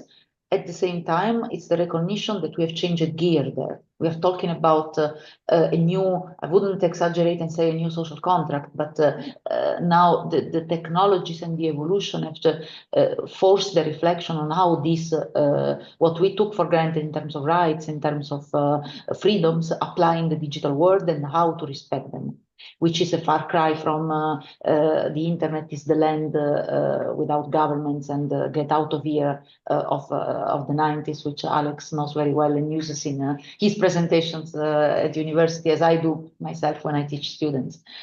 Can the DMA be clearer? Yes, of course. In fact, I can link this with the point that Avery made. We are looking at very precise, there could be more precise obligations. That's the structure of the regulation. One by one, we look at them. But this, I said it before on other occasions, we shouldn't look at the DMA as a list of obligations, because they have a logic. And my favorite collection of obligations is the ones that are also relevant for Spotify. If you take the steering provision, the alternative distribution provision, the prohibition to impose browser engines or payment means, the interoperability provisions, these are all aiming at one thing, which is opening new ways to reach users of a platform. So this is sometimes I likened it to the termination on a mobile telecommunication network. So in that case, you are stuck with the operator that the user has chosen. So the only way to reach the user is via the operator. And that's the same thing. The only way to reach iOS users or Android users is via iOS or via Android. So, but instead of forcing interoperability like in telecoms, the DMA starts opening new venues for reaching the users in a different way. And that's how we are looking at the thing. comprehensive. And I forgot 612 actually, because that's also part of the same logic. So it's I just want to put this on the table, that this is not one by one looking at different smaller aspects of the problem, but is actually part of a plan. But legally speaking, I have to go about it obligation by obligation. That's the legal tools that have been put to me. I took the incredibly complicated compliance solution. I can only agree. We are looking into all the incredibly complicated compliance solution to figure out how they can be made less complicated and more compliant when it's the case. I think just a quick point on or reflection on Peter's point, because and that which was picked up by Alex actually, the fact that the gatekeepers have an incentive of exporting solutions to other jurisdictions, and I wonder under which conditions this is the case. It's maybe an academic question, but for me, it depends on the cost and the benefits of actually having a uniform solution, or to limit it to where you are really obliged to do it. So that's why I was saying before, alignment of jurisdictions is what will make these efforts that we have, the joint effort or the common efforts that we have across the globe, have a real impact. Alignment of the solutions, compliance, or whatever we call them, conduct requirements. Otherwise, actually, for me, the strategic incentive is rather to differentiate jurisdictions and make it so complicated that then perhaps even end users will start complaining that this is just impractical, or developers even more, or business users. It's just impractical to have have different business models of different gatekeepers across the different jurisdictions. So that's, for me, it's an open question, because this is not happening yet. Now we only have Europe and then Japan and hopefully Australia in the future, and the UK, but it's ongoing. So to be observed. And then allow me a little tease to Mark. He says it's not as dynamic as it would be.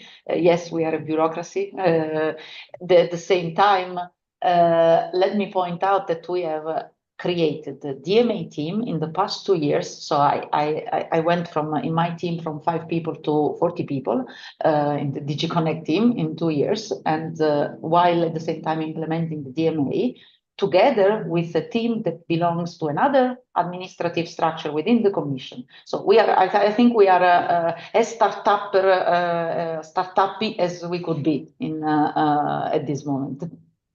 Thanks very much. Can I ask you one question on this new social contract? Because, I mean, a social contract means that both parties agree. And the problem I see with the big tech is, I think it's not only a question of business model, it's also a question of value, you know.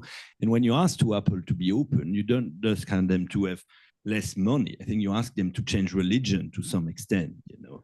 It's like to a Christian to ask that it become Muslim or the other way around, you know. So do you feel that or not? Do you think it's just a question of business model, or do you think it's more profound than that in a way? So is it just money or value too? And secondly, how we can make sure that this social contract that we want to have according to our value is accepted by a US company which may not share the same value? Oh, that's a very fundamental question that you're asking me. What is your take? Can I ask you back? My take is that it's difficult, and that's why we need to build our own European tech, because the value are not the same. Now, I would say, I mean, in the US also the value are divided. I mean, and we see that, I mean, not everyone share the value of this new government. Like before, not everyone was sharing the. So, I mean, I think we cannot say there is American value necessarily and there are European value, and in Europe also, but still, I mean, I think there are a question of value which is more profound and which make your work much more complicated than when, you know, we were liberalizing telecom or energy, I would say. but I don't know, maybe I'm wrong. I mean, I don't think I have an answer to this very profound question. What we have seen is that many questions that actually boil down to business model, to money, if you want. So this is one big stumbling block, and I don't know if values are more important than money, or that money trumps values when it comes to corporations. I think that's also something that time will tell. For us, I think one of the fundamental values that we abide by is the rule of law. So for us, the law is there and has to be respected, and the social contract in Europe includes those rules. So our role at the moment is to make sure that this becomes clear. Then I don't think that we are necessarily, in terms of a higher level value, very far away from Americans to begin with. I don't think we are very distant. At the same time, even within Europe, we have different views on values. So there is no absolute answer, I think, at the time, at least on my side, to your question. Thank you, but I guess also we will come back to that with the next keynote now, because second book of Anu was also on that. Is there some question at this stage that you wanted to raise? Yes.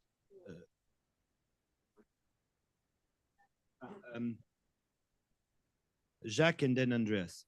Question or comment? Andreas, you can, I guess, it would be nice to have a comment on what you have heard. But Jacques. Yeah, thank you very much. It's a question for Peter. Thank you very much for your presentation. It's really fascinating. I just wanted to ask you, do you think that the problems you have can be solved by the DMA, or does the DMA have to be, is it the next iteration of the obligations which will change them? Do you have any idea of that? Yeah, I would think, a part of it we want is sort of the recognition of CarPlay and Android Auto as an extension of iOS, like lay that out clearly. I don't think it is in there yet. Google Maps is listed as one of the services, but not those others. So I think you would need some tweaks made for it, and sort of more of a recognition that these companies' presence in automotive is further, could lead to further entrenchment of market power elsewhere. So I think it would need some tweaks. But I would say also it's all depend on how, and that's a key thing, how you define the operating system in the designation decision. Because Andreas was also mentioning the AI agent tool, which is also an element of the OS. So personally, I'm not sure you should change the DMA, but maybe what you should do is in the designation decision, extend a little bit how you identify the operating system. That would be my take. But Andreas. No, on this point, I totally agree with you, because the law is there and can be used also to cover AI. The question is only how credibly you do it. On what Peter said on the DMA effect, which was more positive, if I can say, than what Emery reported, but it's personal. I think there is for sure an understanding with gatekeepers that in Europe there will be more competition enforced, and like that, with the so powerful players like the car manufacturers, they don't want to lose that too early, and for that reason they give in. But that's a very positive example, and I'm very happy for you to share it. But I think the problem that we are faced with, and that's the comment that I wanted to make to Filomena, is that if we don't manage European consumers to understand their role in making competition a better reality, the European Commission will not, and the DMA will not be able to fix the problem, because the loyalty that European consumers give to WhatsApp or to Apple as a brand is higher than in the US. And for that reason, there is also some sort with the fact that some sort of problem with the fact that European consumers are quite comfortable with losing their money in services that might be too expensive. Now, I think that's an important point. And, when I give my course on antitrust and digital, I ask my students at the end of the day, what do you learn here? And they say that we have a role to play in shaping the market. So that's interesting. I mean, they don't come with technical stuff and so on, but that's the most fundamental thing. And I think the Commission maybe has a role to play, but also I would say the national authority have a role to play in terms of, doing advocacy for the business user, but also for the end user, for all of us. I think that's very key, because otherwise it will not work. Other question? Yes? then Filippo. Hi, I wanted to follow up on comments by Philomena and Avery about the DMA requires that different obligations go to different teams. And I understand how that works institutionally and is unavoidable. But the assumption that those teams are actually talking among themselves to ensure that the gamesmanship that we've seen in other areas does not continue, I'm not sure that that's an accurate assumption. That Actually, Megan, I've been really impressed with how the commission has worked cross-functionally across DG Comp and DG Connect in particular. I think that they understand that there's an opportunity that they get played, and they're doing everything they can to work collaboratively to stop that from happening. So you're right, it remains a risk, but I've been very impressed with how the leadership, particularly among the staff over there, have well, worked I'd like together to hear well. more about how that gets implemented, because at the FTC, for example, that has long been a challenge with the Bureau of Consumer Protection not working collaboratively with the Competition Bureau and vice versa. So what is the secret for getting those teams to regularly share information and work collaboratively? I think it's a masterclass that Cramler and Philomena could give together because they've really done it well. So Filomena, what do you want to say? And then Andres. Yeah, Filomena and then Andres, and then I go to Filippo. Filomena, what was your recipe? For working together. With your friend of DGCom. One of the things is that many of them are coming from DGCom, including. Actually, I have to say that the whole management team in DG Connect has been in DGComp before. We have been very complementary in choosing the profiles of people. So you have a number of competition enforcer, and most of them are on DGComp. But on my side, we have data protection experts, compliance, people who have experience in compliance within companies. We have engineers in both sides of the team. So we have people, colleagues who have been regulators before. So the complementarity and the fact that we all have, we share some enforcement experience, at least at management level, that we can share. I think we all like each other very much. That's another element that we figured out. If I can say what is a bit difficult is the fact that we are in two different buildings. We have a nicer building, but less space. And that creates some difficulties because as I'm experiencing also right now, speaking virtually is not the same as having a conversation in person and seeing each other in the corridors whenever you want. But if I may, to the point I think Andreas made before, the importance of users, the education of users, the fact that to understand that there are other things, that's a very important, that there is choice now, and where these choices are, it's very important. I think there is a trade-off between user convenience and freedom. And some people may be more for user convenience, some people may be more inclined to have the freedom of choice. But that's what, in a way, has built user convenience is what has built the power of gatekeepers, the fact that they organize the world for you. And you heard me say this before, the fact that having someone organizing information for me, or having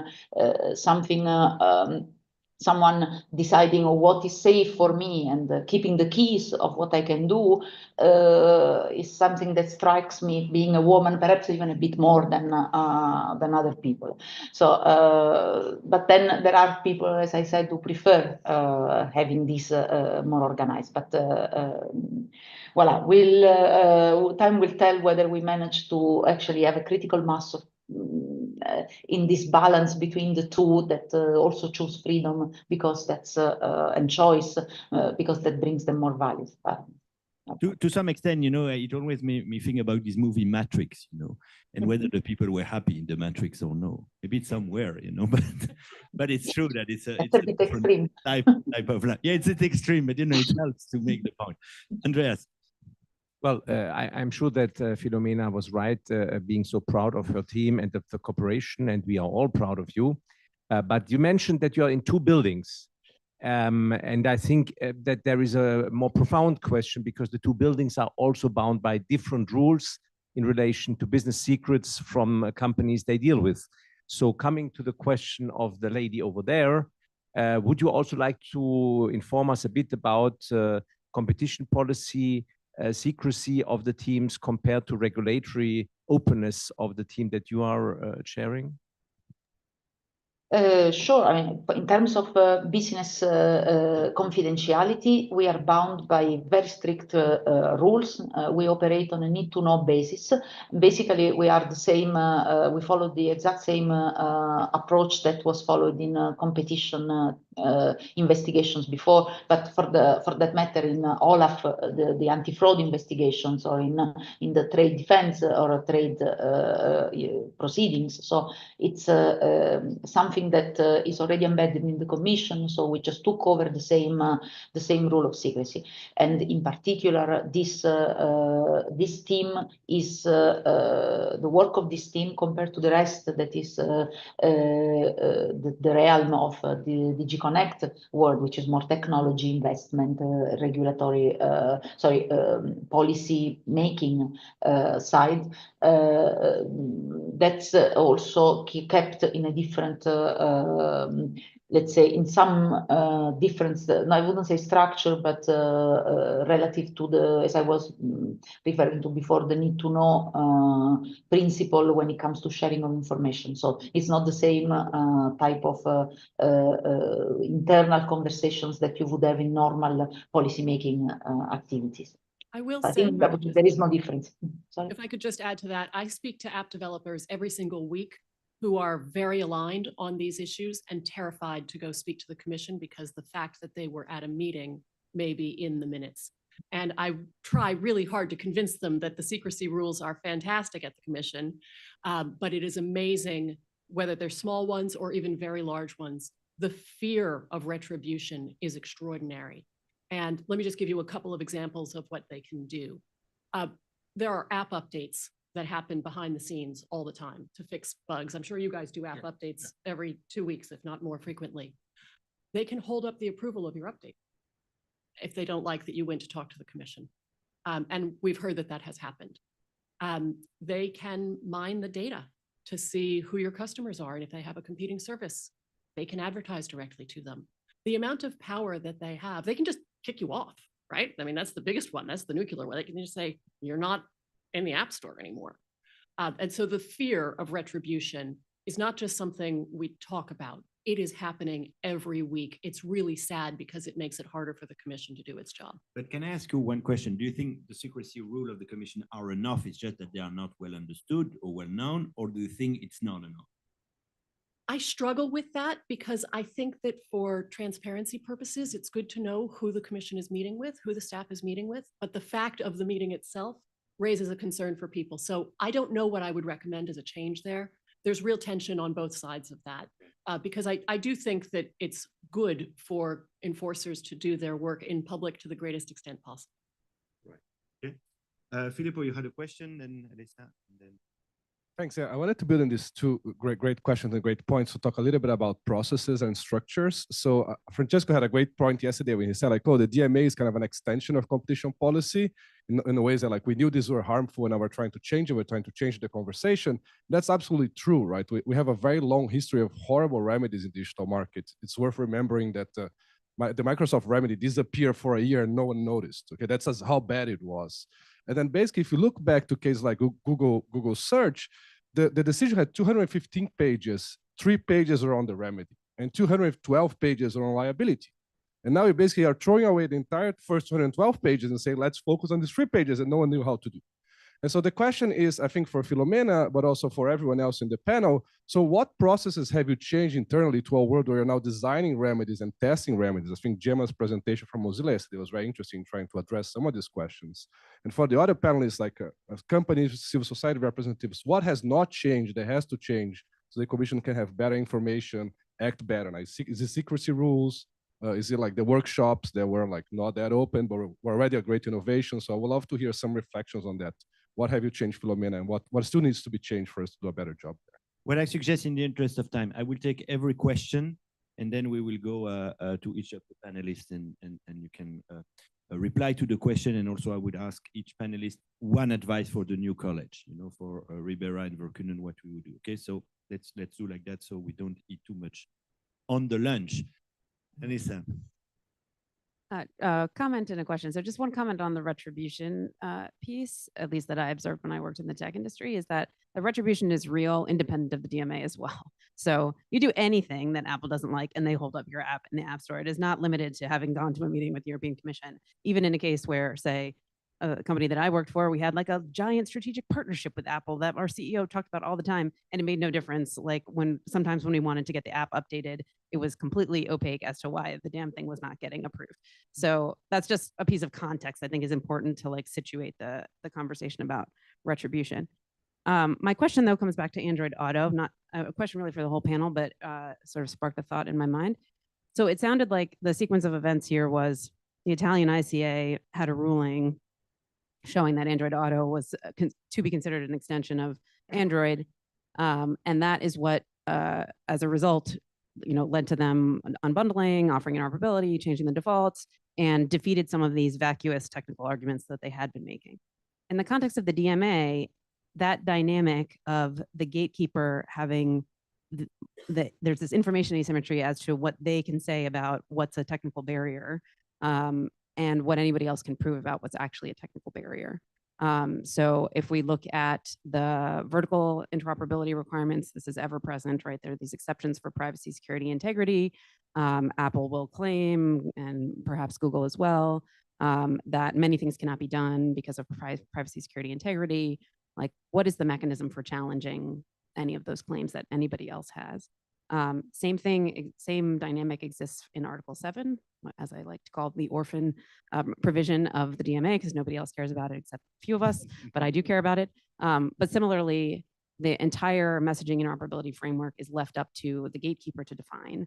And if there's things that they say that are infeasible, or we have to do it this way, we have to have a scare screen, whatever it is, what is the mechanism that's supposed to exist so that anybody else can challenge those claims?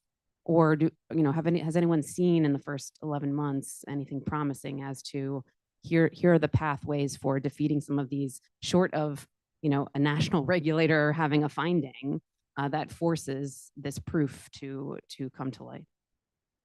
Okay, that's also an important question. And in a way, it means that next to rule, you have to have governance mechanism. And that's, I guess, what the Commission is trying to build, but we will hear from them. Anna, yeah. Thank you for this. I have one question I think dovetails nicely with what some other people have been saying, but this question of like regulating via press release, or even kind of what public communications looks like with respect to what we've been discussing. So when the Commission decides to make an investigation public, or put out any sort of kind of public notification about actions they've been taking, what goes into making that kind of decision? And I think vice versa for Spotify. I know that there was a letter that went out that was co-authored by Zuckerberg and Eck back in August, going, these AI rules are somewhat contradictory, very complicated, and that's going to make our work really hard. And so, this is kind of, there are two sides to this, and I'm curious to hear from both sides as to what goes into public statements. How are we informing the public about what's going on this front? How those decisions are made. Thank you. Right, thank you very much. So I suggest we have in fact 3 questions which are to some extent linked to the process. How remedies defined better, how in the context of the remedy do we set up some governance mechanisms which are not under the sole control of the gatekeeper, and how much the communication of what the Commission as a regulator is doing is playing an important role in all of this. So I suggest if you could pick what you want on this, but maximum 2 minutes per panelist. And also I want you to finish so your 2 minutes with one advice for Ribera and Verkunen. Very fast. So maybe I'll pick the one on remedies. There is something very interesting that I've learned in my research on antitrust investigation that I don't see applied in the DMA. And so I would like to put it down.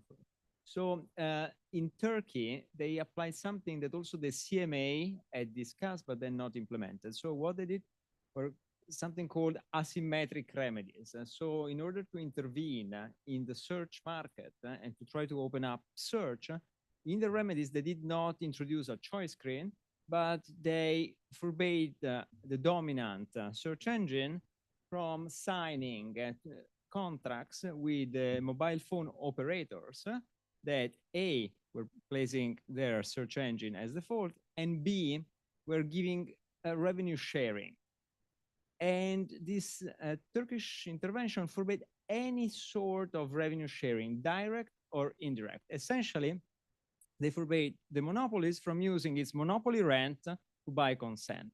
And this is a very general idea that applies also very well to the GM case we were hearing before. So a general provision to try to prevent asymmetrically. So for instance, in Turkey, another search engine started to sign contracts with the mobile operators. Yandex signed it with Huawei and became the default on Huawei because all other search engines were allowed to sign revenue sharing, but the gatekeeper was not. So this kind of asymmetric remedies seem to be quite effective. In that case, there was really a big change in the market share. And then you gave me a chance to give one advice. In the enforcement, which I agree with Alex is totally crucial, there is something that I would call the cost pass-through that is happening and is not receiving attention.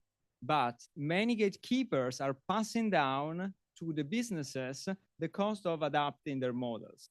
And it's very, very bothersome. So we used to think, oh, great, DMA is creating troubles only for the gatekeepers and is allowing small businesses to thrive. Actually, some of these platforms are telling to the small players, adapt your system because we need to be compliant, and either you adapt or we are out of business.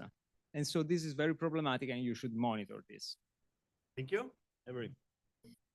So there's going to be a million news stories next month if the commission hits the March 25th deadline for the final result in the 5-4 investigation. And those stories, 98% of them, I think, are going to focus on the magnitude of the fine, assuming there is a fine, right? Because we're talking really big numbers here. 10% of Apple's global revenue is a really big number, like 39 billion big. And I want us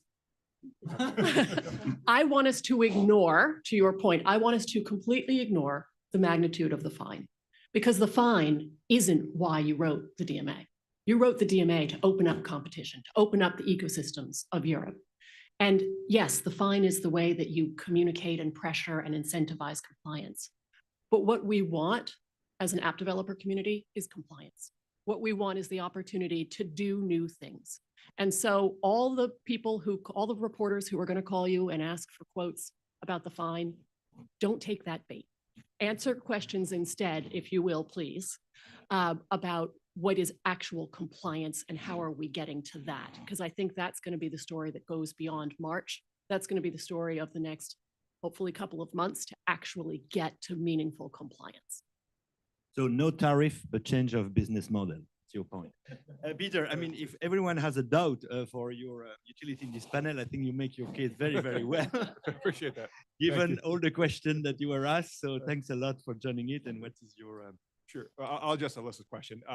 First, one point of clarification. And this is very confusing because I stumbled over this for like almost a year. Android Auto is the extension of the Android phone into the car, and the GAS, Google Automotive System, is the operating system, and that was what was sort of broken up, and what we got the sort of the relief on from Google. In terms of, after practicing law for 25 years, I become like a really cynical lawyer. So I just kind of believe everything people raise is a pretext in order to get out of things. So it's hard for me to really, and I'm not a software engineer, and I try to lean on our people to say, is this really it? Is it really it? So I think it's hard to challenge it, but maybe, burden of proof, have the gatekeepers to prove that this really is what they claim. And then have smart engineers try to figure that out. I think that is would help. Because it has turned out, like, maybe my cynical view was accurate, that a lot of the things they raised, they were able to do it. They were able to finally implement what we wanted them to implement, regardless of the concerns they raised. In terms of remedies, I think one issue we've had is the length of a remedy. And I know that behavioral remedies are hard to monitor over a long period of time. But when you're dealing with, our cycle for new vehicles is about 5 to 7 years what we're trying to develop a new vehicle. And if we don't have certainty of what the operating system will be for infotainment, it's difficult to design a vehicle. So you need some predictability.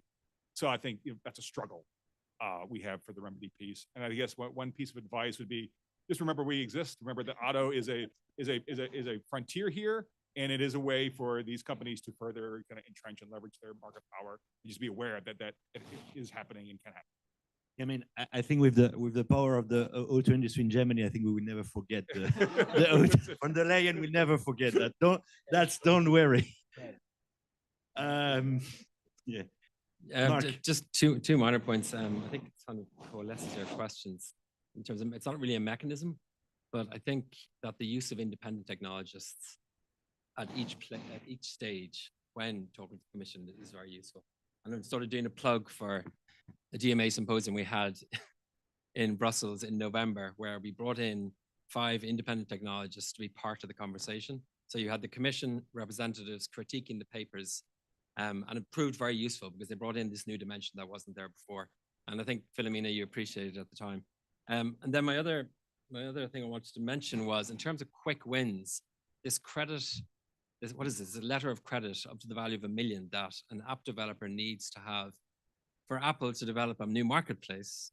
And that strikes me as like a very egregious non-compliance with, I think it's Article 6.4. So I think it's a quick win in getting app developers inside. That would be a useful investigation to carry out. Thanks, Mark. So, Philomena, what you make out of that, of all of that? Okay. One thought. We are not doing remedies, and it's not semantics here. It's a fundamental shift in thinking. We are discussing with the company's compliance ex ante. That means not correcting a situation, because in this type of regulation, we don't assume anything. We don't assume they are doing something wrong. We know that there has been a past, and we know. But at the same time, ex ante compliance means putting in place a mechanism to ensure that these things will not happen in the future. So it's much more than what generally is thought of as a remedy. And it includes also, if you wish, something much less sexy than remedies and the creative ones that Francesco was recalling also at some point. It's auditing of the internal processes of the company. So it's something that already, I mean, you might be falling asleep as while I'm saying it, but this is part of the work of monitoring of a legislation like this one. Now, on top of it, the other difference that I want to highlight is that being it a monitoring and supervisory activity is that we can change. If a certain compliance solution doesn't work, we can change it even without opening or reopening a case, but just in the continuous dialogue with the gatekeeper. And if the gatekeeper is resistant to change, then we have the non-compliance there. Which brings me to the second point that I mean, that's music to my ears, like don't talk about the fines. Did you hear me talking about fines before? I'm talking about compliance. I put it at the center of the slide. We put it at the center of the DMA website, as I said before. Fines are there because you need to incentivize compliance, but it's compliance that we are after. So that's at least what I would recommend the comms people, which is not me, to say when time comes, if needed. So that's it's not in my hands, but at least that's my personal view. And of course, as you know, everything I say doesn't bound the institution I work for, and it represents only my personal views, etc., etc. You know the disclaimer. I think these are the main, and I took note of the creativity of remedies, of the pass-through, the independent technologists, the monitoring of the remedies from Peter. So thanks a lot for all the suggestions that you have given, and that I will report back to our EVPs. Okay, so thank you very much. Let me upload the panel because I think it was a very Nice panel. And so now I guess we have a lunch and then a keynote for Ivano. Bon appétit. Evening with us.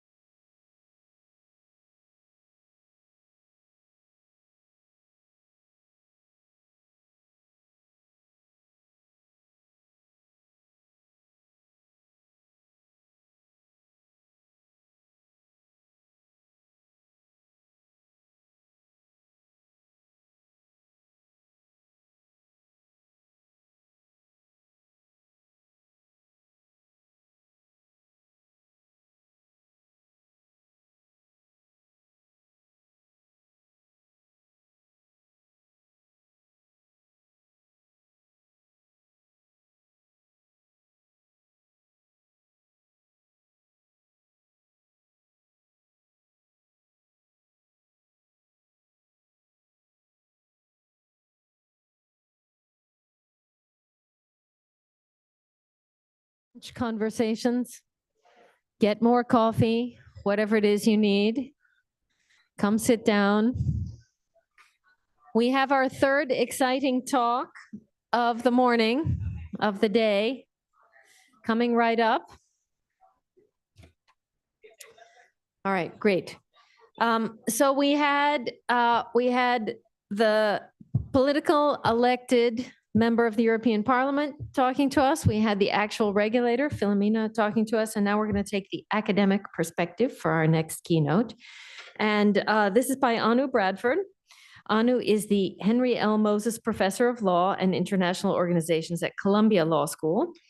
And she is an expert in European Union law, digital, international trade law, and comparative law. She is probably best known for her book, The Brussels Effect, How the European Union Rules the World, because this phrase, the Brussels Effect, has become a standard phrase and one that we use regularly.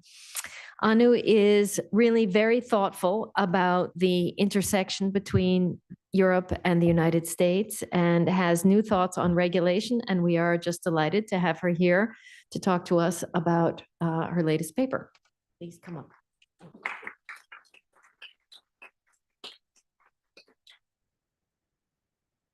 Thank you so much for that generous introduction, Fiona, and Alyssa. Fiona, both thank you for inviting me. Really terrific set of conversations, so delighted to be part of this. So let me build on the thoughts that the first panel of the day was sharing on the relationship between digital regulation and innovation, and try to really take that question head on. And let me just provoke you with this slide that is giving you a sense of the geographic location of the top 20 tech companies around the world. The blue bubbles there are companies that are based in the United States.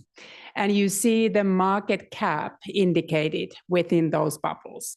So if you take a quick look at and combine the market cap of Microsoft, Apple, Alphabet, NVIDIA, Amazon, and Meta, we talk about 15 trillion. That is a lot. Then you see those two rather small bubbles below that, where you have two European companies that make the top 20, which are ASML and SAP. But that is not a flattering comparison for Europe. But let me show you another one that this really gives me a lot of pause. This is looking at what has happened in the last 50 years, the companies that have been founded in the US and in the EU, that have an over 10 billion market cap.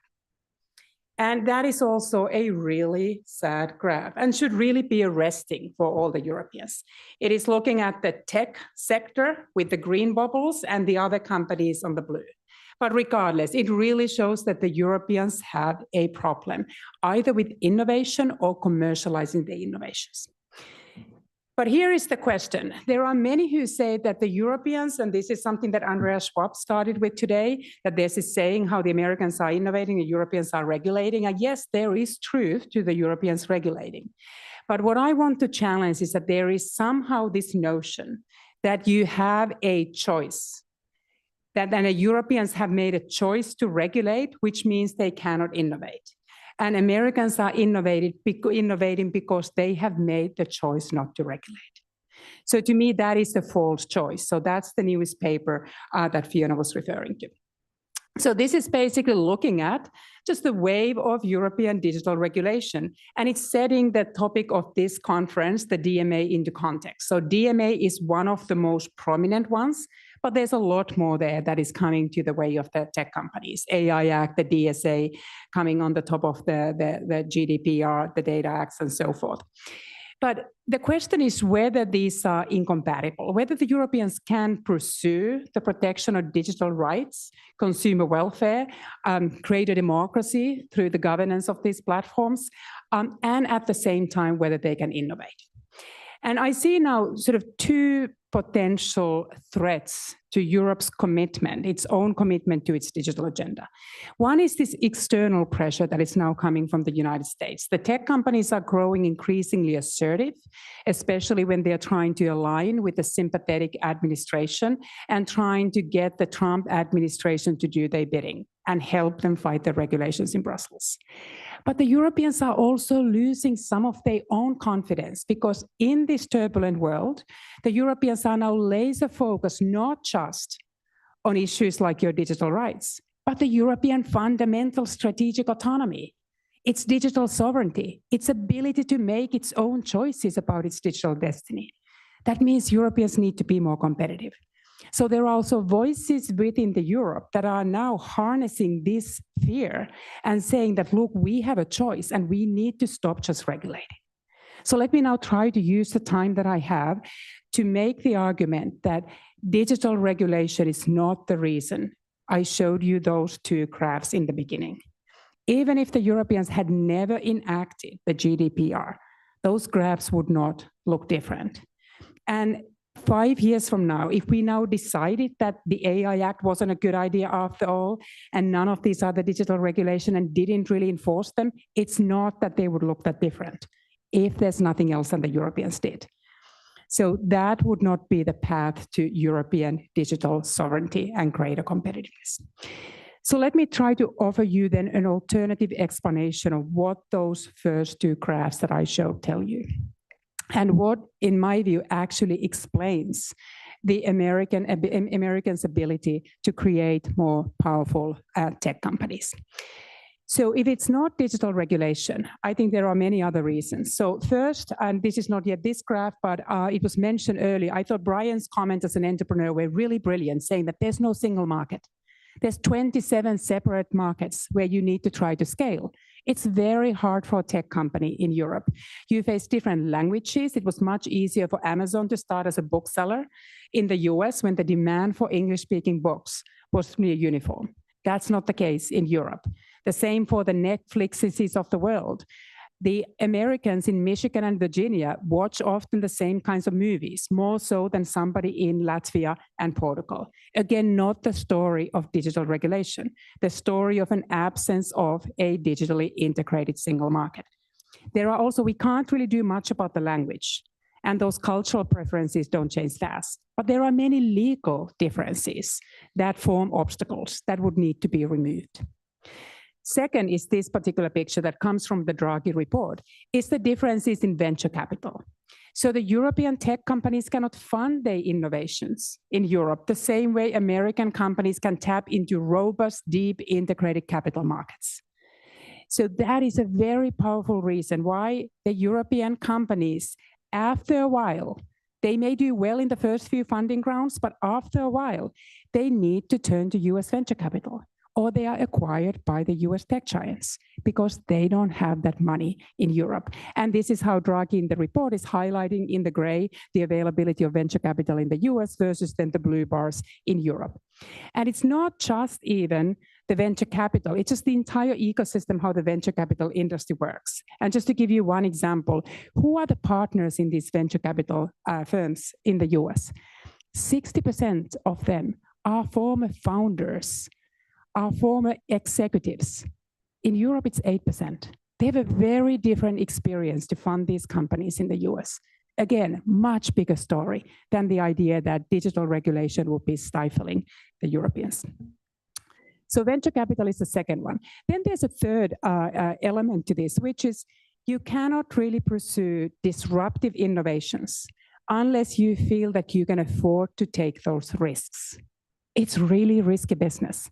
And that's very hard in Europe because there are legal and cultural barriers to risk-taking. Bankruptcy laws in Europe are punitive. If you look at some OECD studies, the most forgiving bankruptcy laws are in the United States, in Canada, in Turkey. Where are the most punitive ones? Sweden, the Czech Republic, Portugal, other European countries. You try something really hard, you start your company and you go under. Guess what you've done? You're never gonna raise money again. Whereas here, it's built into this whole venture capital model that you do hard things. You raise money, you start your company, you go through bankruptcy, then you go and ask more money, and guess what? They give you more money because it seems like you're working on big things. It's a really big mental attitude that is different. So bankruptcy is one thing. And then the fourth issue that I would want to highlight is the idea that in the United States, The country has been phenomenally successful in attracting the best innovators from around the world. The brain drain to the United States is really significant. So if you look at over $1 billion startups in the US, over 50% of those have an immigrant founder. If you just focus for a moment on the big tech companies, the gatekeepers that we've been talking about in this conference and their founders, just think about it. Steve Jobs, the founder of Apple, son of a Syrian immigrant. Jeff Bezos, the founder of Amazon, second-generation Cuban. Elon Musk, the founder of Tesla, South African. Eduardo Saverin, the co-founder of Facebook, Brazilian. Sergey Brin, the co-founder of Google, Russian. Again, this is not the story that Americans have shielded these companies from digital regulation. They've done some much, much bigger and more helpful. They have used the ability of the Americans to convince the rest of the world that this is the best place for them to come and innovate. They can fund their innovations here. We have the best universities of the world that are the gateways for that talent to come to the United States. So let's talk a little bit about the global talent, because that I think is a really important part of this, the explanations when we go through them. So the universities are exceptional, but also if you look at the STEM degrees, the master's and PhD degrees that we give out in the United States, over 50% go to the ones who are not Americans by their initial nationality. Over 70% of those stay after graduating, benefiting the US job market. I show you a couple of slides now, what it means in the AI space. There's different ways to measure where talent is located in the AI. I like this particular study where these researchers had looked at the most prestigious AI research conference in the world called NeurIPS. There's about 13,000 plus papers submitted every year from all around the world. And top 20 of those, the 20% get accepted. So these researchers use that top 20% as a proxy for where the global talent is. What are the institutions where those individuals work? And then what I'm showing here, they looked at top 2%. They were the ones who were given a chance to present their findings orally. That's the elite AI researchers. And you look at here, if we focus on the right side, on the more recent figures, the United States dominates. The top two institutions are Google and Stanford, where these researchers work. So you see over 57%, actually I don't have my glasses on, but I think it's 57% that percentage there in the end. But the next slide is more interesting. The researchers then looked at where did these elite researchers, after having found their way to these US institutions, get their undergraduate degree from? It's a very different story. Much smaller percentage come from the United States, and a large percentage comes from China, almost the same percentage as the ones coming from the US. So this just shows how big of a role immigration has played in the US in channeling the talent to the tech companies. So here is one thought that I have about that. So now that the Trump administration is looking to drastically scale back on immigration, that is an opportunity for continents like the Europe to roll out the red carpet, because these AI researchers will be going somewhere. China is ready to welcome them back, but the Europeans should also see that in parallel to thinking about how to grow the European competitiveness, to continue to focus on the digital regulatory agenda, but also then do the hard work of identifying what is going on with the digital single market that prevents the companies today from scaling. Truly now push for that capital markets union, but also make sure that you do the other things that needs to be done around the capital markets union. Let me give you one example. Who gives money to these venture capital funds? Well, in Europe, there are many barriers for instance, pension funds to invest in risky venture capital. That should be on top of their regulatory agenda. Then rethink the bankruptcy laws, and finally find a way to seize the moment if the US no longer welcomes the talent in the United States, that the Europeans could make sure that they are the destination for all this talent. So let me maybe end it there with my invitation for all the European decision makers. We don't have Andreas Schwab here anymore in the room, but that's the conversation that I try to have when I go to Europe, is that ultimately the threat is not that they remain laser focused on regulations like the DMA that are seen to be in the best interest of Europe, and I think they are in the best interest of the wider world. They are only a risk if they sub all the energy from Europeans focusing at the same time on these other fundamental reforms that are absolutely necessary to build a thriving tech ecosystem in Europe. So thank you so much.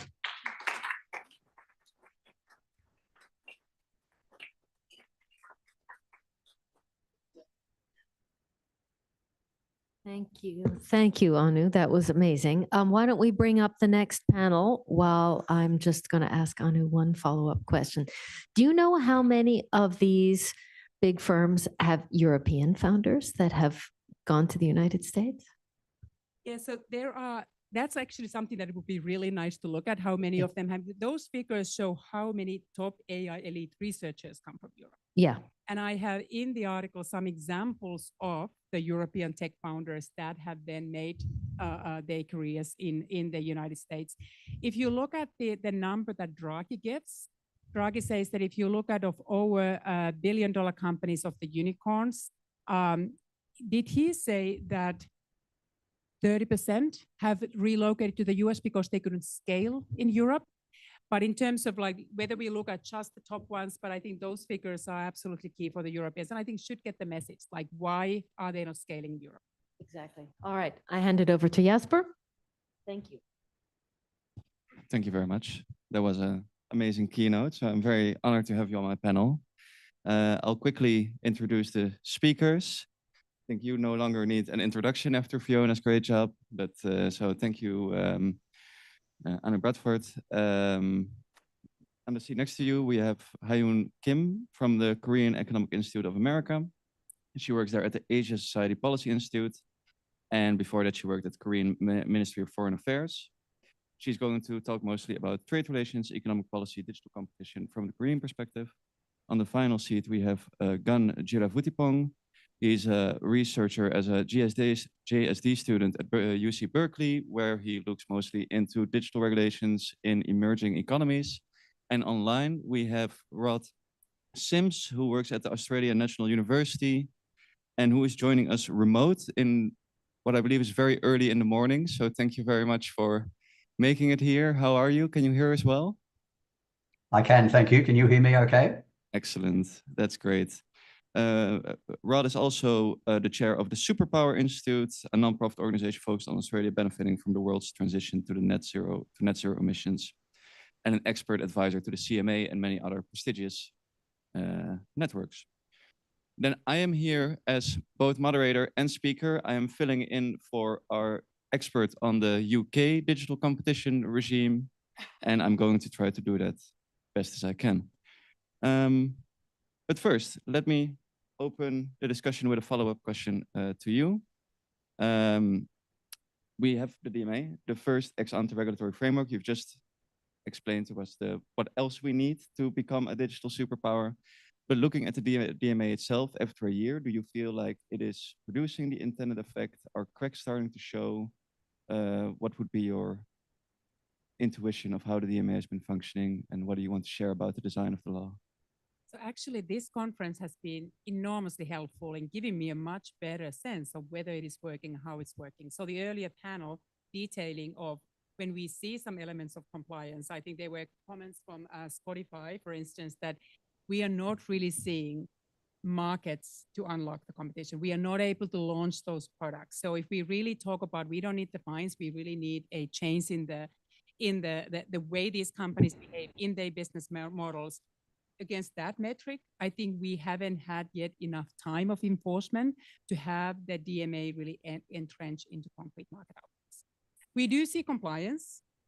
We do see the Commission seem to indicate it's committed to taking action. So we see enforcement actions. So in that sense, I am not dismayed or haven't sort of given up my hope. We also, I think earlier panels revealed some examples that this is now becoming more global. There are other regulators around the world. And I think I believe very firmly that when the net is tightening around these tech giants and they feel like, okay, it's not just Europe, it's the Australians, it's the Brazilians, it's Turkey, it is Japan, it's Korea. It's much harder to continue to do your business the way you do. Because one thing that I often get this question is that, well, what about if these companies just decide not to do business in Europe? Like you already see Apple say that I am not going to bring the latest sort of AI features. I'm not going to introduce them. Or the panic there was when Meta said we're not going to make threats available in Europe. So are the Europeans left with inferior products if we really go hard and enforce the DMA? So here I always say that to me, those are empty threats and Europeans should not be blinking. They need that market. And sort of tying to the question, the more there are other jurisdictions who will hold them to the same standard, the easier it is for the Europeans to stick to that position and say, you cannot exactly afford to leave Europe. And think about now if they want to leave Europe, as long as your business relies on advertising. You can't exactly go to China. The Chinese market is not available for you if you are X and if you are Facebook and so forth. You can go to India, maybe, but there, if your advertising revenue per user is so much lower than it is in markets like Europe, you need to pick up a lot more users in India to make up for the lost revenue in Europe. And then going back to what I think is really important in this panel, I'm so looking forward to hearing from my co-panelists, is that the more the rest of the world is aligned, the fewer the options, the higher the opportunity cost of abandoning Europe, and the stronger position Europeans have in enforcing the DMA. Great. That's a very clear and comprehensive answer. And what it also raises with me is we don't have to assume they're going to be inferior products. With the right ecosystem, maybe we can have superior products, but let's hope that that's actually true. And talking about aligning regulations. So I will talk a little bit about the Digital Markets Competition and Consumer Act from the United Kingdom. I assume most people here are familiar with the workings of the DMA, but to refresh on what the DMCCA actually does. So it is a regulatory framework, sort of. Unlike the DMA, it is embedded in the UK Competition Act. And it also does not focus on contestability and fairness, but instead sticks to a more traditional idea. If we're going to protect competition, we're going to create welfare benefits for people in the UK. And they do this on the basis of a principles-based approach, where then they really create tailor-made specific conduct requirements and pro-competition interventions.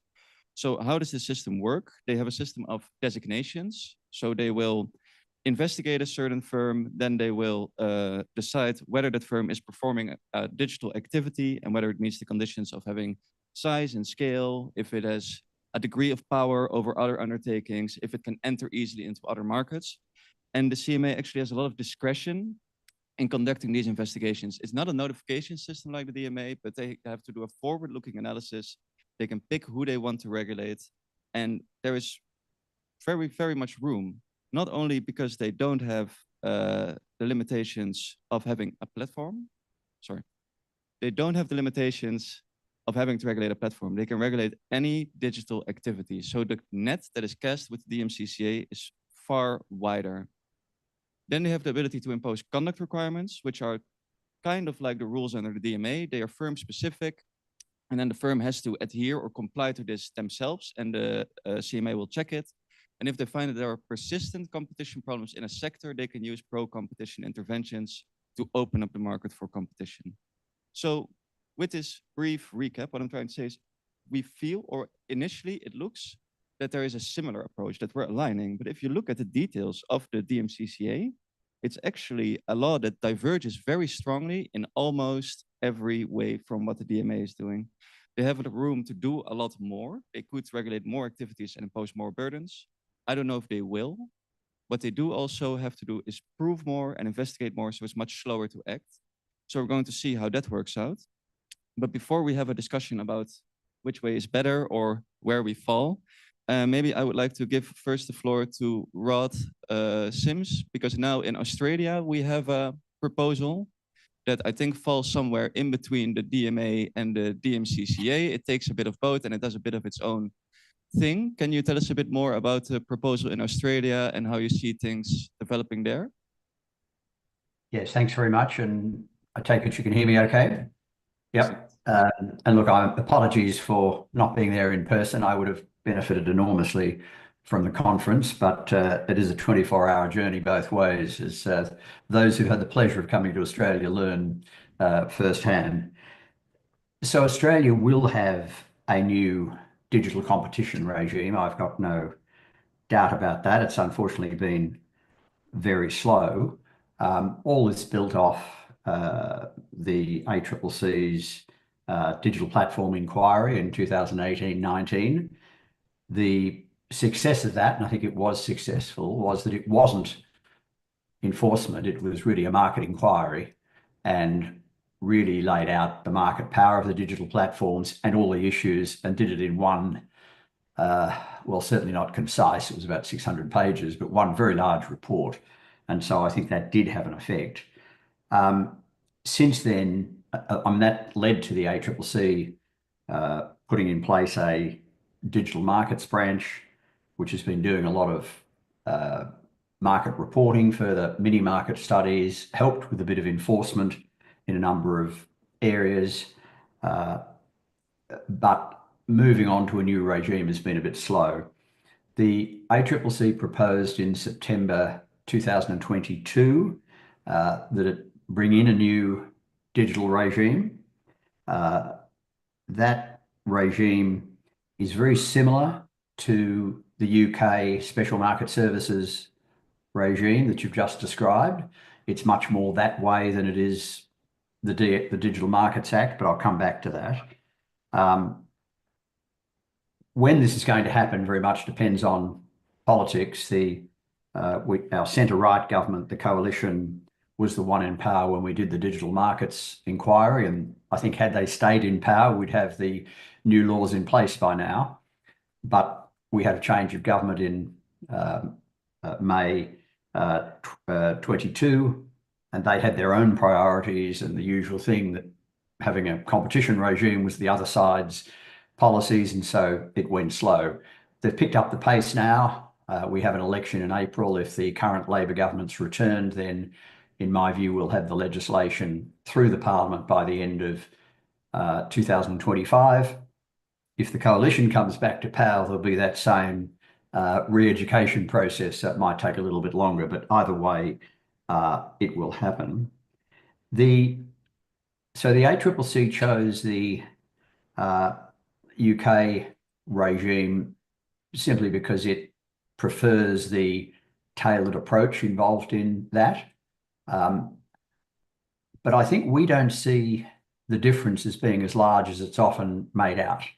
I mean, the Digital Markets Act says a whole lot of do's and don'ts and come and tell us how you're complying.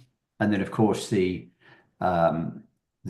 European Commission can pick and choose which issues it wants to zero in on and make changes. So they do come together quite a bit, I think, and that's how we see that in Australia. I should just add,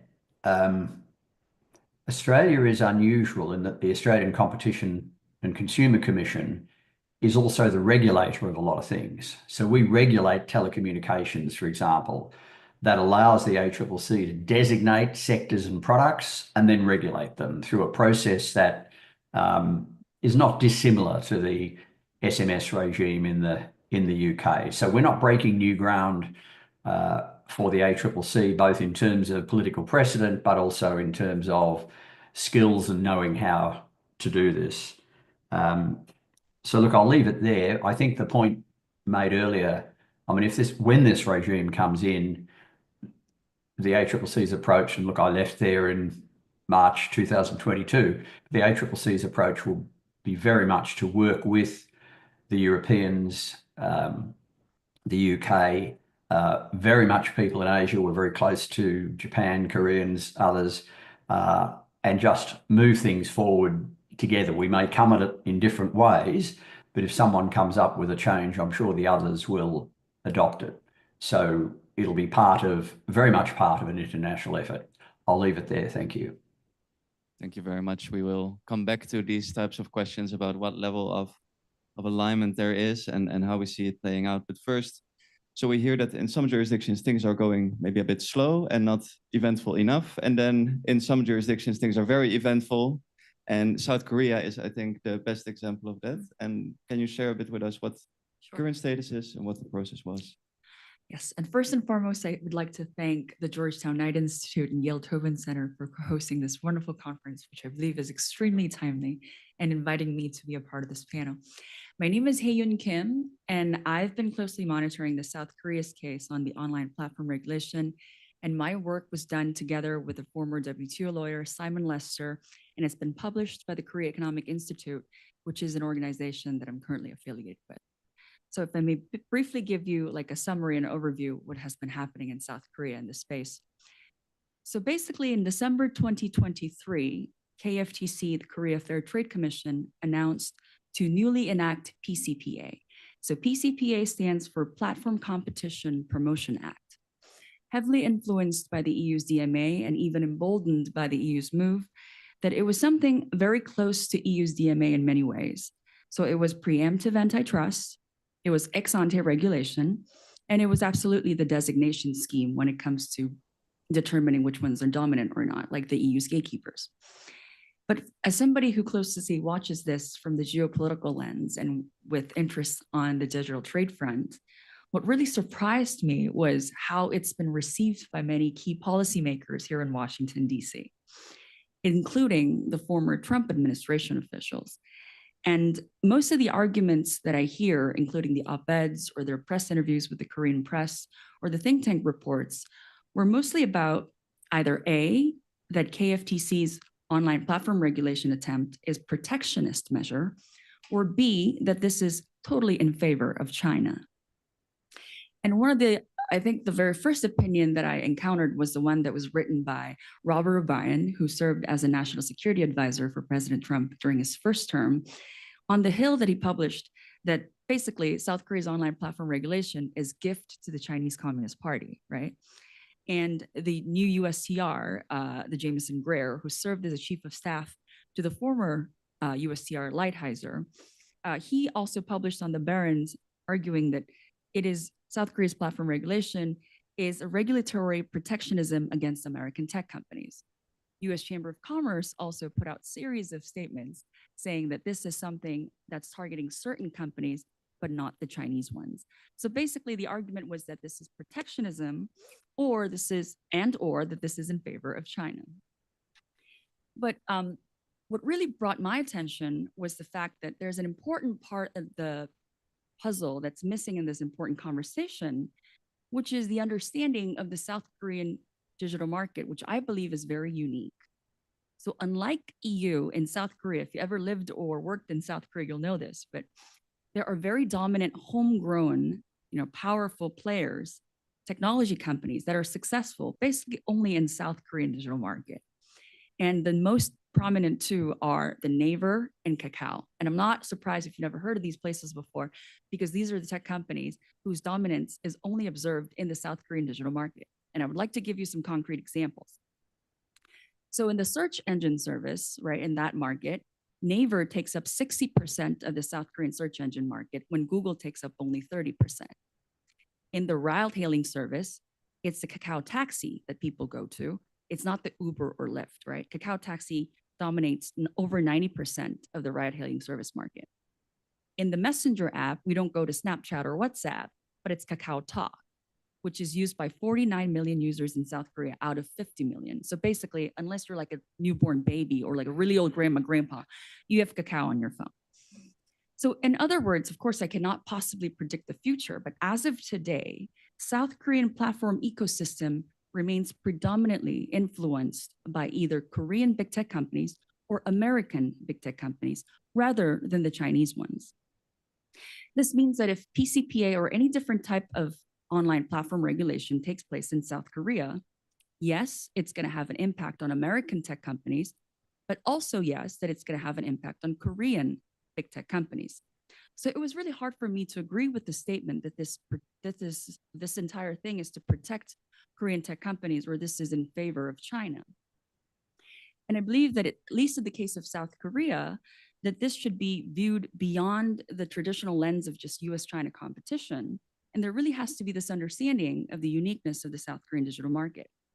And it's really funny because at the time when the PCPA idea was floating, internally in South Korea, among the industry people in the tech sector, their actual local concern was not really about the Chinese tech companies rushing into the Korean market and dominating, but rather it was about, can KFTC, the Korean government, really put Korean big tech companies and American big tech companies on the same scale when it comes to regulating? This is because of the unique relationship between Korea and the United States. On security, we rely on the United States heavily. We have US troops based in South Korea to deter North Korea and their nuclear weapons. On economy, Korea-US signed an FTA, which entered into force since 2012. It's been held strong. So it is obvious that Seoul is oftentimes very hesitant to upset Washington when it comes to regulation. And due to such other political and diplomatic relations, that at the end of the day, they were fearing that, okay, then it's just going to be the Korean tech companies who are going to be targeted by the PCPA. So therefore, we are against it, right? So due to such opposition from home and abroad, in February 2024, KFTC basically said, okay, we're going to reconsider.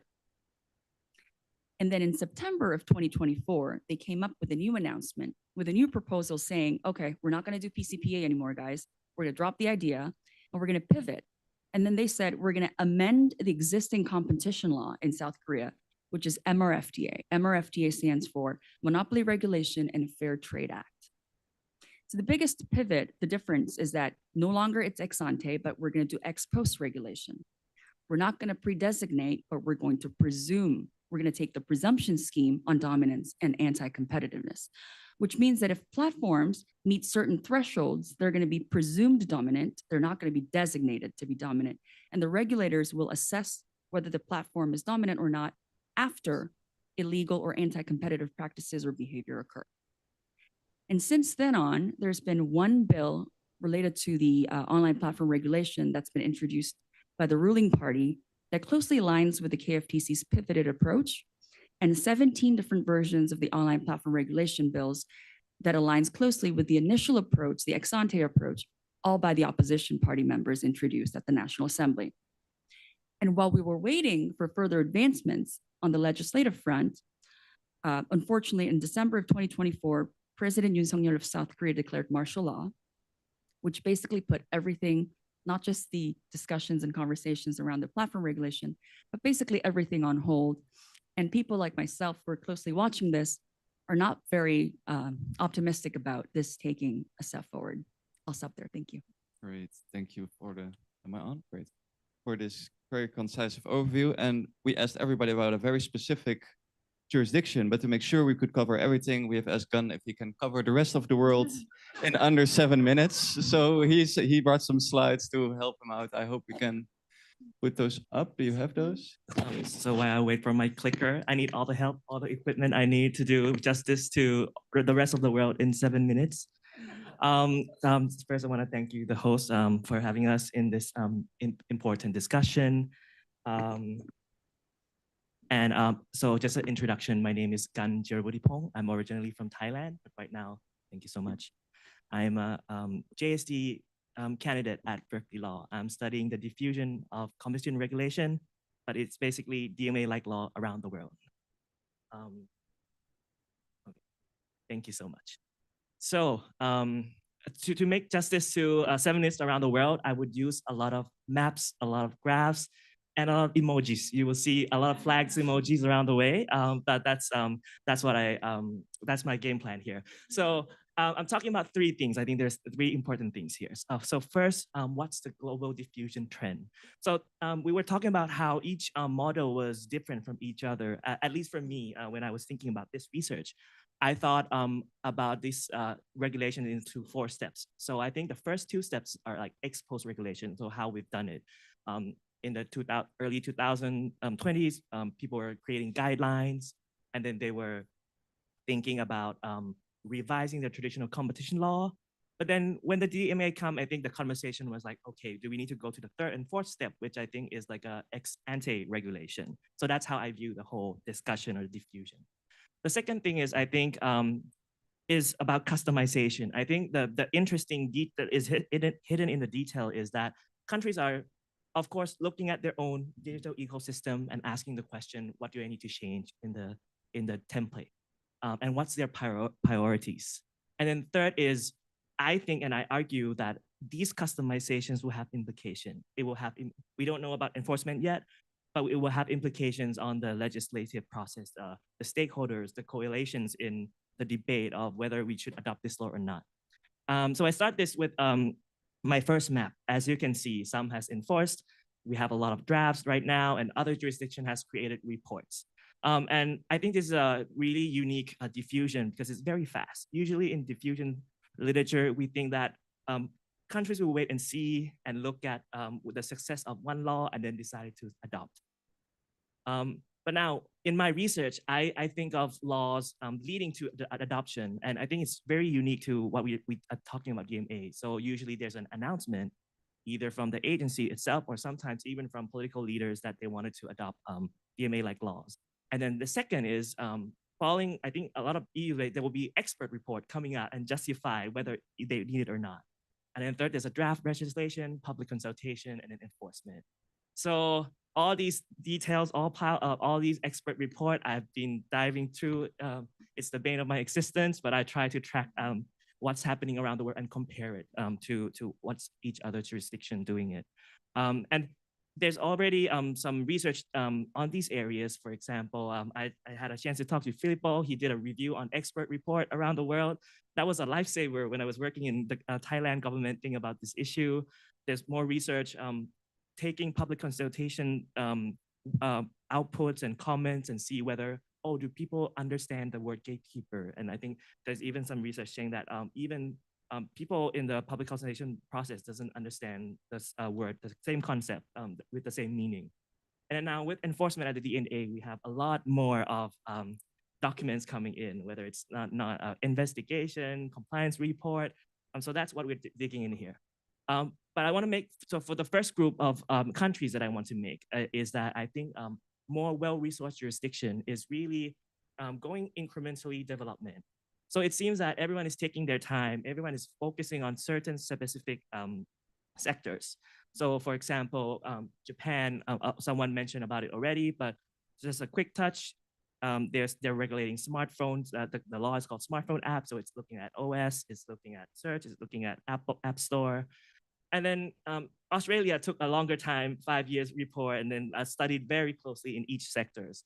And initially, Korea had a kind of transparency bill, and then they kind of shift towards a more stringent like DMA-like law. And these countries, and someone has touched upon this, there's been discussion among these countries if they're going to regulate, they're going to talk among each other. I think there's a conversation at the G7 level. As someone studying the whole process, the database of the G7 helped prove what's going on these countries. So everyone is incrementally slowly going up the ladder and more stringent. But I think But I think there's another interesting trend that I'm seeing, and I'm arguing that I think developing countries, and I'm focusing on some BRICS countries here, are going leapfrogging into a more DMA multi-service regulation. And they have their own innovations in its own way. But South Africa has did like a market inquiry. I think if I had to do a one sentence summary is that they have like a non-binding market inquiry that is more flexible. They tackled each sectors and they kind of ask for compliance through this mechanism. In a way, it covers a lot of sectors, even going beyond the DMA, for example, food delivery service. In India, and I will talk more about it, they're also in the process of passing a law and now having a draft out. And then Brazil, for me, is a harder jurisdiction to capture, but it seems that there are some draft regulation passed without like reports. But recently, at the end of 2024, there was a report by the Ministry of Finance, and I can see more where the expert is thinking and the public consultation is leading. And just to make one point is, I think what this like graph shows is that everyone was thinking about the DMA or something along the line of DMA, even when the DMA wasn't enforced or it was in the first or second draft. So everyone was talking about this, thinking about this way earlier.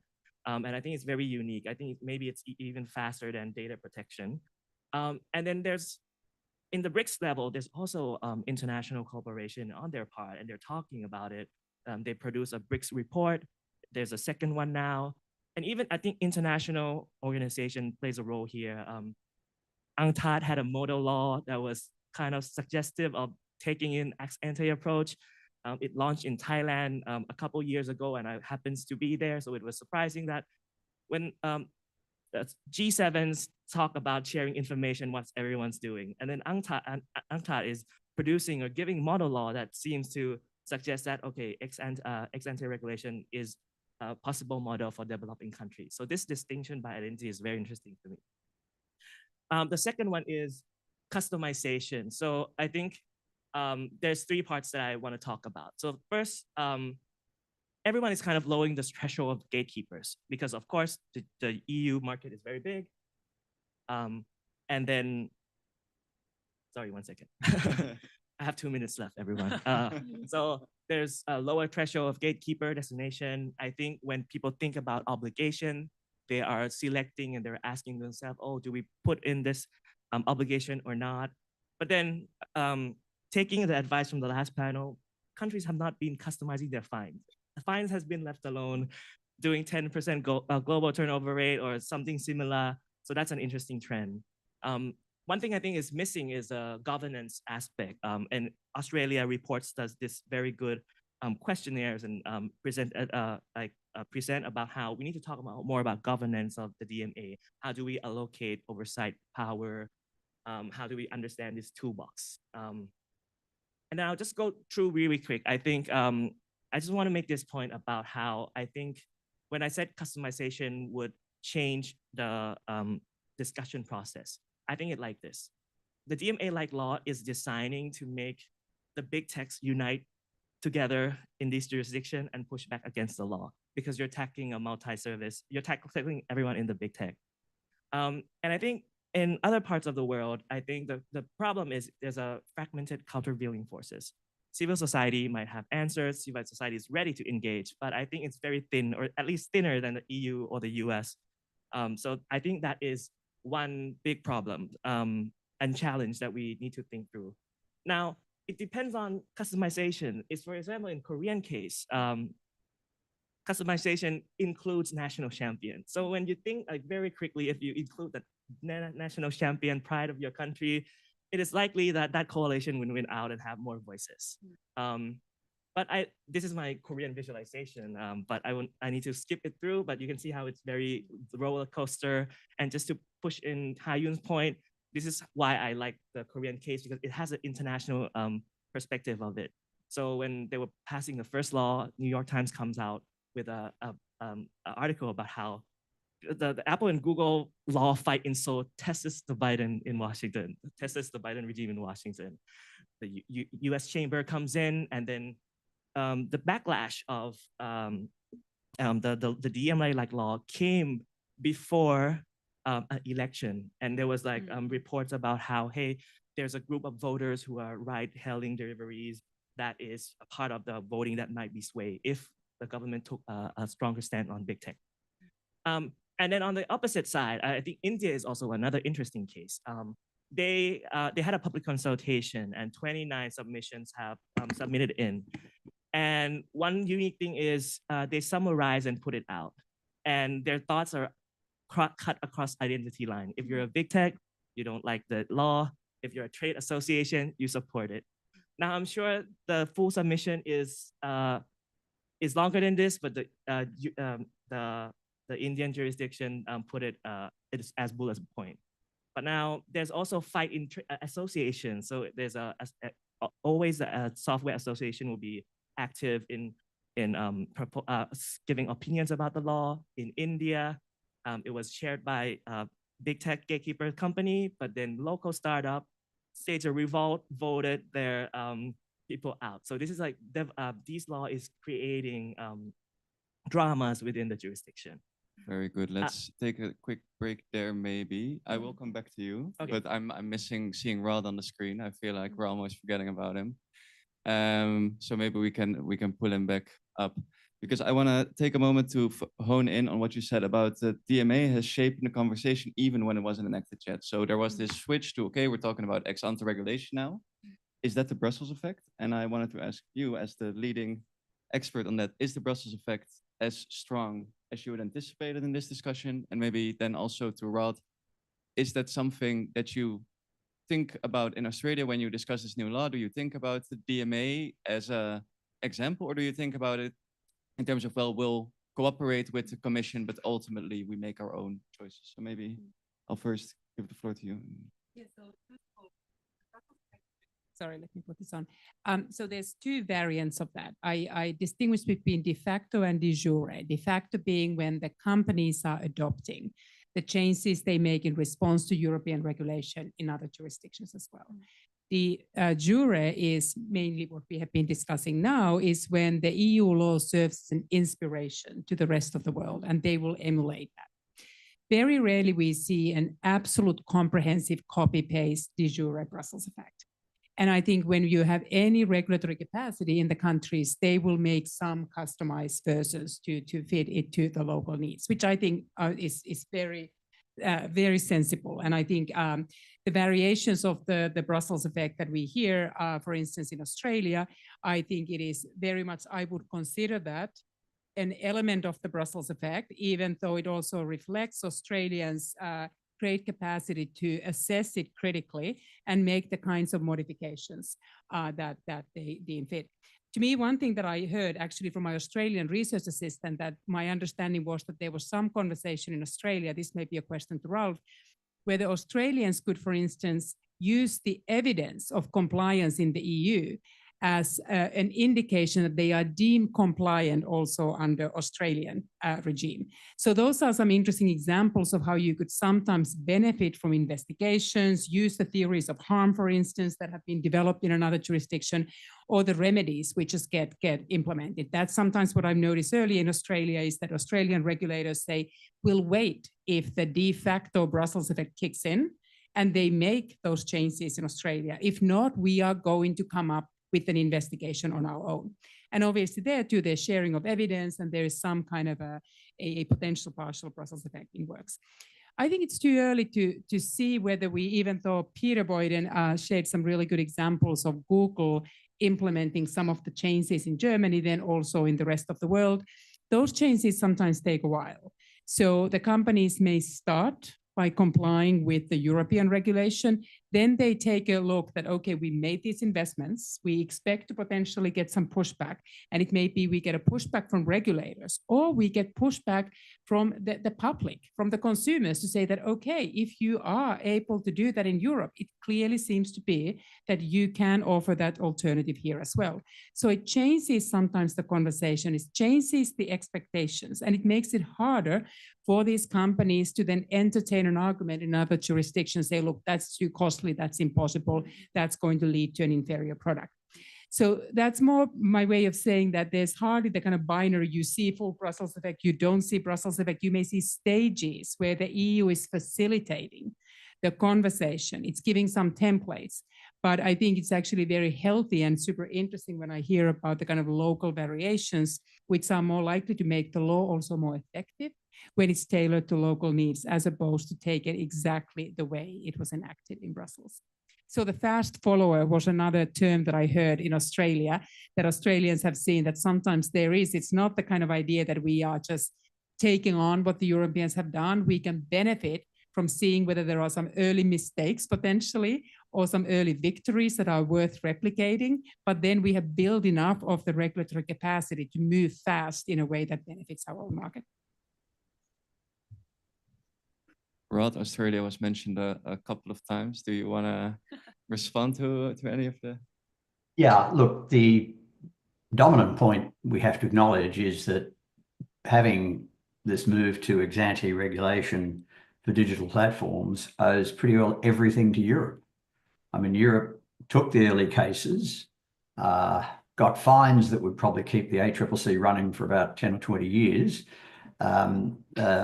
clearly, I think, had no effect, although some of the Americans would say that the remedies weren't strong enough. But I think, in my view, having got very close to all these sectors, notwithstanding the current US cases, we don't know what's going to happen to them, but the default payment case, the ad tech case, I think Europe showed us, and we've seen nothing to the contrary, that ex post enforcement is just not going to work here.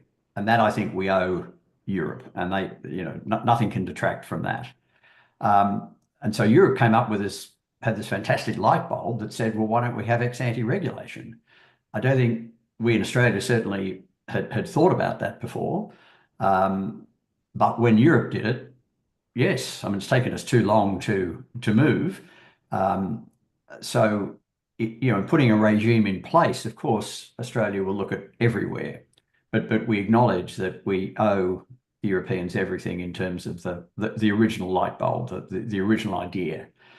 I mean, Australia does pride itself in being the fast follower. We don't care where things are invented. We'll steal ideas from anybody everywhere. And so, when our regime's in place, we'll have a relatively small group. I imagine, don't know, maybe 30, 40 people. As I understand it, the last time I looked, the EC had about 80 and the UK's got about 200. So it's quite interesting resourcing. But Australia's approach will be to work very closely with everybody. And if there is a remedy found in one place, then they'll want to bring it to Australia. I mean, one of the strong arguments we've used is if we don't have the regime and there's a remedy in Europe or Japan or Korea or wherever, we've got no mechanism to bring it to Australia. We're going to be left out. So we'll very much be looking at what other countries are doing. And if they get beneficial changes, we'll do what we can to bring them to Australia. I mean, we may lead in a few areas, but that's not our goal. Our goal is outcomes. And the best way to get outcomes is to learn off everybody else. That sounds very efficient, I suppose. Maybe we just heard Philomena say that the DMA is not going to do remedies in a sense, so because it's compliance, right? So the firm itself adjusts its compliance strategies. Are you worried about how that might impact what you can learn from DMA enforcement, or would you say, well, if they have a good compliance strategy, then we will say that's also what we require them to do under? Well,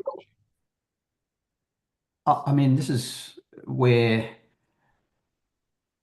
it seems to me the regimes do come together a fair bit. I mean, if a company says this is how we're complying with the DMA, and the Commission says, no, we don't think that is compliance, and changes are made to get compliance, those changes are things that could be readily brought to Australia. I would imagine there'd be very close cooperation between the UK and the EU, because those changes will be that are made, that the Commission forces on the companies, really could be very similar to a conduct rule in the UK. So I think they actually do converge when you come to actually watch the change, watch the outcome. What can you do and not do? What can Apple do and not do with apps on its system, et cetera, et cetera, et cetera. So I think you're going to see a lot of convergence. That's great. That's actually also what I was kind of wondering, because Gan, thank you for the very nice slides. I'm sure that if you ask, you might share them with some people.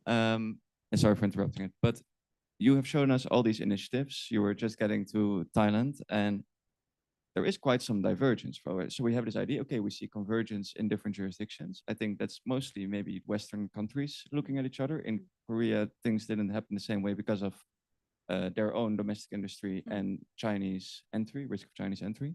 So are we heading towards a world where we have a coherent, aligned regulatory framework for digital, or are we actually fragmenting in that way? Thank you so much for the question, and I apologize for going a bit over time. Not a bit, I guess.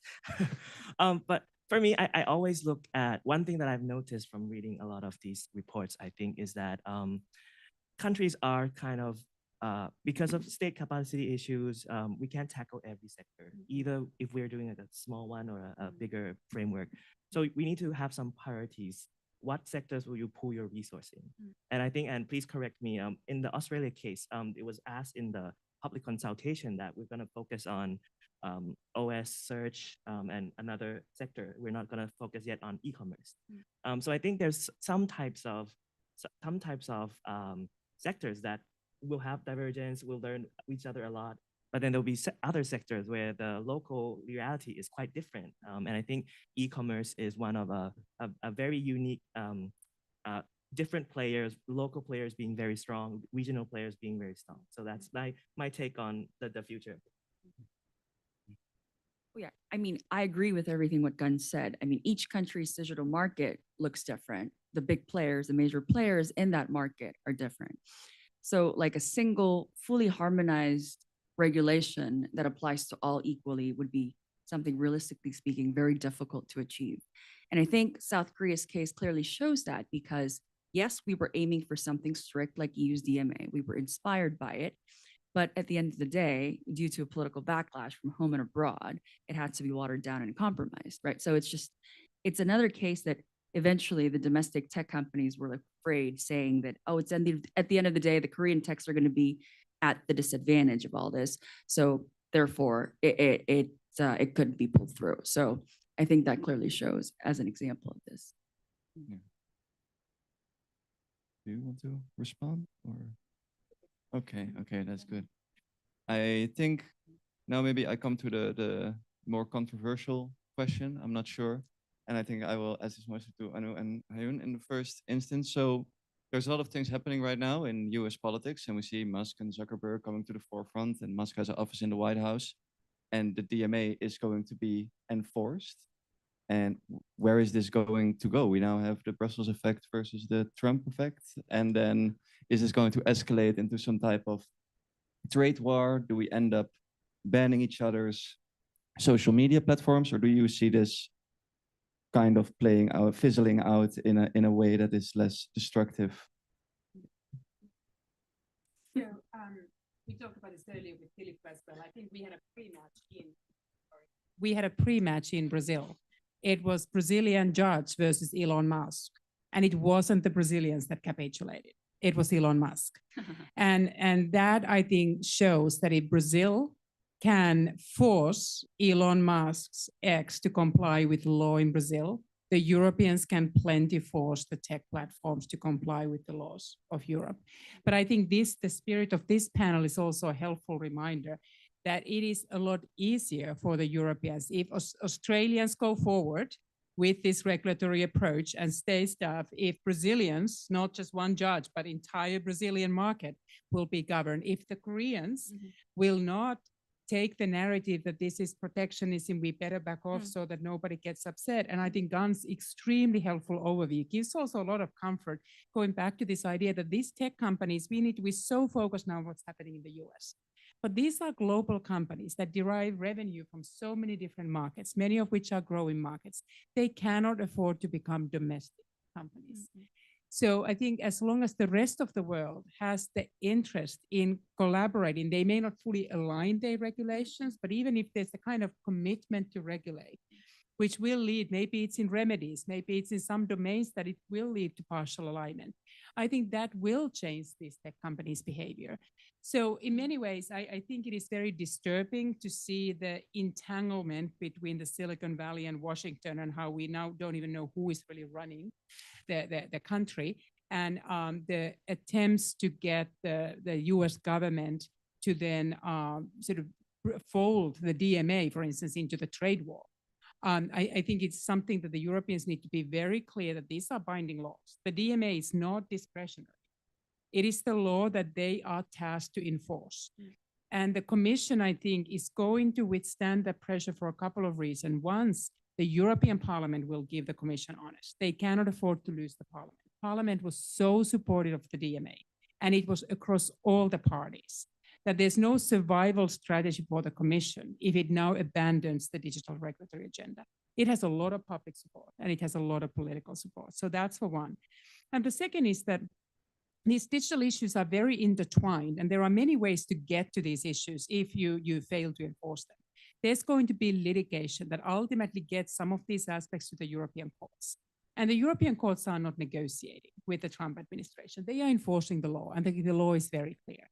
So that's why I've said that the Europeans, you need to just keep it technical, keep it on the law, and say that, look, this is not, our hands are tied. We can't just make a deal now with another DG of the Commission and say that, well, if you keep paying to Ukraine, then there will be no investigation on X. We are just not in a position to have some kind of a grand bargain, because these are rules and these are regulations that have a binding force, and we are vested as guardian of the treaties. It's our job to fulfill them. So I am more hopeful that the Europeans will stay firm, because I think the alternative path is not really feasible or particularly beneficial for Europe. With respect to the digital trade war, which was actually the title of my publication that I submitted to be a part of this conference, I have a good example that I would like to share with you in relation to South Korea's case. So last year, there was a bill introduced by a Republican congresswoman. Her name is Carol Miller from West Virginia. She sits on the House Ways and Means Trade Subcommittee, and she introduced a bill titled U.S.-Korea Digital Trade Enforcement Act, which basically argues that South Korea's online platform regulation is discriminatory. So the bill notes that South Korea is considering, quote, additional discriminatory digital regulations that would unduly burden US businesses while benefiting Chinese technology companies, unquote.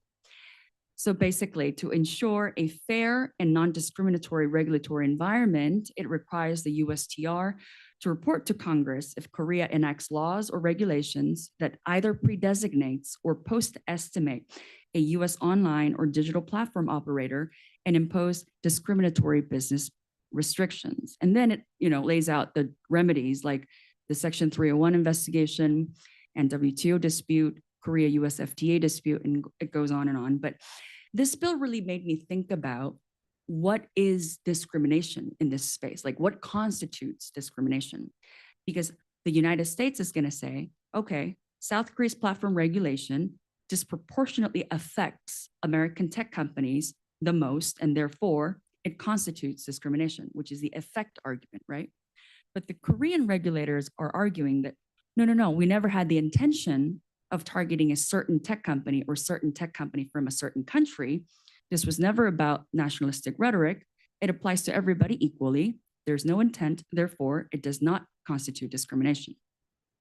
And I believe this sentiment that this argument about it impacts or it affects American tech companies the most, and therefore it's discrimination, is a type of argument and the loudest voice that we hear in the current US administration and the key officials and the leadership. And I say this because it was yesterday that the USTR nominee, Jamison Greer, to serve under Trump's 2.0, he had a Senate confirmation hearing, and this exact question was raised. Republican Senator Crapo asked, quote, a number of jurisdictions, including the European Union and South Korea, utilize the opportunity to advance measures that target US technology companies with special requirements or taxes while exempting their domestic companies or even Chinese companies. Do you agree that ensuring US technological leadership means that we need to confront these type of measures, unquote? And of course, the nominee Greer responded, quote, yes, Chairman, I strongly believe that we need to do that. Again, this is an area where the US is very competitive. We should not be outsourcing our regulation to the EU or Brazil or anyone else, and they can't discriminate against us, and it won't be tolerated, unquote.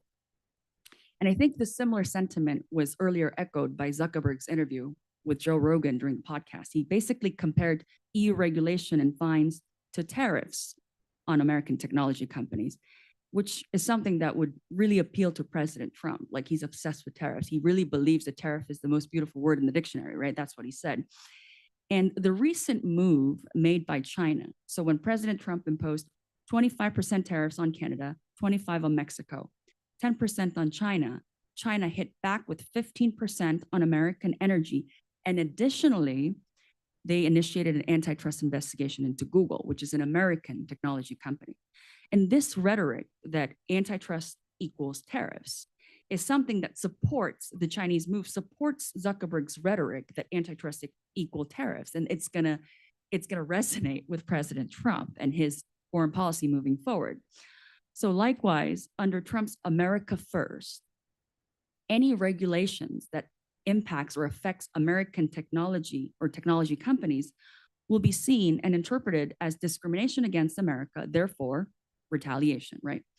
And middle powers, including South Korea, I'm pretty sure Japan is on the same boat, can't realistically push hard and go with the original plan to regulate their online platforms because of the fear that there's actually there, which rightfully put, Trump effect. And as much as the Brussels effect was at play, I believe this is the Trump effect at play, which I believe is more imminent. And unlike the EU, who has successfully now implemented and installed the DMA and DSA, those countries like South Korea and Japan who are now responding with their legislative efforts to establish something like this or something similar is now facing a significant challenge ahead of Trump 2.0. Comprehensive answer. And I was wondering maybe towards Gun and Rod, whoever wants to go first.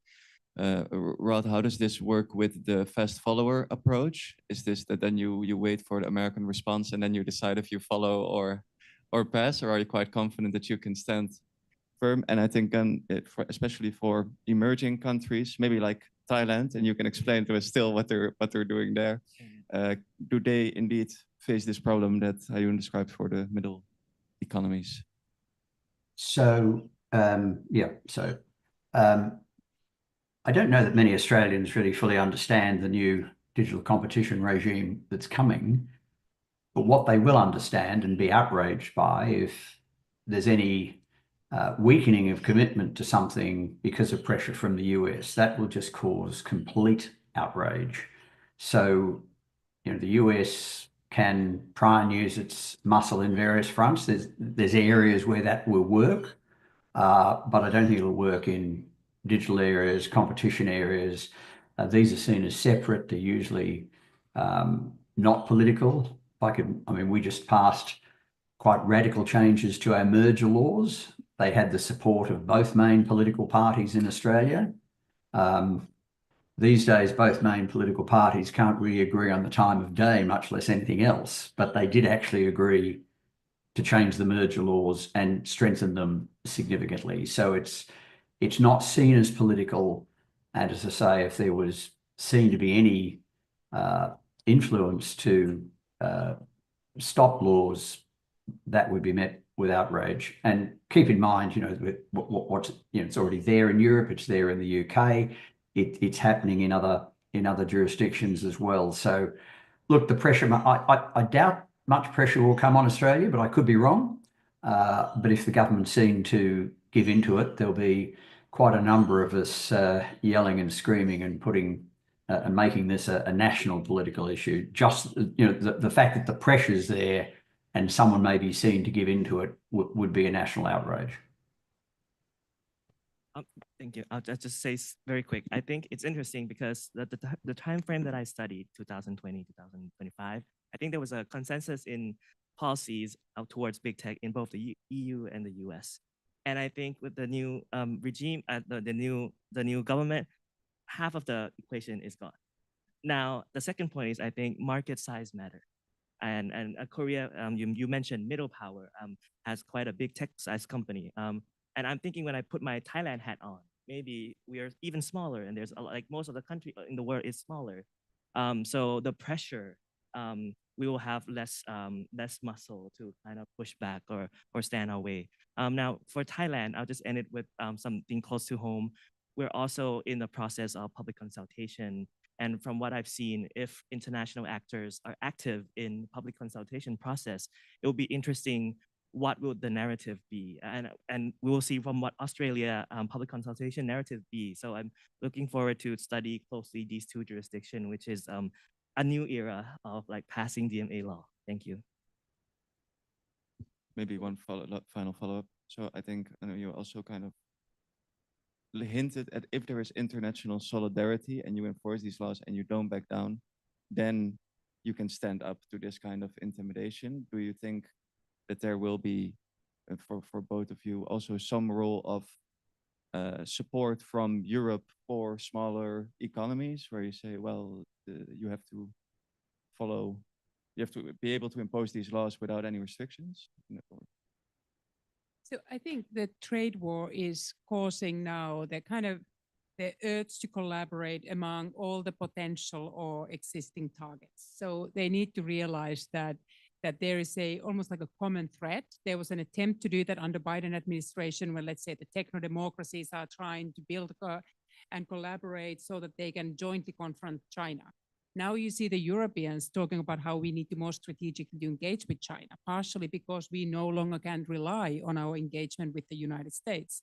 So we do see certainly the Europeans are very eager. I think the conversation is more now about the middle powers, about the Koreans, about the Japanese, the Canadians, the Australians, the kind of traditional allies that have been close economic and political partners. It's almost like G7 minus the United States. That will be one of the alliances. The Europeans hopefully finally can get the Mercosur agreement implemented. So those trade relations, deepening trade relations with the rest of the world, should also facilitate regulatory conversations. And so that is my hope. I think the question is, how much Europeans have the bandwidth to offer kind of concrete support, because they are fighting multiple battles that feel existential, that are geopolitical, that are economic. So the idea of giving regulatory support to less than a middle power to enforce the variation of DMA, that's kind of almost like the echoes of the good old world, where the Europeans were able to spend capital in building those regulatory regimes. Right now, I think they have so many internal and external battles that might just be the question of bandwidth. But they do realize, I think Europeans are painfully aware that they need to build those ties with the broad set of countries around the world. And I think those countries should make it as easy as they can for the Europeans to collaborate and help them in the domains that they need it the most. Great. And for Gun, do you think that if you read these consultation reports, that is something that is being taken into account? Or do you think there's interest in having such a role for the European Union, or not so much? Yes, yes, thank you for the question. I think it's really important. I think as the European rolls out more information, and because of European is being transparent, there's a lot to learn about. But I think capacity problems is a challenging. And I think another point is that regulatory dialogue is great, but it's hard to scale regulatory dialogue, I think.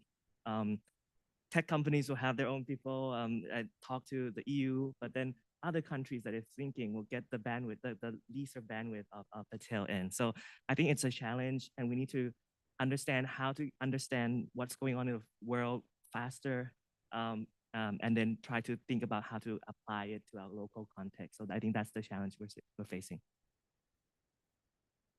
Does anybody want to respond to that?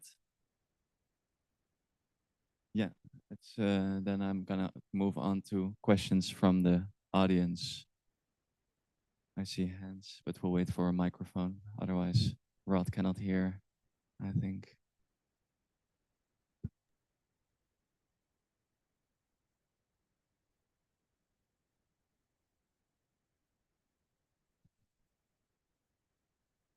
I have a quick question. So Gun, I noticed in your one of the maps that you had a country in Central Asia had a competition regime, and I just was curious, like, what was the circumstance there? Yeah, thank you. That was a hidden thing, but thank you for noticing. So just quick, very quick. It's Uzbekistan, and I go through all these BRICS competition, and it's the Brazil talking about their approach, it's the Chinese talking about their approach, and then Uzbekistan comes out and like, yeah, we're doing the DMA. I've talked to some expert who knows about the jurisdiction. It seems like it could be DMA, but it could also be like an ex post, but kind of like trying to do like a more DMA-like style. So it's unclear. So I took the flag out, but the color was still there. Thank you. Thanks, yeah. So I'll be somewhat provocative here. Just a quick comment on the DMA being a barrier, for example, for American companies. Not that this current government administration is a big follower of world rules, but under the World Trade Organization, there are tariff measures and non-tariff measures. So, there is a theory there that some could actually say these are non-tariff measures which particularly affect American companies and don't affect any other companies. But that was just a comment. And my question is, thank you for your great opening remarks, Anu. And you laid out all these different things, right? The DMA is a unified capital market, bankruptcy law, and attract talent, right? So say if you have a constraint optimization problem, where the constraint is political capital, the current geopolitical situation, and you had to choose 3 out of these 4, which would you choose? And let's say Korea is a counterexample here, because they've had these big tech companies come up without something like the DMA.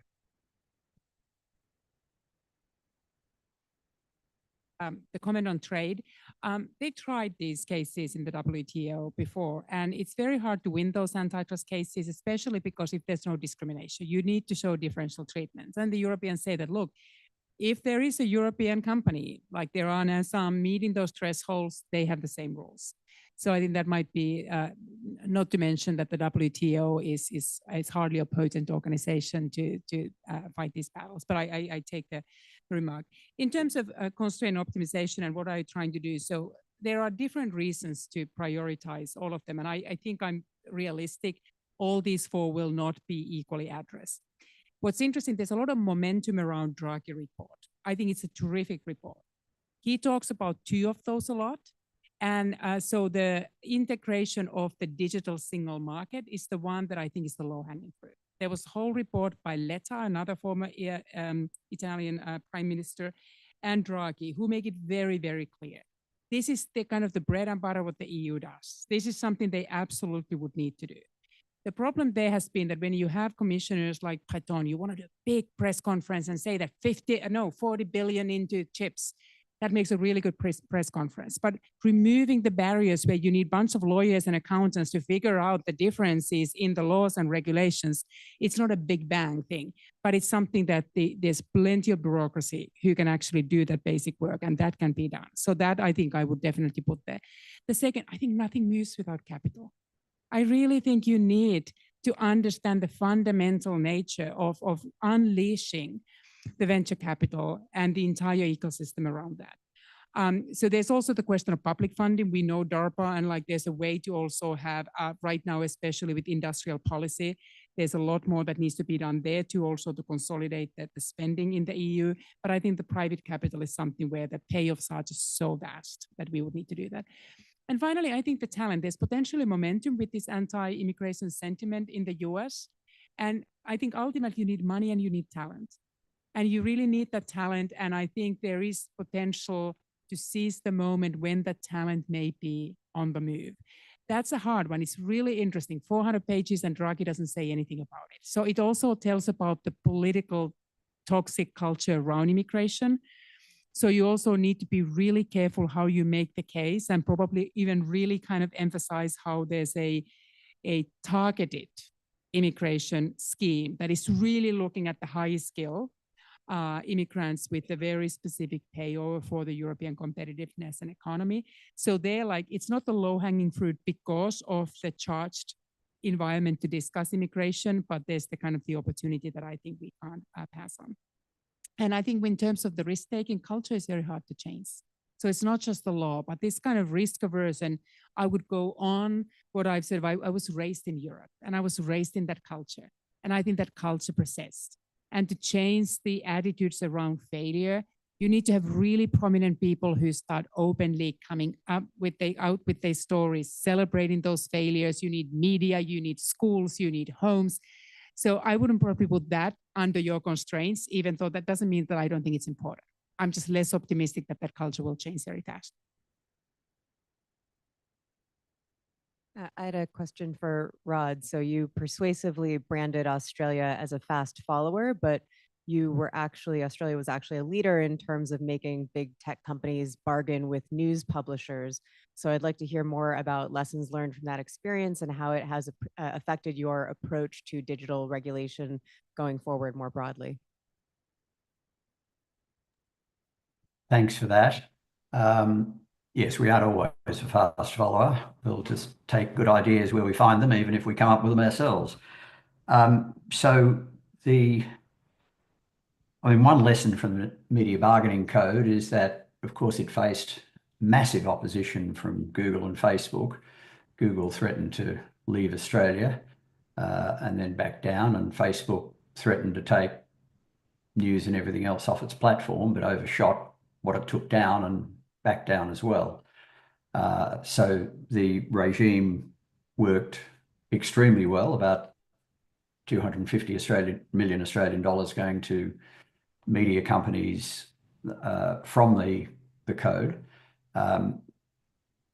People are worried about the code now that Facebook's saying it wants out, but Google is 70% of the payments.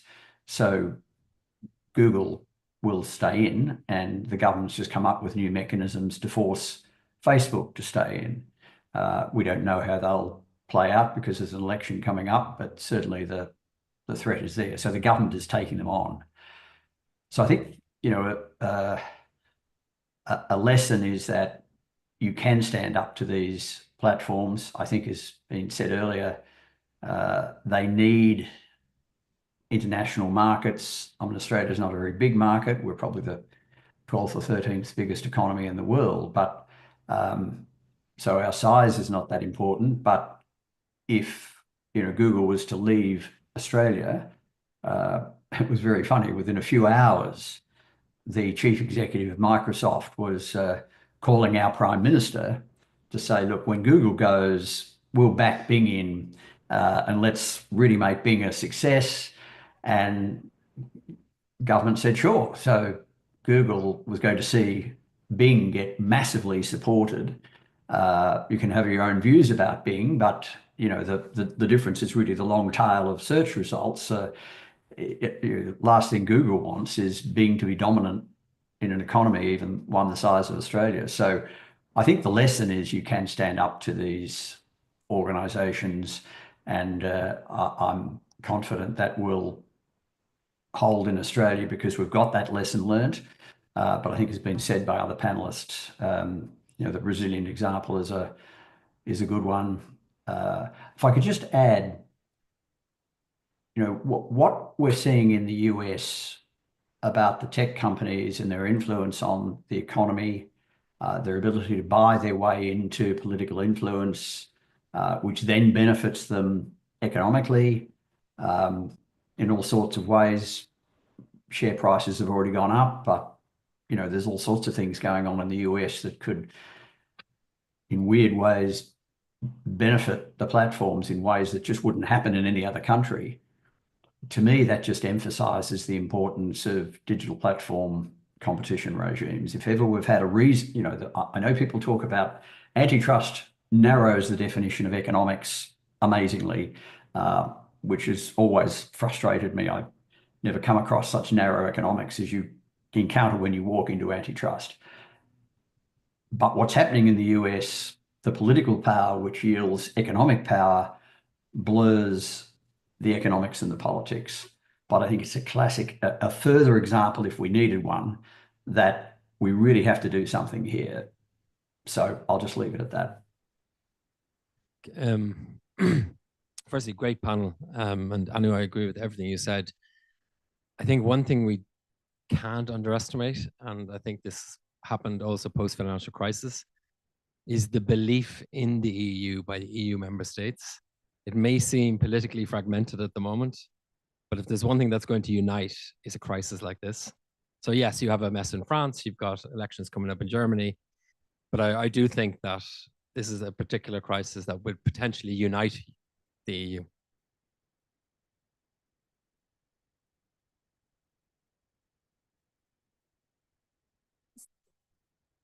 Hi, so I'm from Canada, and I wanted to follow up on the comment about the Online News Act, because of course in Canada we did have Meta block our news feed, and so they did do that. So I'm first of all curious to hear a little bit about the measures that you were discussing to prevent them from walking away from those types of agreements. But yeah, I mean, that has happened. It's had a very serious effect on the Canadian news environment, there's still a lot of people in Canada who believe that they are getting their news sources through social media, even though it's blocked on Meta platforms, and specifically they're referring to Meta platforms in that context. So it has had this very significant effect and on the ability to create regulators around this. So I just would like to hear some thoughts on on what how you address this type of a context. Can I just jump in and very quickly say, I mean, what Australia's basically saying, if you're going to operate in Australia, you're going to have to show news. And if you show news, you're going to have to pay. So the government's just brought in a regime saying you're going to pay one way or another. So I think that has every chance of working. I mean, the Australian law is based on, as the Canadian law is, you have to be showing news to require to pay. And so Facebook has said, well, fine, we won't show news. But I think what Australia is doing is saying, no, you have to show news. You have a social obligation to do that. If you don't do that, you're going to be paying a lot of money. So you might as well show news and pay a little bit less money under the Media Bargaining Code. Let's take then the two more questions one by one, and then everyone can meet the panel afterwards. So. Thanks, really interesting. I think one thing we didn't discuss is the role of international organizations here, right? So we spent decades building a framework to harmonize antitrust and other laws, right? The OECD was created for that. The ICN was created after Europe blocked the GE Honeywell merger, and the whole point was to harmonize the world on the US antitrust laws. And as you enter the world of fragmentation, how do you see the role, like what is the ideal role that these organizations can play now, and what role do you think they will end up playing in reality, and they're just going to be issuing these reports, like on the one hand this, on the other hand that, and not say anything, or they're actually going to have I mean, how do you see a different role that they can play that would be more constructive than that? Okay, sure. So I'm Courtney from the Center for Journalism Liberty at Open Markets Institute. And so specifically on this issue of news media bargaining codes, I think it's another interesting example of like this diffusion idea, also very rapid. I loved your graphics. We've tried to do something similar on a map, but I wanted to kind of repose a question from an earlier panel, which is how have the resistance to these types of regulations presented the potential for a different type of regulation or additional imposition, for example, must carry provisions, so that instead of censoring news in Canada or in Australia or in California, you could have a must carry provision. And relating that to the lobbying question issue that was kind of brought up earlier, one thing where I think we need a lot more research is in the intersection of the diffusion and the efforts to pass this sort of regulation and the lobbying amount of money that is spent, because true, there might be a dimension that is specific to this context in this country, but they're able to use those profits around the world to spend massive amounts of money lobbying and using very underhanded tactics, such as telling evangelicals that they won't be able to quote the Bible if such legislation passes in Brazil, for example. So I'm just wondering, how could we like bring this together a little bit more? And what do you think about ideas, again, maybe not like pure public utility regulation, but bringing in some of those ideas about critical information infrastructure and imposing must carry obligations, or in the case of Canada, non-discrimination obligations. You can't just discriminate against one category of users like news outlets. If I could just jump in quickly, and I'll say just a couple of words. Look, I can't resist on the harmonisation. I mean, the ICN, the OECD, they do bring competition agencies together. They therefore know each other very well. They talk to each other all the time. And so I think we're going to get harmonisation of outcomes, even if we get there through very slightly different mechanisms. So we're talking about ex-ante regimes. We're talking about someone achieves an outcome and others will find a way to achieve that outcome as well. So I think the harmonisation problem is overstated. Secondly, I mean, we did have a debate in Australia about must carry. Thought about, well, how do you actually define that? I mean, if you say you must carry, what must you carry? What constitutes sufficient carry? So that got awfully complicated. So what the government has done is said, you've got to come back under the bargaining code, or you're going to pay an amount of money that's probably larger than what you pay under the bargaining code. We want to keep them under the bargaining code because that is an established framework that works. So rather than go must carry, we're trying to force Facebook back under the bargaining code. I mean, the bargaining code, when it came in, I wandered around the world a bit and found it got massively criticized by people who thought, well, okay, it got sort of 80 or 90% there, but it didn't do this and didn't do that. Most of the things people wanted the bargaining code to do, it was never designed to do, or we thought about it and thought, no, we don't want to go there. So it's a really solid framework that you can actually enforce. Must carry is very hard to enforce. So the Australian reaction is to get people back under the bargaining code. Any final responses to Filippo's or other question, whatever. I'll talk about the international organization. I think it's if I as a scholar, that's my next paper, I guess. But then so there's some facts and I think some thoughts. I think it's interesting how I think like OECD or ICN, I think it's on the fence. I was trying to see it, but I don't see any clear direction or clear support on that. And I think another one that is interesting is trade agreements. I know people have been discussing it can harmonize, but it can also constrain. If we are talking like important to data protection, open trade is prioritized, then maybe these regulations are given less prioritized than those stuff. And then I'm looking at ASEAN and Africa, and there's some, for example, in Africa, there's a free trade agreement area, and they're adopting like a digital trade protocol. And it seems like some scholars are saying that like, hey, they're copying the language of the DMA. In ASEAN, we also have this new digital trade agreement. Some initial research are saying that like, wow, as an ASEAN, we need to think about these laws that tackle gatekeepers. But just for ideas, but we haven't seen concrete evidence yet of whether these will have effect on harmonization or not. All right, with that, I'll let you go for the break. Thank you all very much. And thanks to our panelists. Round of applause. Yeah, and thanks to Rod. Yes.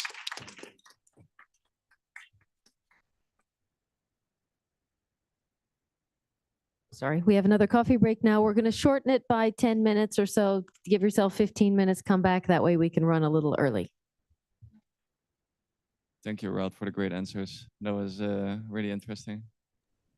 Thanks very much. I'm sorry I wasn't there. I think this worked well in the end. I think we managed. It was great. Thank you very much.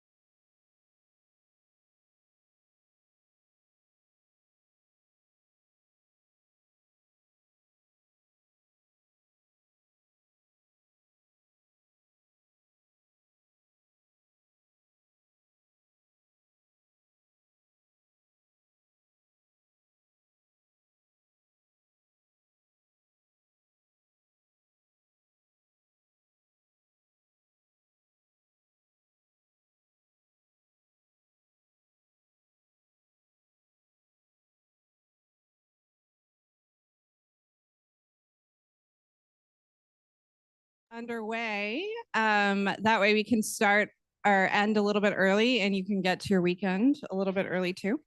Hello, everyone. My name is Leah Nyland. I am a reporter with Bloomberg. And I have spent the past 14 years covering antitrust. I have a great panel today. We're going to talk about the US litigation that has been ongoing against the tech giants. Thank you guys all for staying to the end. We really appreciate it. I had persuaded my panelists that you guys put us here because we're actually the most interesting and it would get everyone here to the end of the day. So to my left is Michael Kaitis, most recently of the US Department of Justice Antitrust Division.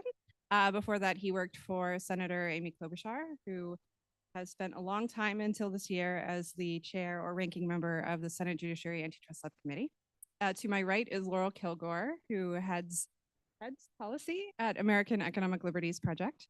And then to my far right is Michael Schwartz of the New York Attorney General's Office. So we have Michael K and Michael S. I will try and keep that straight. We're going to go over a bunch of the cases that are pending against the tech giants, but we are going to probably end up spending most of our time on the cases against Google, simply because those are the ones that have been litigated the farthest. But to start, we're going to talk a little bit about a case that the Justice Department filed last March. While I had pneumonia, I was not very pleased by that. US v. Apple. So Michael Kaitis, why don't you tell us a little bit about that litigation, what the Justice Department is concerned about, and what you guys are hoping to remedy?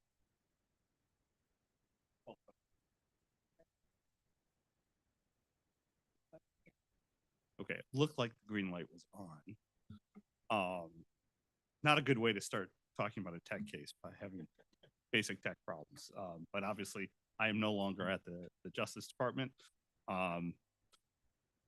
So the Apple case really, I think the best way to sum it up is to actually look at what Apple's internal document said, is that Apple was concerned that their business model was they made the iPhone and the iOS, and it had a very unique brand design vis-a-vis Android. It provided better protection. It was easier to use. What they worried about, what at least according to the complaint, their worry was that as technology developed, somebody could, through the cloud or other ways, basically give you all the advantages of the iOS without having to have the iOS phone, and therefore you would commoditize the phone. And there's literally a document where, like, what we're worried about is if there are various ways where we'll get to in a minute, but saying that all that we would have left is the phone itself, which would be like, no different than a cheap Android phone that we would be able to price. And so what they were worried about are various things. One would be, as we point out in the complaint, if there were alternative app stores that could curate in different ways, that would allow people to if you had an iPhone, not necessarily, you could it'd be easy to switch to Android, or in the face of that would cause Apple to have to compete more vigorously on price. They were concerned that, for example, their NFT antenna, which is what they use for Apple Pay, again, if they allowed other people access to that, it would make the iOS less important. And because if you can only use Apple Pay, then if you wanted to, it's harder to switch to Android. But if it was actually, say, Bank of America Pay that worked on both platforms, it becomes much easier to switch, right? And even something as arguably trivial, you might say, right, is that, but that has actually reached meme status, right, is how Apple uses messaging, which is, and as someone who has an Android phone, amongst a bunch of other antitrust officials who did not, was roundly criticized. If we were texting, you know, I got the green bubble and, you know, got no emojis, you know, and they would, you know, Doha and Jonathan would make fun of me. And you say, well, is that a big deal? But here's the thing about that really interesting, is, at least from my perspective, was Apple was making the messaging system worse for even Apple users. Like, why would you do that? And we could talk to Steve Jobs made it clear. He was asked once about this. And the guy's like, look, my grandmother, you know, she's got an Android phone. It's messaging's all screwed up. And his response was, well, you should just buy her an Apple phone. Right. And like, so the theory behind the Apple case is Apple has done all these things unrelated to competition, the merits, that have basically created a wall around its operating system phone monopoly and preventing any form of competition unless somebody else is going to come up and develop a new whole system that is neither Android nor Apple and does what Apple does better. Laurel or anybody else, you guys want to make any comments on this one?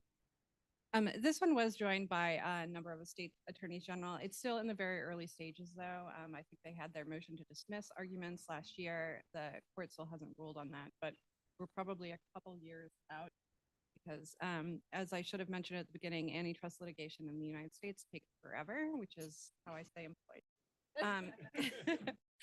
The next case we're going to talk about is actually one that was filed by the FTC in 2020, but is soon to go to trial. So, Laurel, why don't you take that one?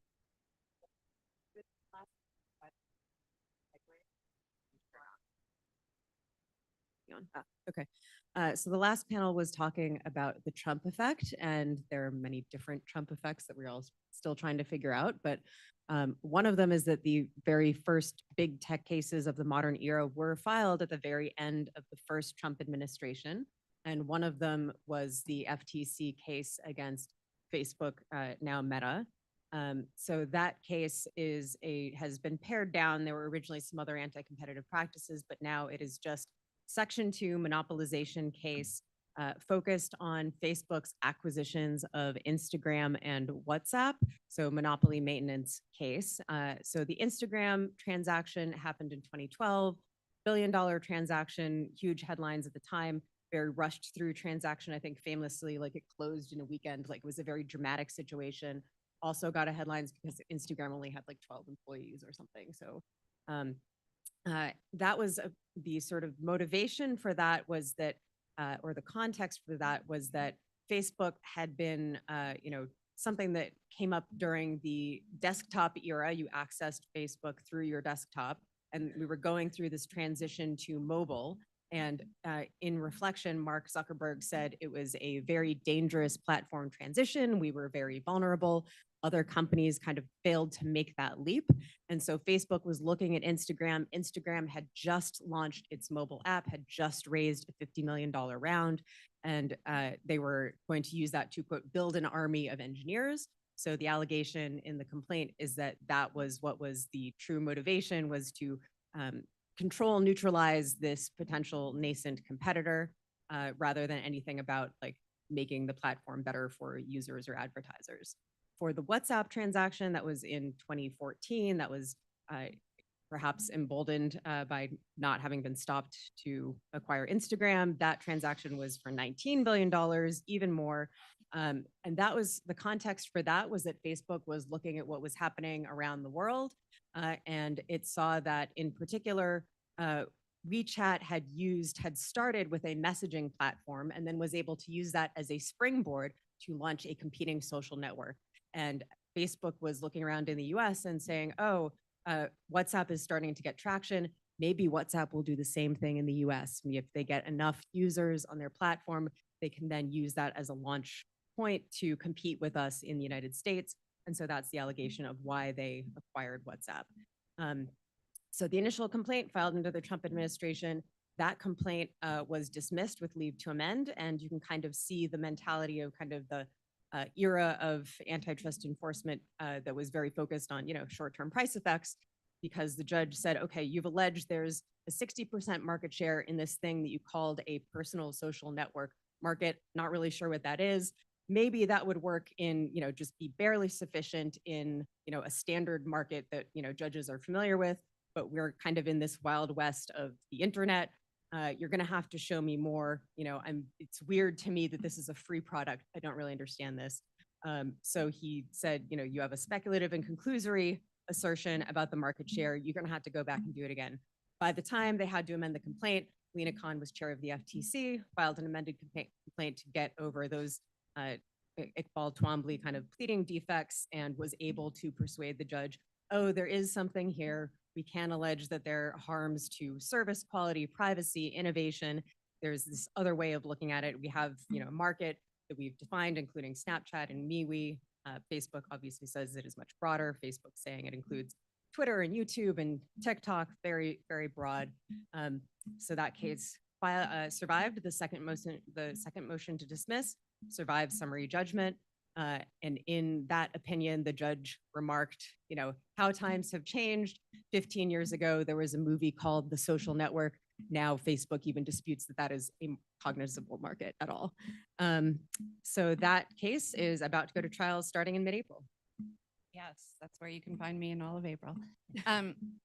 The interesting thing about that case is at the same time that the Trump administration filed it, a group of state attorneys general led by New York also filed a complaint.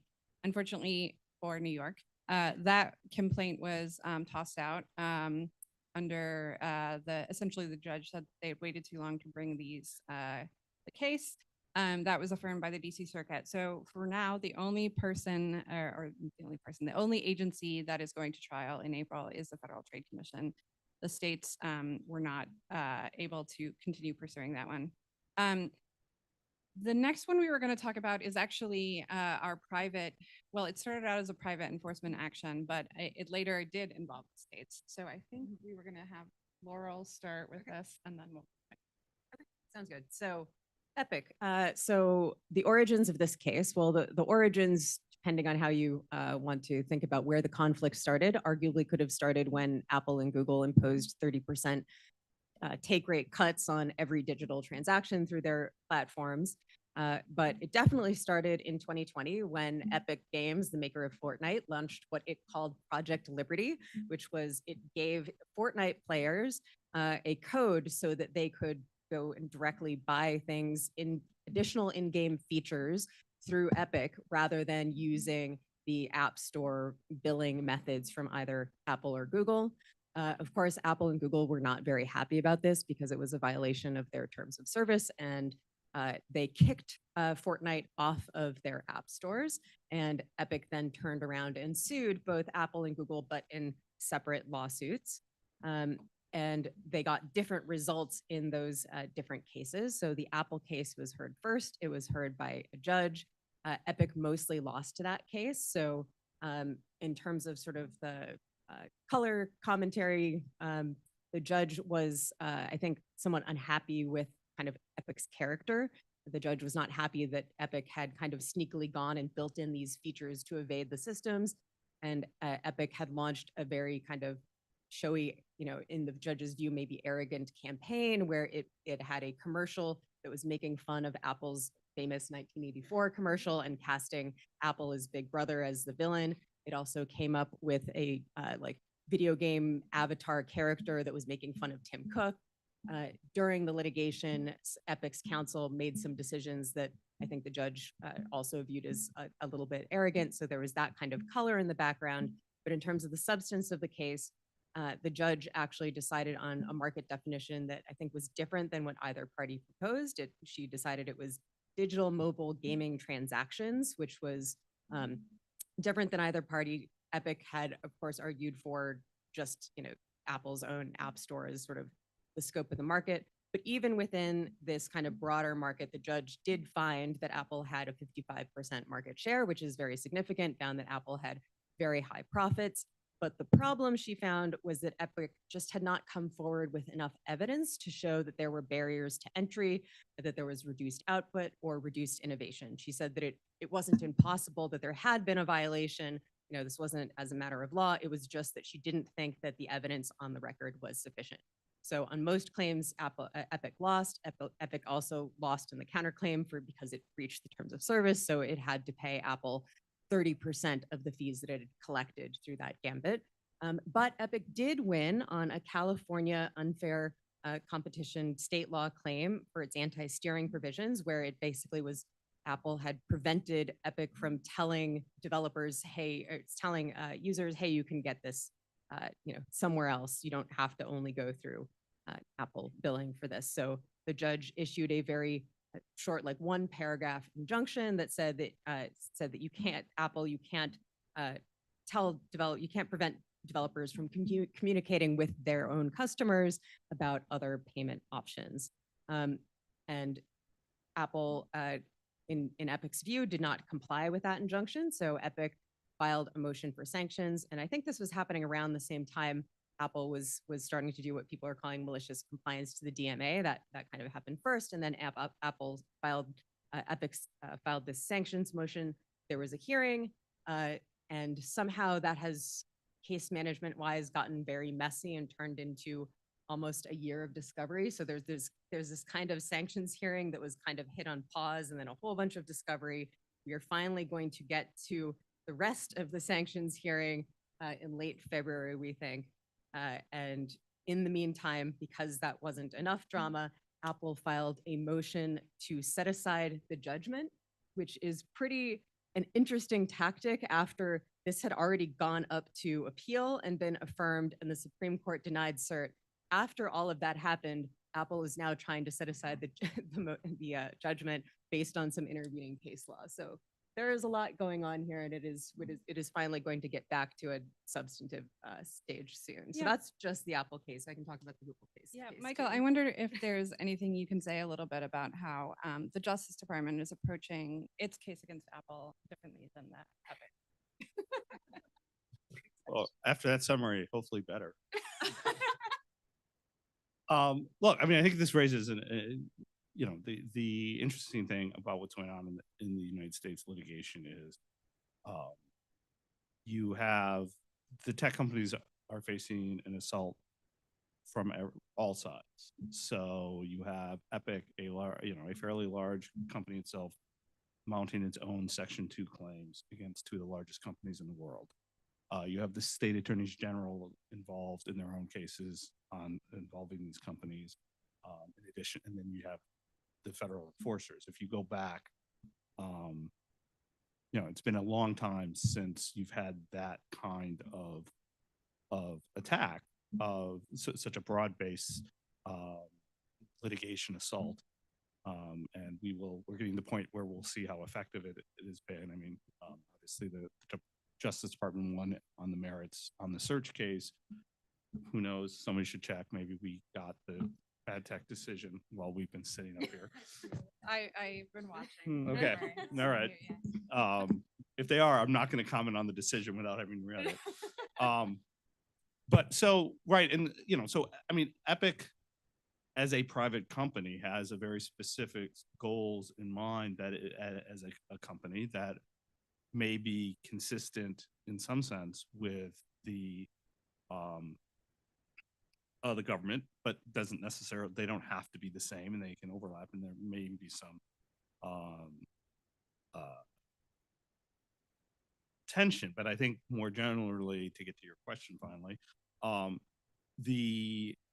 think the government's perspective was we saw a market where Apple had effectively isolated itself from competition writ large, and that was a problem we thought a public enforcer needed to deal with.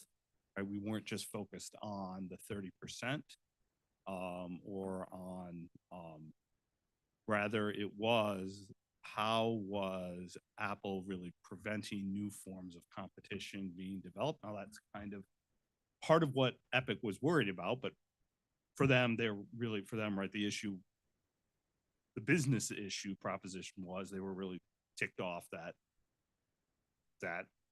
Apple was taking 30% of every transaction on their game, whereas for us, it was really about a much more sort of broader assault that, look, that Apple has created this wall around its products, and that it's not just the 30%, it's not just one thing, but you need to look at how they have developed across over time. All of the, not all, but much of their development is really more about making it harder for people to leave Apple rather than making Apple more attractive to stay.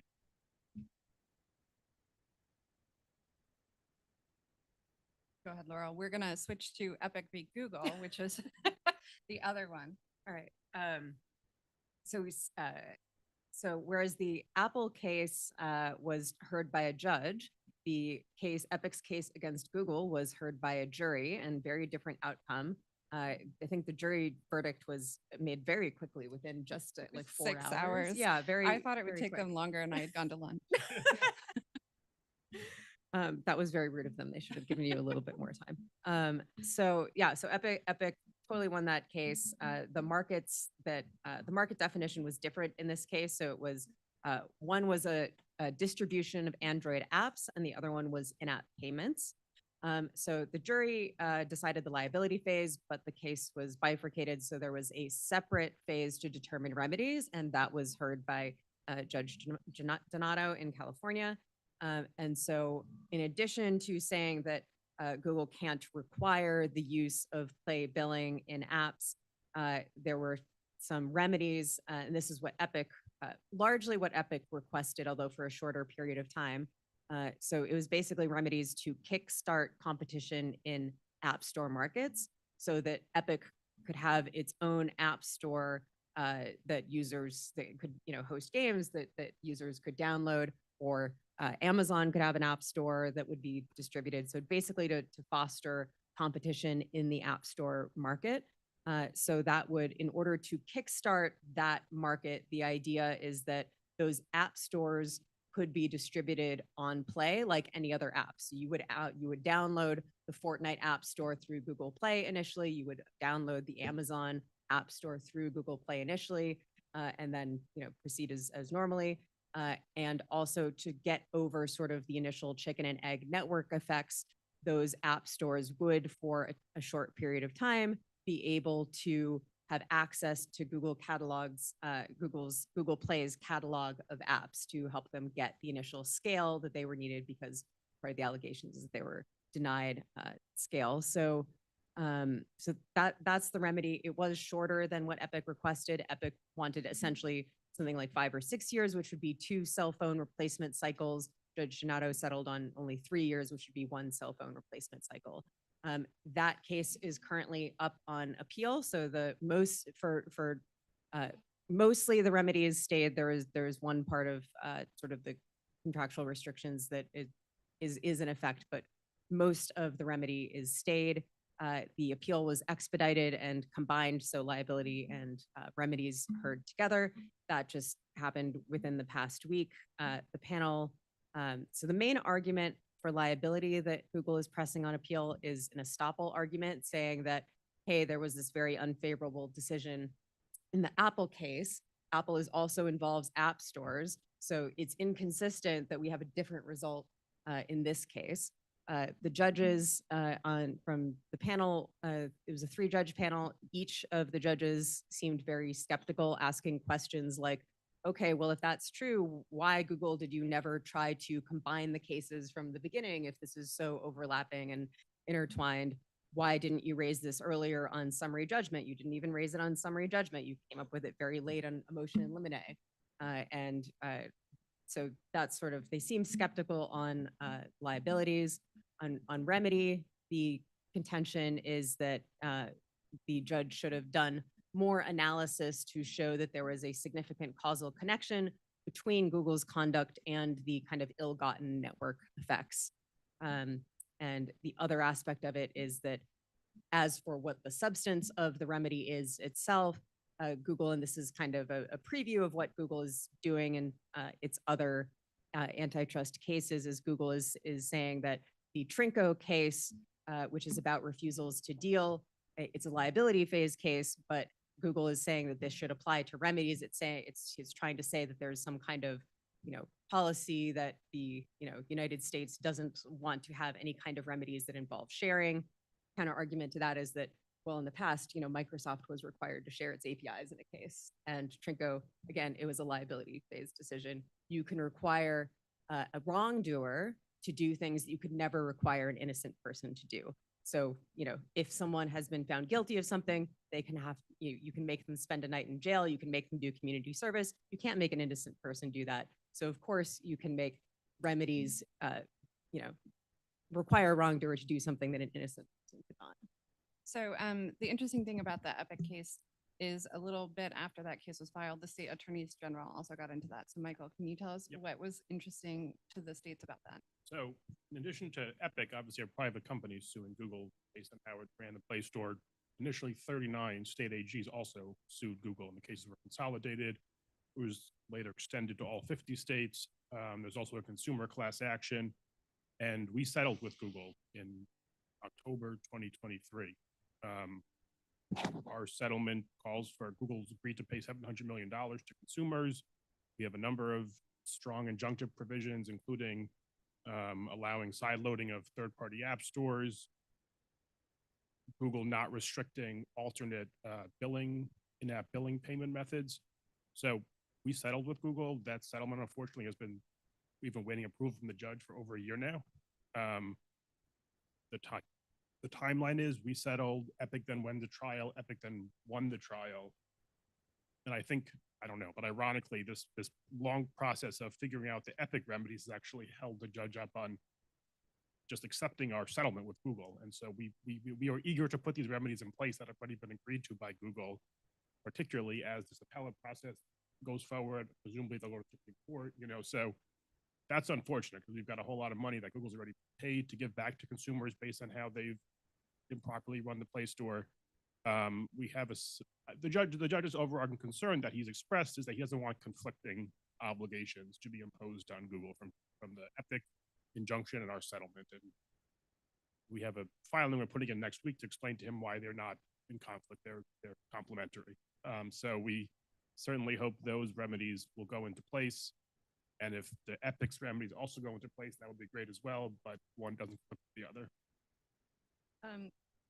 Michael Kadis, the Justice Department actually intervened in the Epic appeal to argue against some of the things that Google has been arguing there. I want to talk a little bit about why the Justice Department has been concerned about some of. Right. Well, I mean, I think this was covered. Let me just put a little finer detail on it. Right. I don't know how many people are lawyers. Yeah. So, right. So lawyers will get this. Liability and remedy are different. Right. There's a large body of law on remedy, right? And on liability, we generally, in general, the thumb is slightly on the side of the defendant. Plaintiff has the burden of proof. Things are close.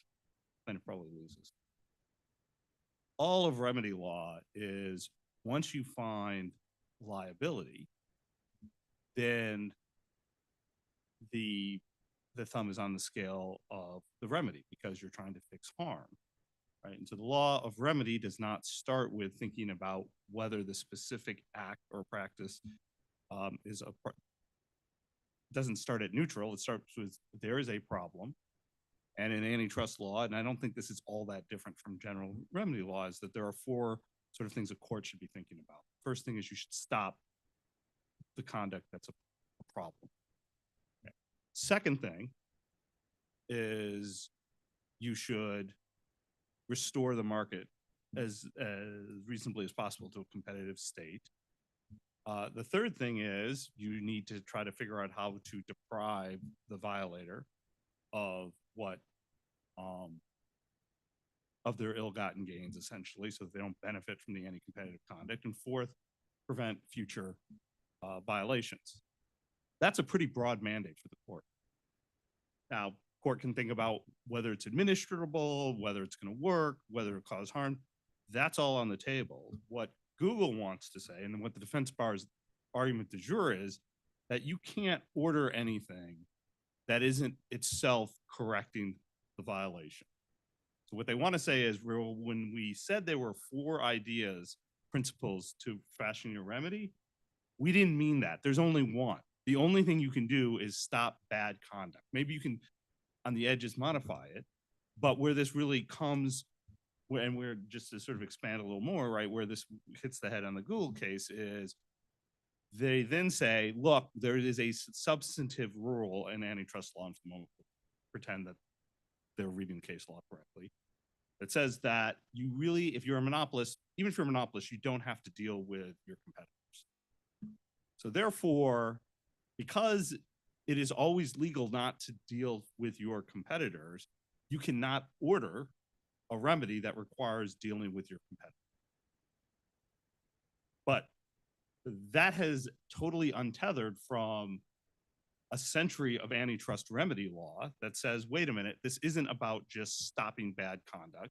It's about making conduct competitive. It's about depriving a monopolist of their illegal position. And it's about preventing future harm.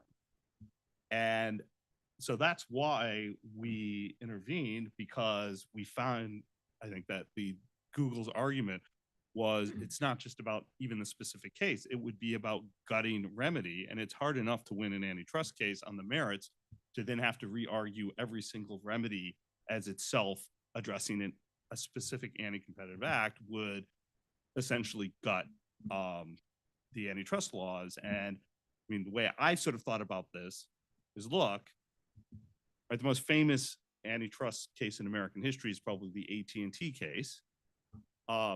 The remedy there was divestiture, which would, by Google's argument, divestiture would never be a remedy in a Section 2 case unless it was an improper acquisition that led to the monopoly. And it's just a little frustrating, perhaps you've picked that up, that that the courts are having to deal with these sorts of arguments that are just facially would eviscerate Section 2 of the Sherman Act. Yeah, I think it's worth underscoring when this happened. So the DOJ was at the oral argument for the appeal for Epic, which was well over a week or two into the whatever week we're on now, the Trump administration. What happened during the Trump administration that a DOJ person was arguing to the Ninth Circuit, don't water down remedies case law. So, you know, to whatever extent those tea leaves mean anything, it is at least encouraging that that is still happened. I would just add this refusal to deal doctrine defense that comes from this case Trinco is being used literally in every case we're talking about today. So, you know, Apple has raised it in the US v. Apple case. In the Facebook case, it was one of the grounds by which our suit was dismissed. In Epic, we just talked about how it's being raised. In ad tech, it was a defense that was at least denied on motion to dismiss. That's their primary defense at trial. And then Google search was also, we had separate state-only claims that were dismissed on this document. So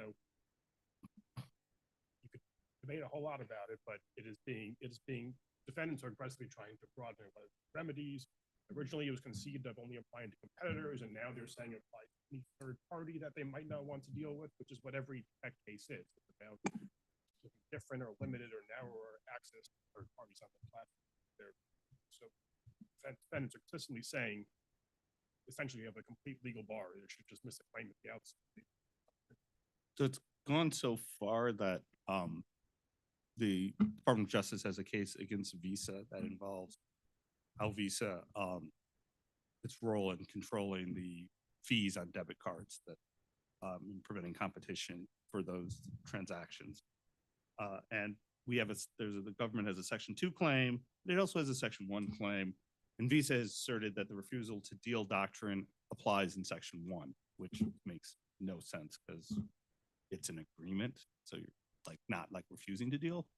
It's an agreement that's anti-competitive. Like it's how you're dealing, but like if it, you know, it's some, you know, if you can't be liable for not dealing with someone or with dealing with someone, there's not a lot left in that Venn diagram that is not. Well, and you can't be punished in any meaningful way. Right.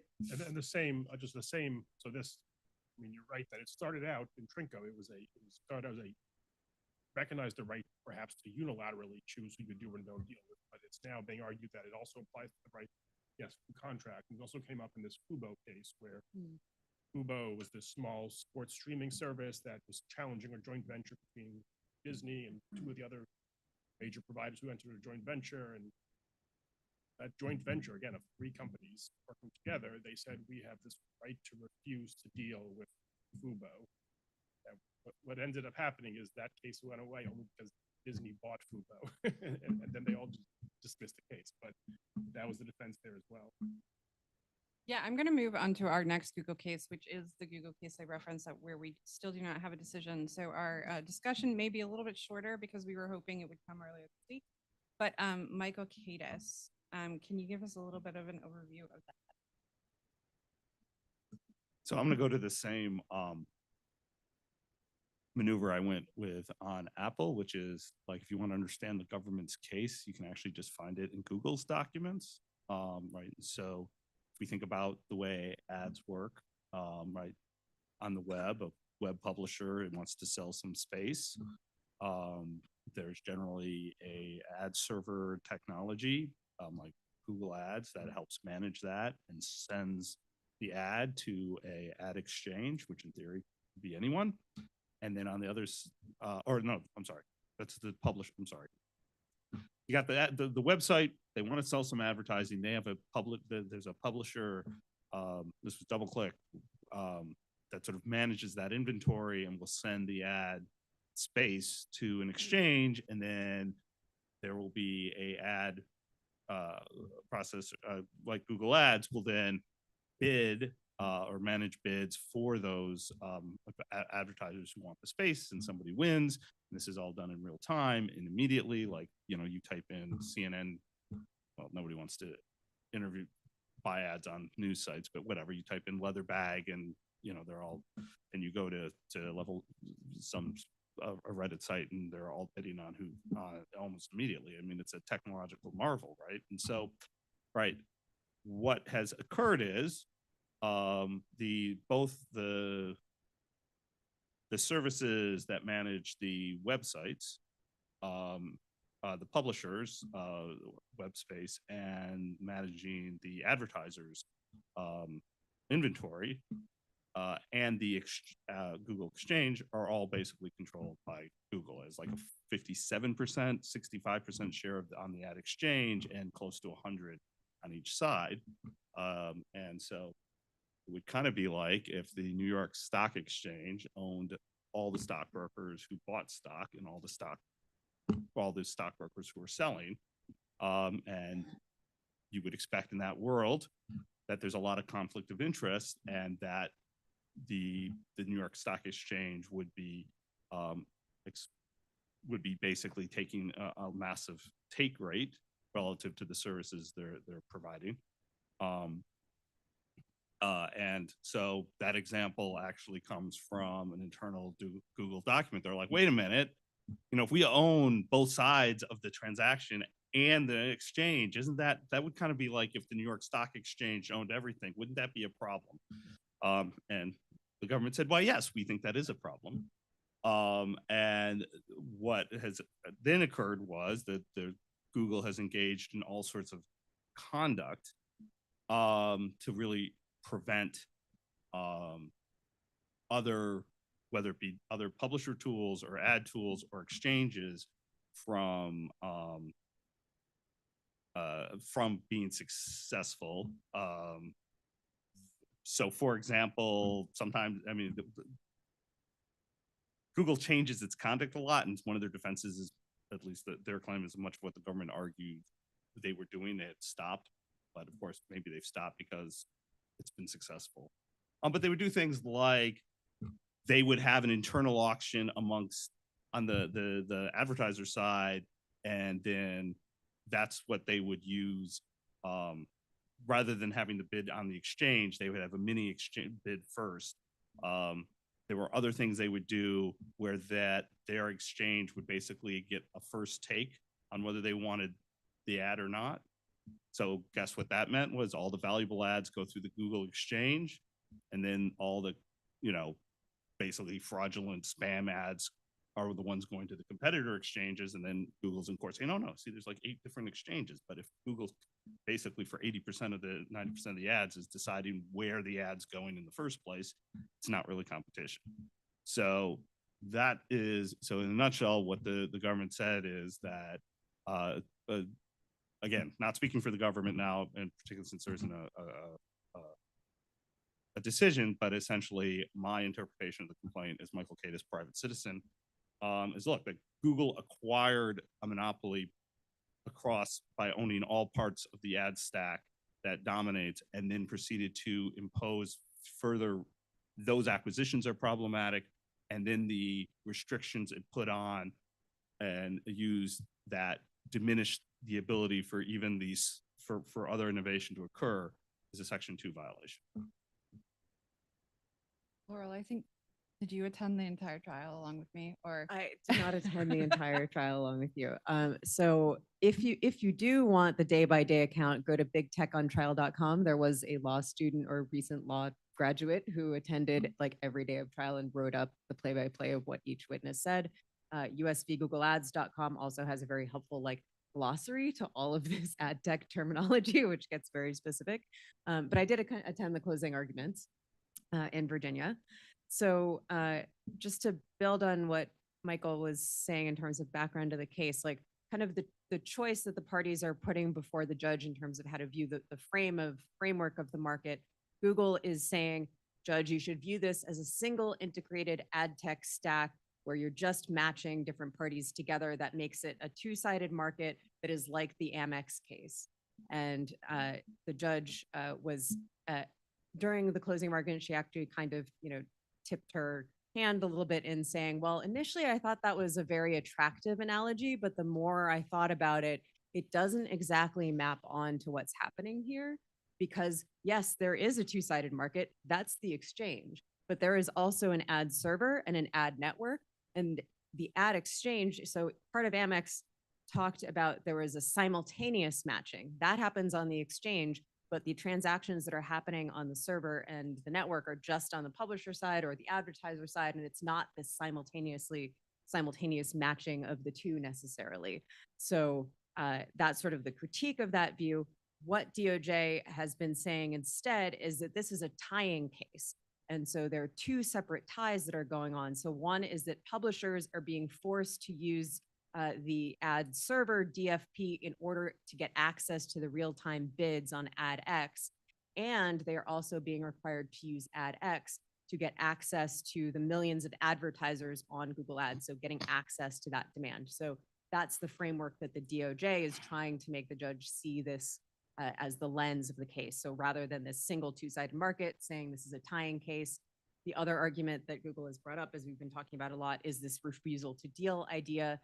The problem for Google with that is that that Trinco line of cases, refusal to deal is refusal to deal with competitors. In this case, it's coming up in the context of like, what are Google's policies with respect to its consumers? And there isn't that same precedent supporting Google about you can just refuse to deal with your consumers in any way you want. Instead, this is a display of market power that you're abusing the rules that you're setting up. Yeah, one of their arguments that they made throughout the trial was this would require us to give rivals access to our customers, which then I thought sort of effective thing that the Justice Department said in response is like, your customers should actually have a choice. Like if your customers, like they're not your customers, they are customers. And so they should have the choice to do business with who they want, as opposed to being forced to do business only with you. We're gonna spend the remainder amount of time talking about the bigger, well, depending on who you ask, Google case, or at least the one that's further along, which is Google search. So Michael Schwartz, you were involved in that trial, so why don't you give us a little bit of a rundown on that one? This is the case I've been working on for the last 3 years or so. I'll give the timeline briefly and then sort of talk about some of the substance. This case was also filed the end of the first Trump administration, 2020. Also a bipartisan case filed by DOJ as well as like almost all 50 states. Pretty early on, the case was bifurcated, which means that the first phase of the case was just to determine Google's liability under the antitrust laws, and if so, The next phase, which is where we are now, is the remedies phase, meaning what do we do about it if it's liable? There was a liability trial in fall 2023. That was over like 3 months in the fall. The judge then issued his decision holding Google had violated the antitrust laws, Sherman Act Section 2. That was last September. I'll talk a little more what he said in that. Following September, in November of last year, plaintiffs, the DOJ and all the states jointly submitted what they think is the proper remedy package. Google then filed its proposal a month later in December. We're going to have a trial, call witnesses, put on evidence supporting our remedies package in April. And the judge has already said he expects to issue his remedies decision this coming September. So what did the judge hold in his liability decision? First, he held Google as a monopolist. It's a monopolist in 2 markets. One is the user side search engine market, and the other is the general search text market. So these are, ad tech is about like ads that appear on third-party sites, whether it's CNN, New York Times, Washington Post. This case is about the ads that are actually on Google.com, on Google search engine. You see the ads at the top, ads running down the side, text ads. Judge said Google's had like 90% market share in both of those markets for close to 10 years. The primary conduct that Google's unlawfully used to maintain those monopolies is its exclusionary distribution contracts. So like Google pays to be the default, out of the box default, almost everywhere you might want to, any device you might use. This is like most pronounced in mobile. It's true also in desktop, but in mobile, I mean, you have Android or you have iPhone, that's it. On Android, Google requires as part of the contracts that its Android partners make Google search the default. It's pre-installed the Google search app, and that is the out-of-the-box default. On Apple iPhones, of course, they've had this agreement with Apple where Safari defaults Google search, and that's been in place for at least 10 years. And as of a few years ago, it came out they pay Apple $20 billion a year to keep the default. And the judge found as a consequence of this, it has impinged competition greatly in these markets, deprive potential rivals of the user scale they need to improve their search engines, and it has harmed advertising markets because like advertisers follow users. Like they won't advertise on a different search engine if they don't have enough users. So there's a negative feedback loop there. So let me say a few words about the remedy that we proposed to the court, and we hope, so we proposed it. I will say there's going to be a revised proposal going in March, which is what we're actually going to argue for the court, but I'll say what's in the one we submitted in October. And there's 4 notable components. The first is distribution. So this is basically restricting or ending these contracts that I talked about. So preventing Google's ability to pay to be the default in all these ways, which we hope will encourage all these partners to look for other means of distribution, of partnering with other search engines. We'll increase the users on those, which should increase their quality. The second is divestiture, and the Chrome divestiture got a lot of attention. This is essentially also a distribution remedy. Obviously, Google owns the Chrome browsers, which defaults to Google, and that's not by contract, that's because they own Chrome. And the Chrome default is a huge part of search on the internet. So like 20% of all search queries is people opening up Chrome and running a search on Google. So our remedy says Google's got to divest Chrome. As long as they control Chrome, they're going to find ways to preference Google search on their own browser. The third category is data sharing. And so here the judge made extensive findings that like over its 10 plus years of monopoly, with all these more users, Google's accumulated a massive data advantage that allows them to improve the quality of their search engine that rivals just can't keep up with. And so our view is in order to jumpstart competition, like you got to share some of that ill-gotten data and information. So there's index sharing remedies. There's like search results and the search signals that Google gathers to improve search results and knowing what people click on and why they click on it, how to rank things and when to put things has to be shared. And there's syndication of the search results and some of the ad results that Google shows. And the fourth category is public education. So we're asking the court to require Google to fund a public education campaign. And the thinking here is mainly, so the judge found one of the many entry barriers is brand recognition. Like literally to Google something is to like search on the internet. So like people know Google and nothing else. And that's also perhaps ill-gotten based on its monopoly conduct. So we think it's important not only to open distribution and provide data, but to educate the public about this decision and about the different options and the increased competition that will be going forward. So that's what we're asking for. Google has a much narrower view. This came up before. I mean, their view is just this: you can tell us not to do the bad conduct, but nothing else.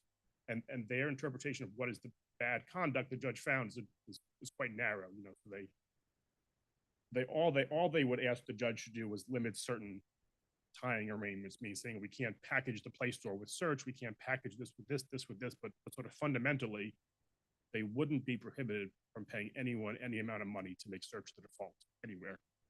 And to us, like, that won't change anything. Not to say nothing about data sharing or anything else to actually address the scale gap. So those are the proposals on the table. Of course, the judge could do any combination thereof or whatever he decides to do. But that's what we'll be, putting on trial and arguing about in a couple months. Laurel or Michael Cadis, if you want to have comments on the remedy or the trial. So I'll add that I think all the parties are very aware that this needs to be, that AI is a big issue here.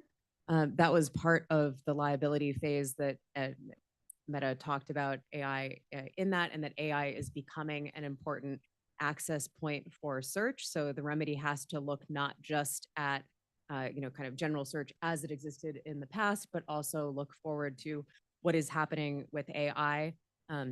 As I recall, I think the initial proposed remedy had something about banning investments and acquisitions in general search and AI as part of that. So we'll see if that remains part of that. But another thing that I think that we need to think about is that in all of these cases, because litigation in the US takes forever, this will inevitably be appealed, probably all the way up to the Supreme Court if Google is unhappy with things.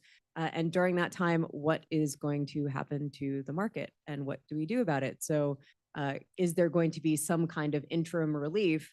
So parts of the remedy may go into effect now in order to stop harms to the market and to allow innovation to continue with startups that might otherwise be hurt by Google's market power. And what might get stayed. And I think, it is fairly likely that the judge would try to stay any divestitures, but, things that are more like a ban on, acquisitions going forward. We just saw that, Google is continuing to be very active in striking deals. It just made these big investments in Anthropic, other things like that. So I think that needs to be a consideration in what happens with the remedies phase. So that's very important in looking at this as, an inflection point in, very rapidly evolving technology. And if we're going to truly preserve, the status quo and not let the market get, even worse or let this opportunity bypass us, then we need to be thinking about that at this phase. One other thing I'll just mention that I found particularly interesting is looking at the remedy and then talking to various people about it is one of the reasons that Google and Microsoft have such a lead, I guess we could say, in AI is because they are search engines. They have access to all of this underlying data that you need to help build a large language model. And websites, it's actually pretty expensive for them if like everyone in the world who wants to build a large language model scrapes their website, because every single time those people are accessing their website, it costs them money. So if instead AI startups could, for example, get access to the Google data that they are scraping, it would help a lot of those startups sort of get a leg up on starting their own LLMs and things along those lines. So we heard from a lot of like AI startups that they were sort of pretty happy about the inclusion of some of this in there because they could, it would give them access to some of the data that they can't get right now. I just say a few words about AI? Yeah. So, because the sort of splashy ChatGPT announcement happened it was shortly before our trial.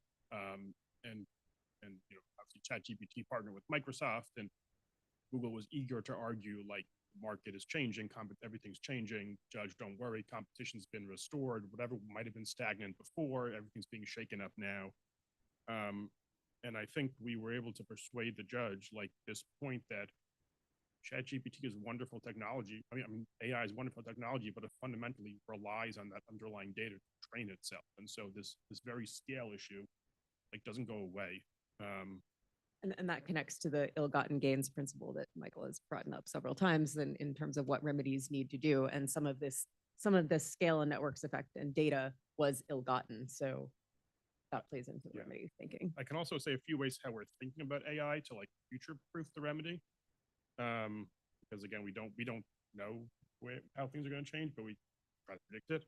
So one is like how you have the input of your search, how a user conducts a search, where you might, previously go to google.com and type in a query. Now you might, I don't know, open up the Gemini app, or you might just talk to your phone or something else. So we're trying to be thoughtful that anywhere you might search access point was referred to, anywhere you might run a search, even if it's like looks a little different, fundamentally you're doing the same thing, that ought to be included within the remedy.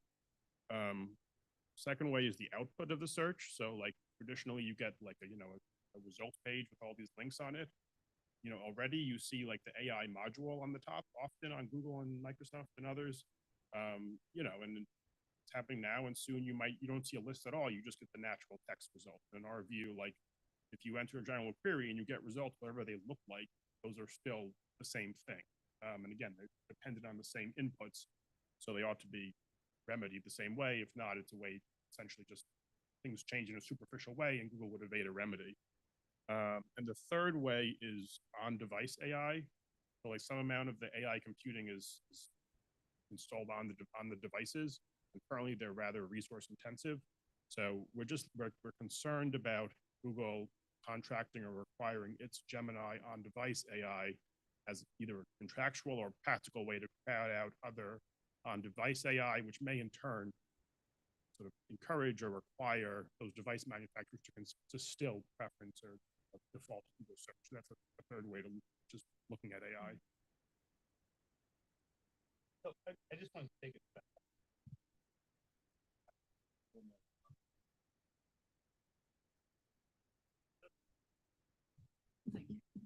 Okay. That was all throat clearing, so I'll ignore it. For the last 2 days, we've been talking a lot about how to deal with these problems and challenges the DMA faces. And I always feel as I listen to these conferences and these issues is, right, the challenge on litigation is it takes forever and courts are not great at remedies. But the challenge with regulation is, oddly enough, the regulated industry tends not to be particularly interested in solving problems. And in fact, generally, their strategy is to find problems with any potential solution. And I think we could, to the degree you want to be optimistic, be at a critical moment in which the litigation in the United States may have a positive spillover across the world, right? We already know Google has been found to violate Section 2, at least at the district court, in the search case. Knock on one, spit 3 times around. Let us say it could be that even before Judge Mehta is deciding the remedy, it may be that they will be found to have violated Section 2 in the ad tech space. I don't think there's ever been a situation where a monopolist has been faced with a remedy after 2 negative liability findings. And I would think that there's a very good chance in that world that the bold remedies will be much easier, even for a judge like Judge Mehta, who's known for being fairly small c conservative, or even Judge Brinkema.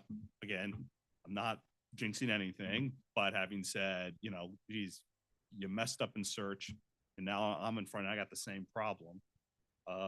And I think there is at least an opportunity that that actually brings a Google to the table, because there may all of a sudden they may realize that effective regulation of the types that the DMA is trying to, they may all of a sudden see that as the best of the worst, the least bad alternative they face.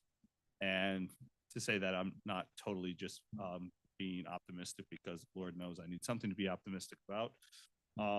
Look, that's what happened in AT&T. It was not until Judge Green hammered AT&T and made it clear that if they wanted to go to trial, they were perfectly free to go to trial. He hated them. He thought they were monopolists. He was going to rip them to shreds. If they went to trial, that all of a sudden AT&T ran to Congress and they ran to the FCC and they were like, wait a minute. No. You guys got to regulate here. All that stuff we said you can't do, you really need to do it now. My other example, which is not in the tech space, but since I love pharma and just humor me, right? For those of you who don't know, the United States' pharmaceutical approval process, what created generic drugs, which are much cheaper than branded drugs, was this bill called the Hatch-Waxman Act. And the story behind the Hatch-Waxman Act was Senator Hatch, Republican, trying to pass a bill to really strengthen the IP protections of the brand industry, and passes the Senate, and it comes over to the House, Democratic controlled. Henry Waxman, Democrat, figured out that actually the Republicans had messed up and didn't have the votes to pass it, and he got them to bring it up. And the Democrat, a little bit like there's a West Wing episode like this, the Democrats killed Hatch's bill, and then all of a sudden, for 20 years, the branded companies have been saying you cannot have generic drugs. If you have generic drugs, people will die. Lots of people, millions, in fact. And then all of a sudden, they weren't getting their patent term extension, and they had to go to Henry Waxman, and they had to negotiate. And we now have not that the pharmaceutical markets are perfect, but there is something to be said that I think bold positions in litigation in the United States, regardless of where we end up, may actually foster better policy results across the world.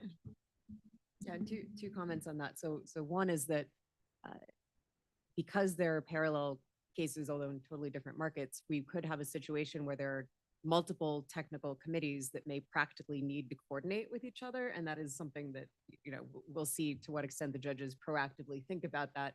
What kind of communication can there be? And also, can there be communication with regulators in Europe? Because I think that was an issue during the Microsoft case as well. What kind of communication could that technical committee have with Europe? And so that may be something that may play into the actual remedies and search and hopefully ad tech. So that was, just to be clear, Mike, that was my be bold, continue to be bold. Okay. Yes, go ahead. No, I was gonna make a technical committee point. Go for it. So as this, we have asked the judge to appoint a technical committee of 5 experts, some chosen by Google, some chosen by plaintiffs, some chosen by themselves, to carry out the remedy. It's a lot of complex parts of it that they'd make calls, and then there was disputes that would go to the judge. In the Epic case, the judge already put in place technical committee. And this all goes back to the Microsoft case where there was a technical committee that did just that. There, it was put in place as through Microsoft settled with the plaintiffs post-trial before the remedy was put in place. Among other things, in the Ninth Circuit, Google argued that it violates their due process rights to have a technical committee forced on them. And I don't know anything, but I can expect they would make the same argument when we are seeking a committee. So that is one of, there were frankly many. The other sort of color commentary I will offer in terms of litigation changing the mindset of big tech. Another thing to keep in mind is that across all of the Google cases, Google got in trouble with the judges because it destroyed evidence. And this wasn't just like a couple of engineers not preserving emails. It was that their former general counsel, now chief public affairs person, Kent Walker, devised this program, Communicate with Care, that had slides saying, here are the ways that we are going to make sure that, we're not going to share information with adversaries. We're going to have a program where you should default towards communicating over chat because chat is not preserved in the same way that email is. So they had an auto deletion of all of their chats. And when there were And that continued even when there were litigation holds. And they just sort of said, it's up to each individual employee to decide whether to preserve the evidence or not, even though Google did kind of have a switch to say, yes, we could have just automatically preserved all of this. So the judges, the multiple judges in each of these cases, in the search case, in the Epic case, in the ad tech case, each of these judges separately expressed a lot of shock. They varied in the degree of sanctions they have imposed on Google, but it is certainly something that impacts their view of Google's credibility, and that may impact the case in a lot of ways, and in some ways may make the cases more difficult to appeal because it makes it harder for Google to say, well, you didn't meet your burden of coming forth with evidence, if the other side can say, well, you destroyed the evidence. So. We have just a couple minutes left, so I wanted to open it up for audience questions. We'll go to Megan first, and then.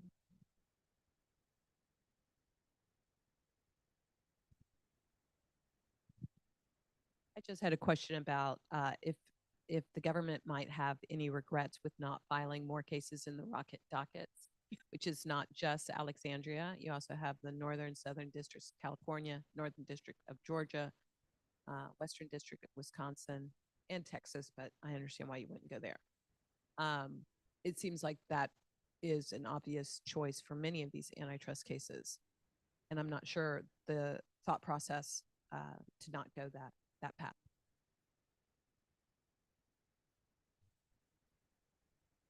So,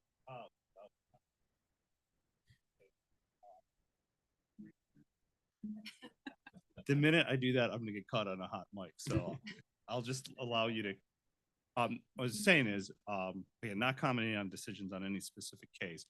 Look, I mean, venue is both a substantive and a tactical decision, and so being in a docket that moves fast is attractive. You have to weigh that against whether you're going to face a motion to transfer. Do you want to deal with the motion to transfer? Do you want to take a risk? And so also it may depend on the case, the substantive case law. There's, if you are in Rocket docket in a district, for example, that has really terrible case law, it doesn't really help that you're going to get to judgment quickly. So, like, I think we did take advantage of the Rocket docket in the EDVA because we thought venue was appropriate there and that we were comfortable with the case law. But it in the end has to be one thing among many factors that you weigh. I don't know why the search case was filed in DDC, but I will say the Microsoft DC Circuit decision was a cornerstone case that we relied on, so it kind of makes some amount of sense to file there, so you get that binding case law. And in fact, Judge Meadow relied heavily on that decision when he issued his ruling. Yeah, one quick question. I think it's two questions in one. Just because there's so much going on and we don't really know what the government is going to do next, we don't really know how many of the tech oligarchs are, whisper into the government's ears. My question for Michael S. is, what is your sense now that you're out of the DOJ about the DOJ continuing to be bold with the cases that we just discussed here, not only on the remedies case for the search case, but also on the remedies section, stage, hopefully we get there on the ad tech case, and also thinking about Ticketmaster. Can we expect that all of the, that there'll be action that'll be pursued there? And let's just say that it is scenario that the DOJ ends up seeking any sort of settlement. Now the question goes to the states. Would the states, can they technically continue to pursue the remedies on a separate trial? And is there political will there? And would you do it if that comes to be the case from the DOJ, if they drop the ball? So I like to consider myself an antitrust expert, not a political science expert. And so I think I don't know what world we live in anymore, to be honest. I think if we look at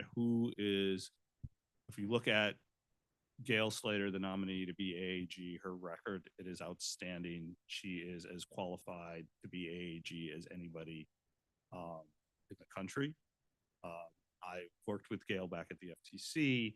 Her bona fides and being concerned about dominant power in the technology markets certainly suggests to me that she herself will be aggressive. There is reason to look at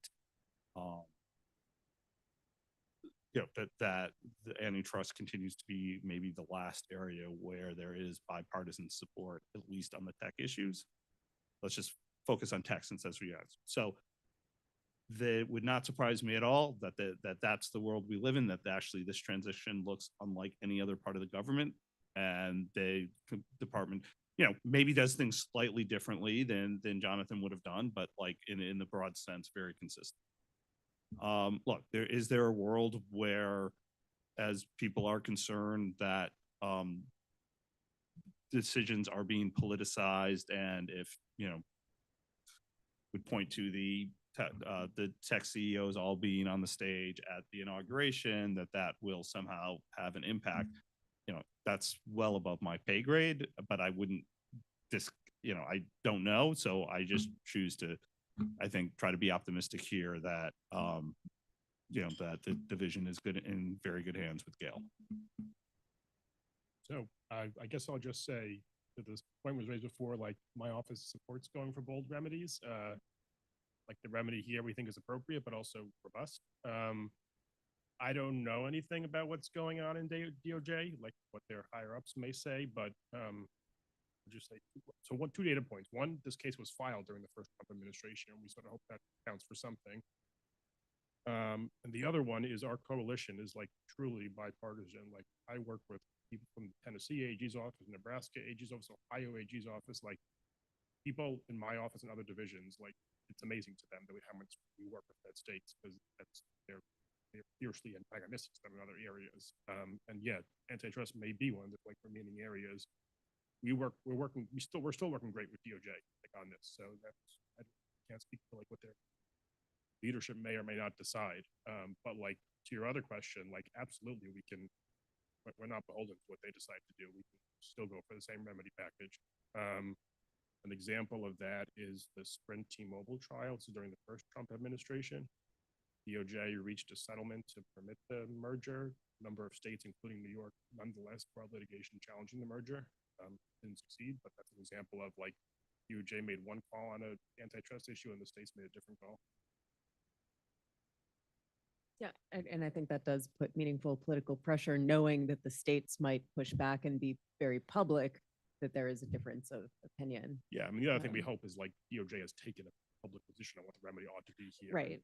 Doesn't necessarily mean well, I hope We'll so. see. Yeah, not to say they won't do it, but I hope so. Yeah, I wanted to build on that and ask about legislation, actually. So, U.S. failed to pass meaningful antitrust legislation on substantive grounds on the federal level, but there are a couple of states trying to pass legislation at the state level, right? New York being one of them. So how do you think about this reflection? How far can the states go outside of the federal government, and at what level does this trigger, dormant commerce clause or some kind of higher up political powers that would say no, you basically cannot have a totally independent monopolization standard that goes beyond. How do you reflect about that? I'll be very curious. So it was said earlier today, there's a pretty strong law that antitrust reform is not an area where there's preemption. That is to say, states and federal government are co-enforcers of both the Sherman Act, Clayton Act, and yes, there are also state antitrust analogs. We have the Donnelly Act in New York. And it's true, there's legislation that's been pending for several years that would broaden some of these standards, make it a little easier, longer, higher penalties, those kind of things that we hope will get passed. But we already enforce the Sherman Act. We already think our Donnelly Act is sufficient to go after all these violations. Yeah, and we heard Paula Blizzard talk about California considering amending its act to include both just having a single monopolization standard in the first place, but also having an abusive dominance standard, which New York is also trying to do. So that would be something that could be stronger than federal law, and states would be able to enforce if those go through. It came up in this Kroger-Albertson merger. There was both an FTC challenge and a separate Colorado on its own challenged it. And one of the arguments that Kroger-Albertson raised against the Colorado one was that it ought to be consolidated, or just that it should be dismissed because it was the local effects in one state can't possibly be a reason to enjoin a nationwide merger. I don't know if that argument will ever get, like, I don't know if the judge will rule on it. He's basically said this case is moot because they've already, but anyway, that was an argument they raised. Like, I don't think it was right. But I mean, the Clayton Act says in any section of the correct, country. correct, So yes, yeah. Wait, state's a section. The one place where this came up, and unfortunately I don't remember, there had been for a long time a big issue in antitrust law in the early 2000s and 2010s were these patent settlements. The Supreme Court issued a decision, FTC versus Actavis. I believe California tried to pass a stronger bill that the Ninth Circuit actually said did violate the Dormant Commerce Clause. So that I think there is an open question. And then when you add the relative uncertainty of where the federal judiciary at the highest levels is interpreting their own doctrine. I will just point out that that had to do with IP, which is federal only. Joe has a question. Yeah, thanks everybody. Awesome panel. I hope this is an on-point question comment. So, Michael K., when you mentioned like how many of you are lawyers, I was like, oh, I'm a lawyer. And when I was in law school, my dream was to do amicus briefs. And I think that there's a lot of really important issues of the public interest in all of these cases. And I'm also well aware that judges too frequently say that they don't understand technology. They don't want to get involved. And so it seems like all of these cases, there's room for amicus briefs. But I've been particularly just sort of impressed upon, I think it's Paul Gibbons' amicus brief in the Epic case, where he highlights the fact that Google and really all these companies have these amicus machines where they're just sort of churning out amicus briefs that cross-cite each other, and that then the defendant can cite as a way to sort of flood the zone. So I'm just sort of curious what folks' thoughts are on the merits, values, and what we do about amicus briefs. Let me put in a plug for the the Judicial Conference, which doesn't tend to do very much, but right now has a open public comment period about this exact question, whether they should have additional disclosure requirements for amicus briefs filed in federal court. So if you have a strong opinion on that, you might submit a public comment to the federal conference. so that docket, I think, is open until February 17th is the deadline. So look at Judicial Conference and so the existing rules are, there's very little disclosure that is required. Like, you really can't tell who is funding an amicus brief. Definitely check out that amicus brief in the Epic case. I think it was Paul Campbell. It's from Court Accountability is the nonprofit that wrote that or co-wrote that brief. But yeah, I mean, it's pretty, so it goes both into kind of the history of amicus briefs and they're originally supposed to be a neutral friend of the court. They have evolved into something very different. And now there's kind of like a cottage industry of especially elite law firms who kind of coordinate and it's kind of a way of parties getting around briefing page limits, or arguing things, if they forgot to argue something or didn't come up with an idea during the case. It's a way of later, they get an extra bite at the apple because they're doing it circumventing. And you can make these amicus briefs kind of create an echo chamber where, someone who's accepted, computer scientist who's accepted grants from you in the past is going to say, oh yes, this remedy is going to cause all of these, security and privacy issues. I'm not going to tell the court that I'm funded because I'm not currently required under the rules to do so. So it appears like it is a neutral expert that is creating this echo chamber. So there is a huge problem. They also sometimes are a way to like get in facts or evidence that like aren't tested in discovery or violate evidentiary rules. Yeah. Or just add, I think this is a specific example of a larger problem. So if we go back to state of Ohio versus American Express, the Supreme Court there cited a tremendous body of economic literature. Sorry to take a shot at my France, but from this, most of it done by the economists in Toulouse. And turned out it was the credit cards companies that funded all the work. Oddly enough. To invent the concept of two-sided markets, is that what? But so that this is a problem, at least in theory, one would have, so I think increased disclosure is really important. One would have thought, and again, apparently everything I learned in law school was wrong, that the whole point of why we have appellate courts only looking at what's in the factual record is precisely because any factual things coming in after that have not been tested, but apparently that's more of a guideline than a rule. But I think it is a very serious problem where, cases basically can be turned on their heads based on arguments or academic literature that wasn't really part of the process. Yeah, and part of the judicial conference's proposed revisions, that it notes kind of the history of how they got to do this, because Congress was going to maybe make them do something stricter. So they wanted to kind of head that off at the chase. Also, the Supreme Court asked them to look at the review because the Supreme Court is going to look at what the judicial conference does for the appellate courts in terms of, okay, do we need to change our own rules? So this could have impacts up to the Supreme Court level at some point. We are at time, so I just want to thank everybody for coming today, and thank you.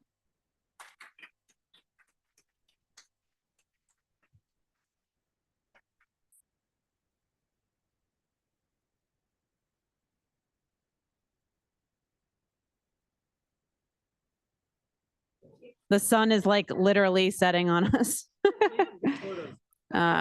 Yes, very beautiful. So I have a bunch of thank yous that I am going to shout to the rooftops. First of all, thank you to all of you committed folks who stayed to the end on a Friday. That's huge. So kudos. And to all of our speakers and moderators, what a rich set of conversations over the last 2 days. Hopefully we left you with a lot to think about and chew on, and a bunch of new connections and bridges built, which is what we are all about at KGI. I want to say a huge thank you to my staff, Xander and Bo, without whom we could not have done this conference. Really big thank you to our student note takers who have been here in and out throughout the 2 days, and I'm looking forward to seeing summaries that we're going to post to our website along with the recordings of the live stream. Huge thank you to the AV team. Totally seamless, really great. Really appreciate it.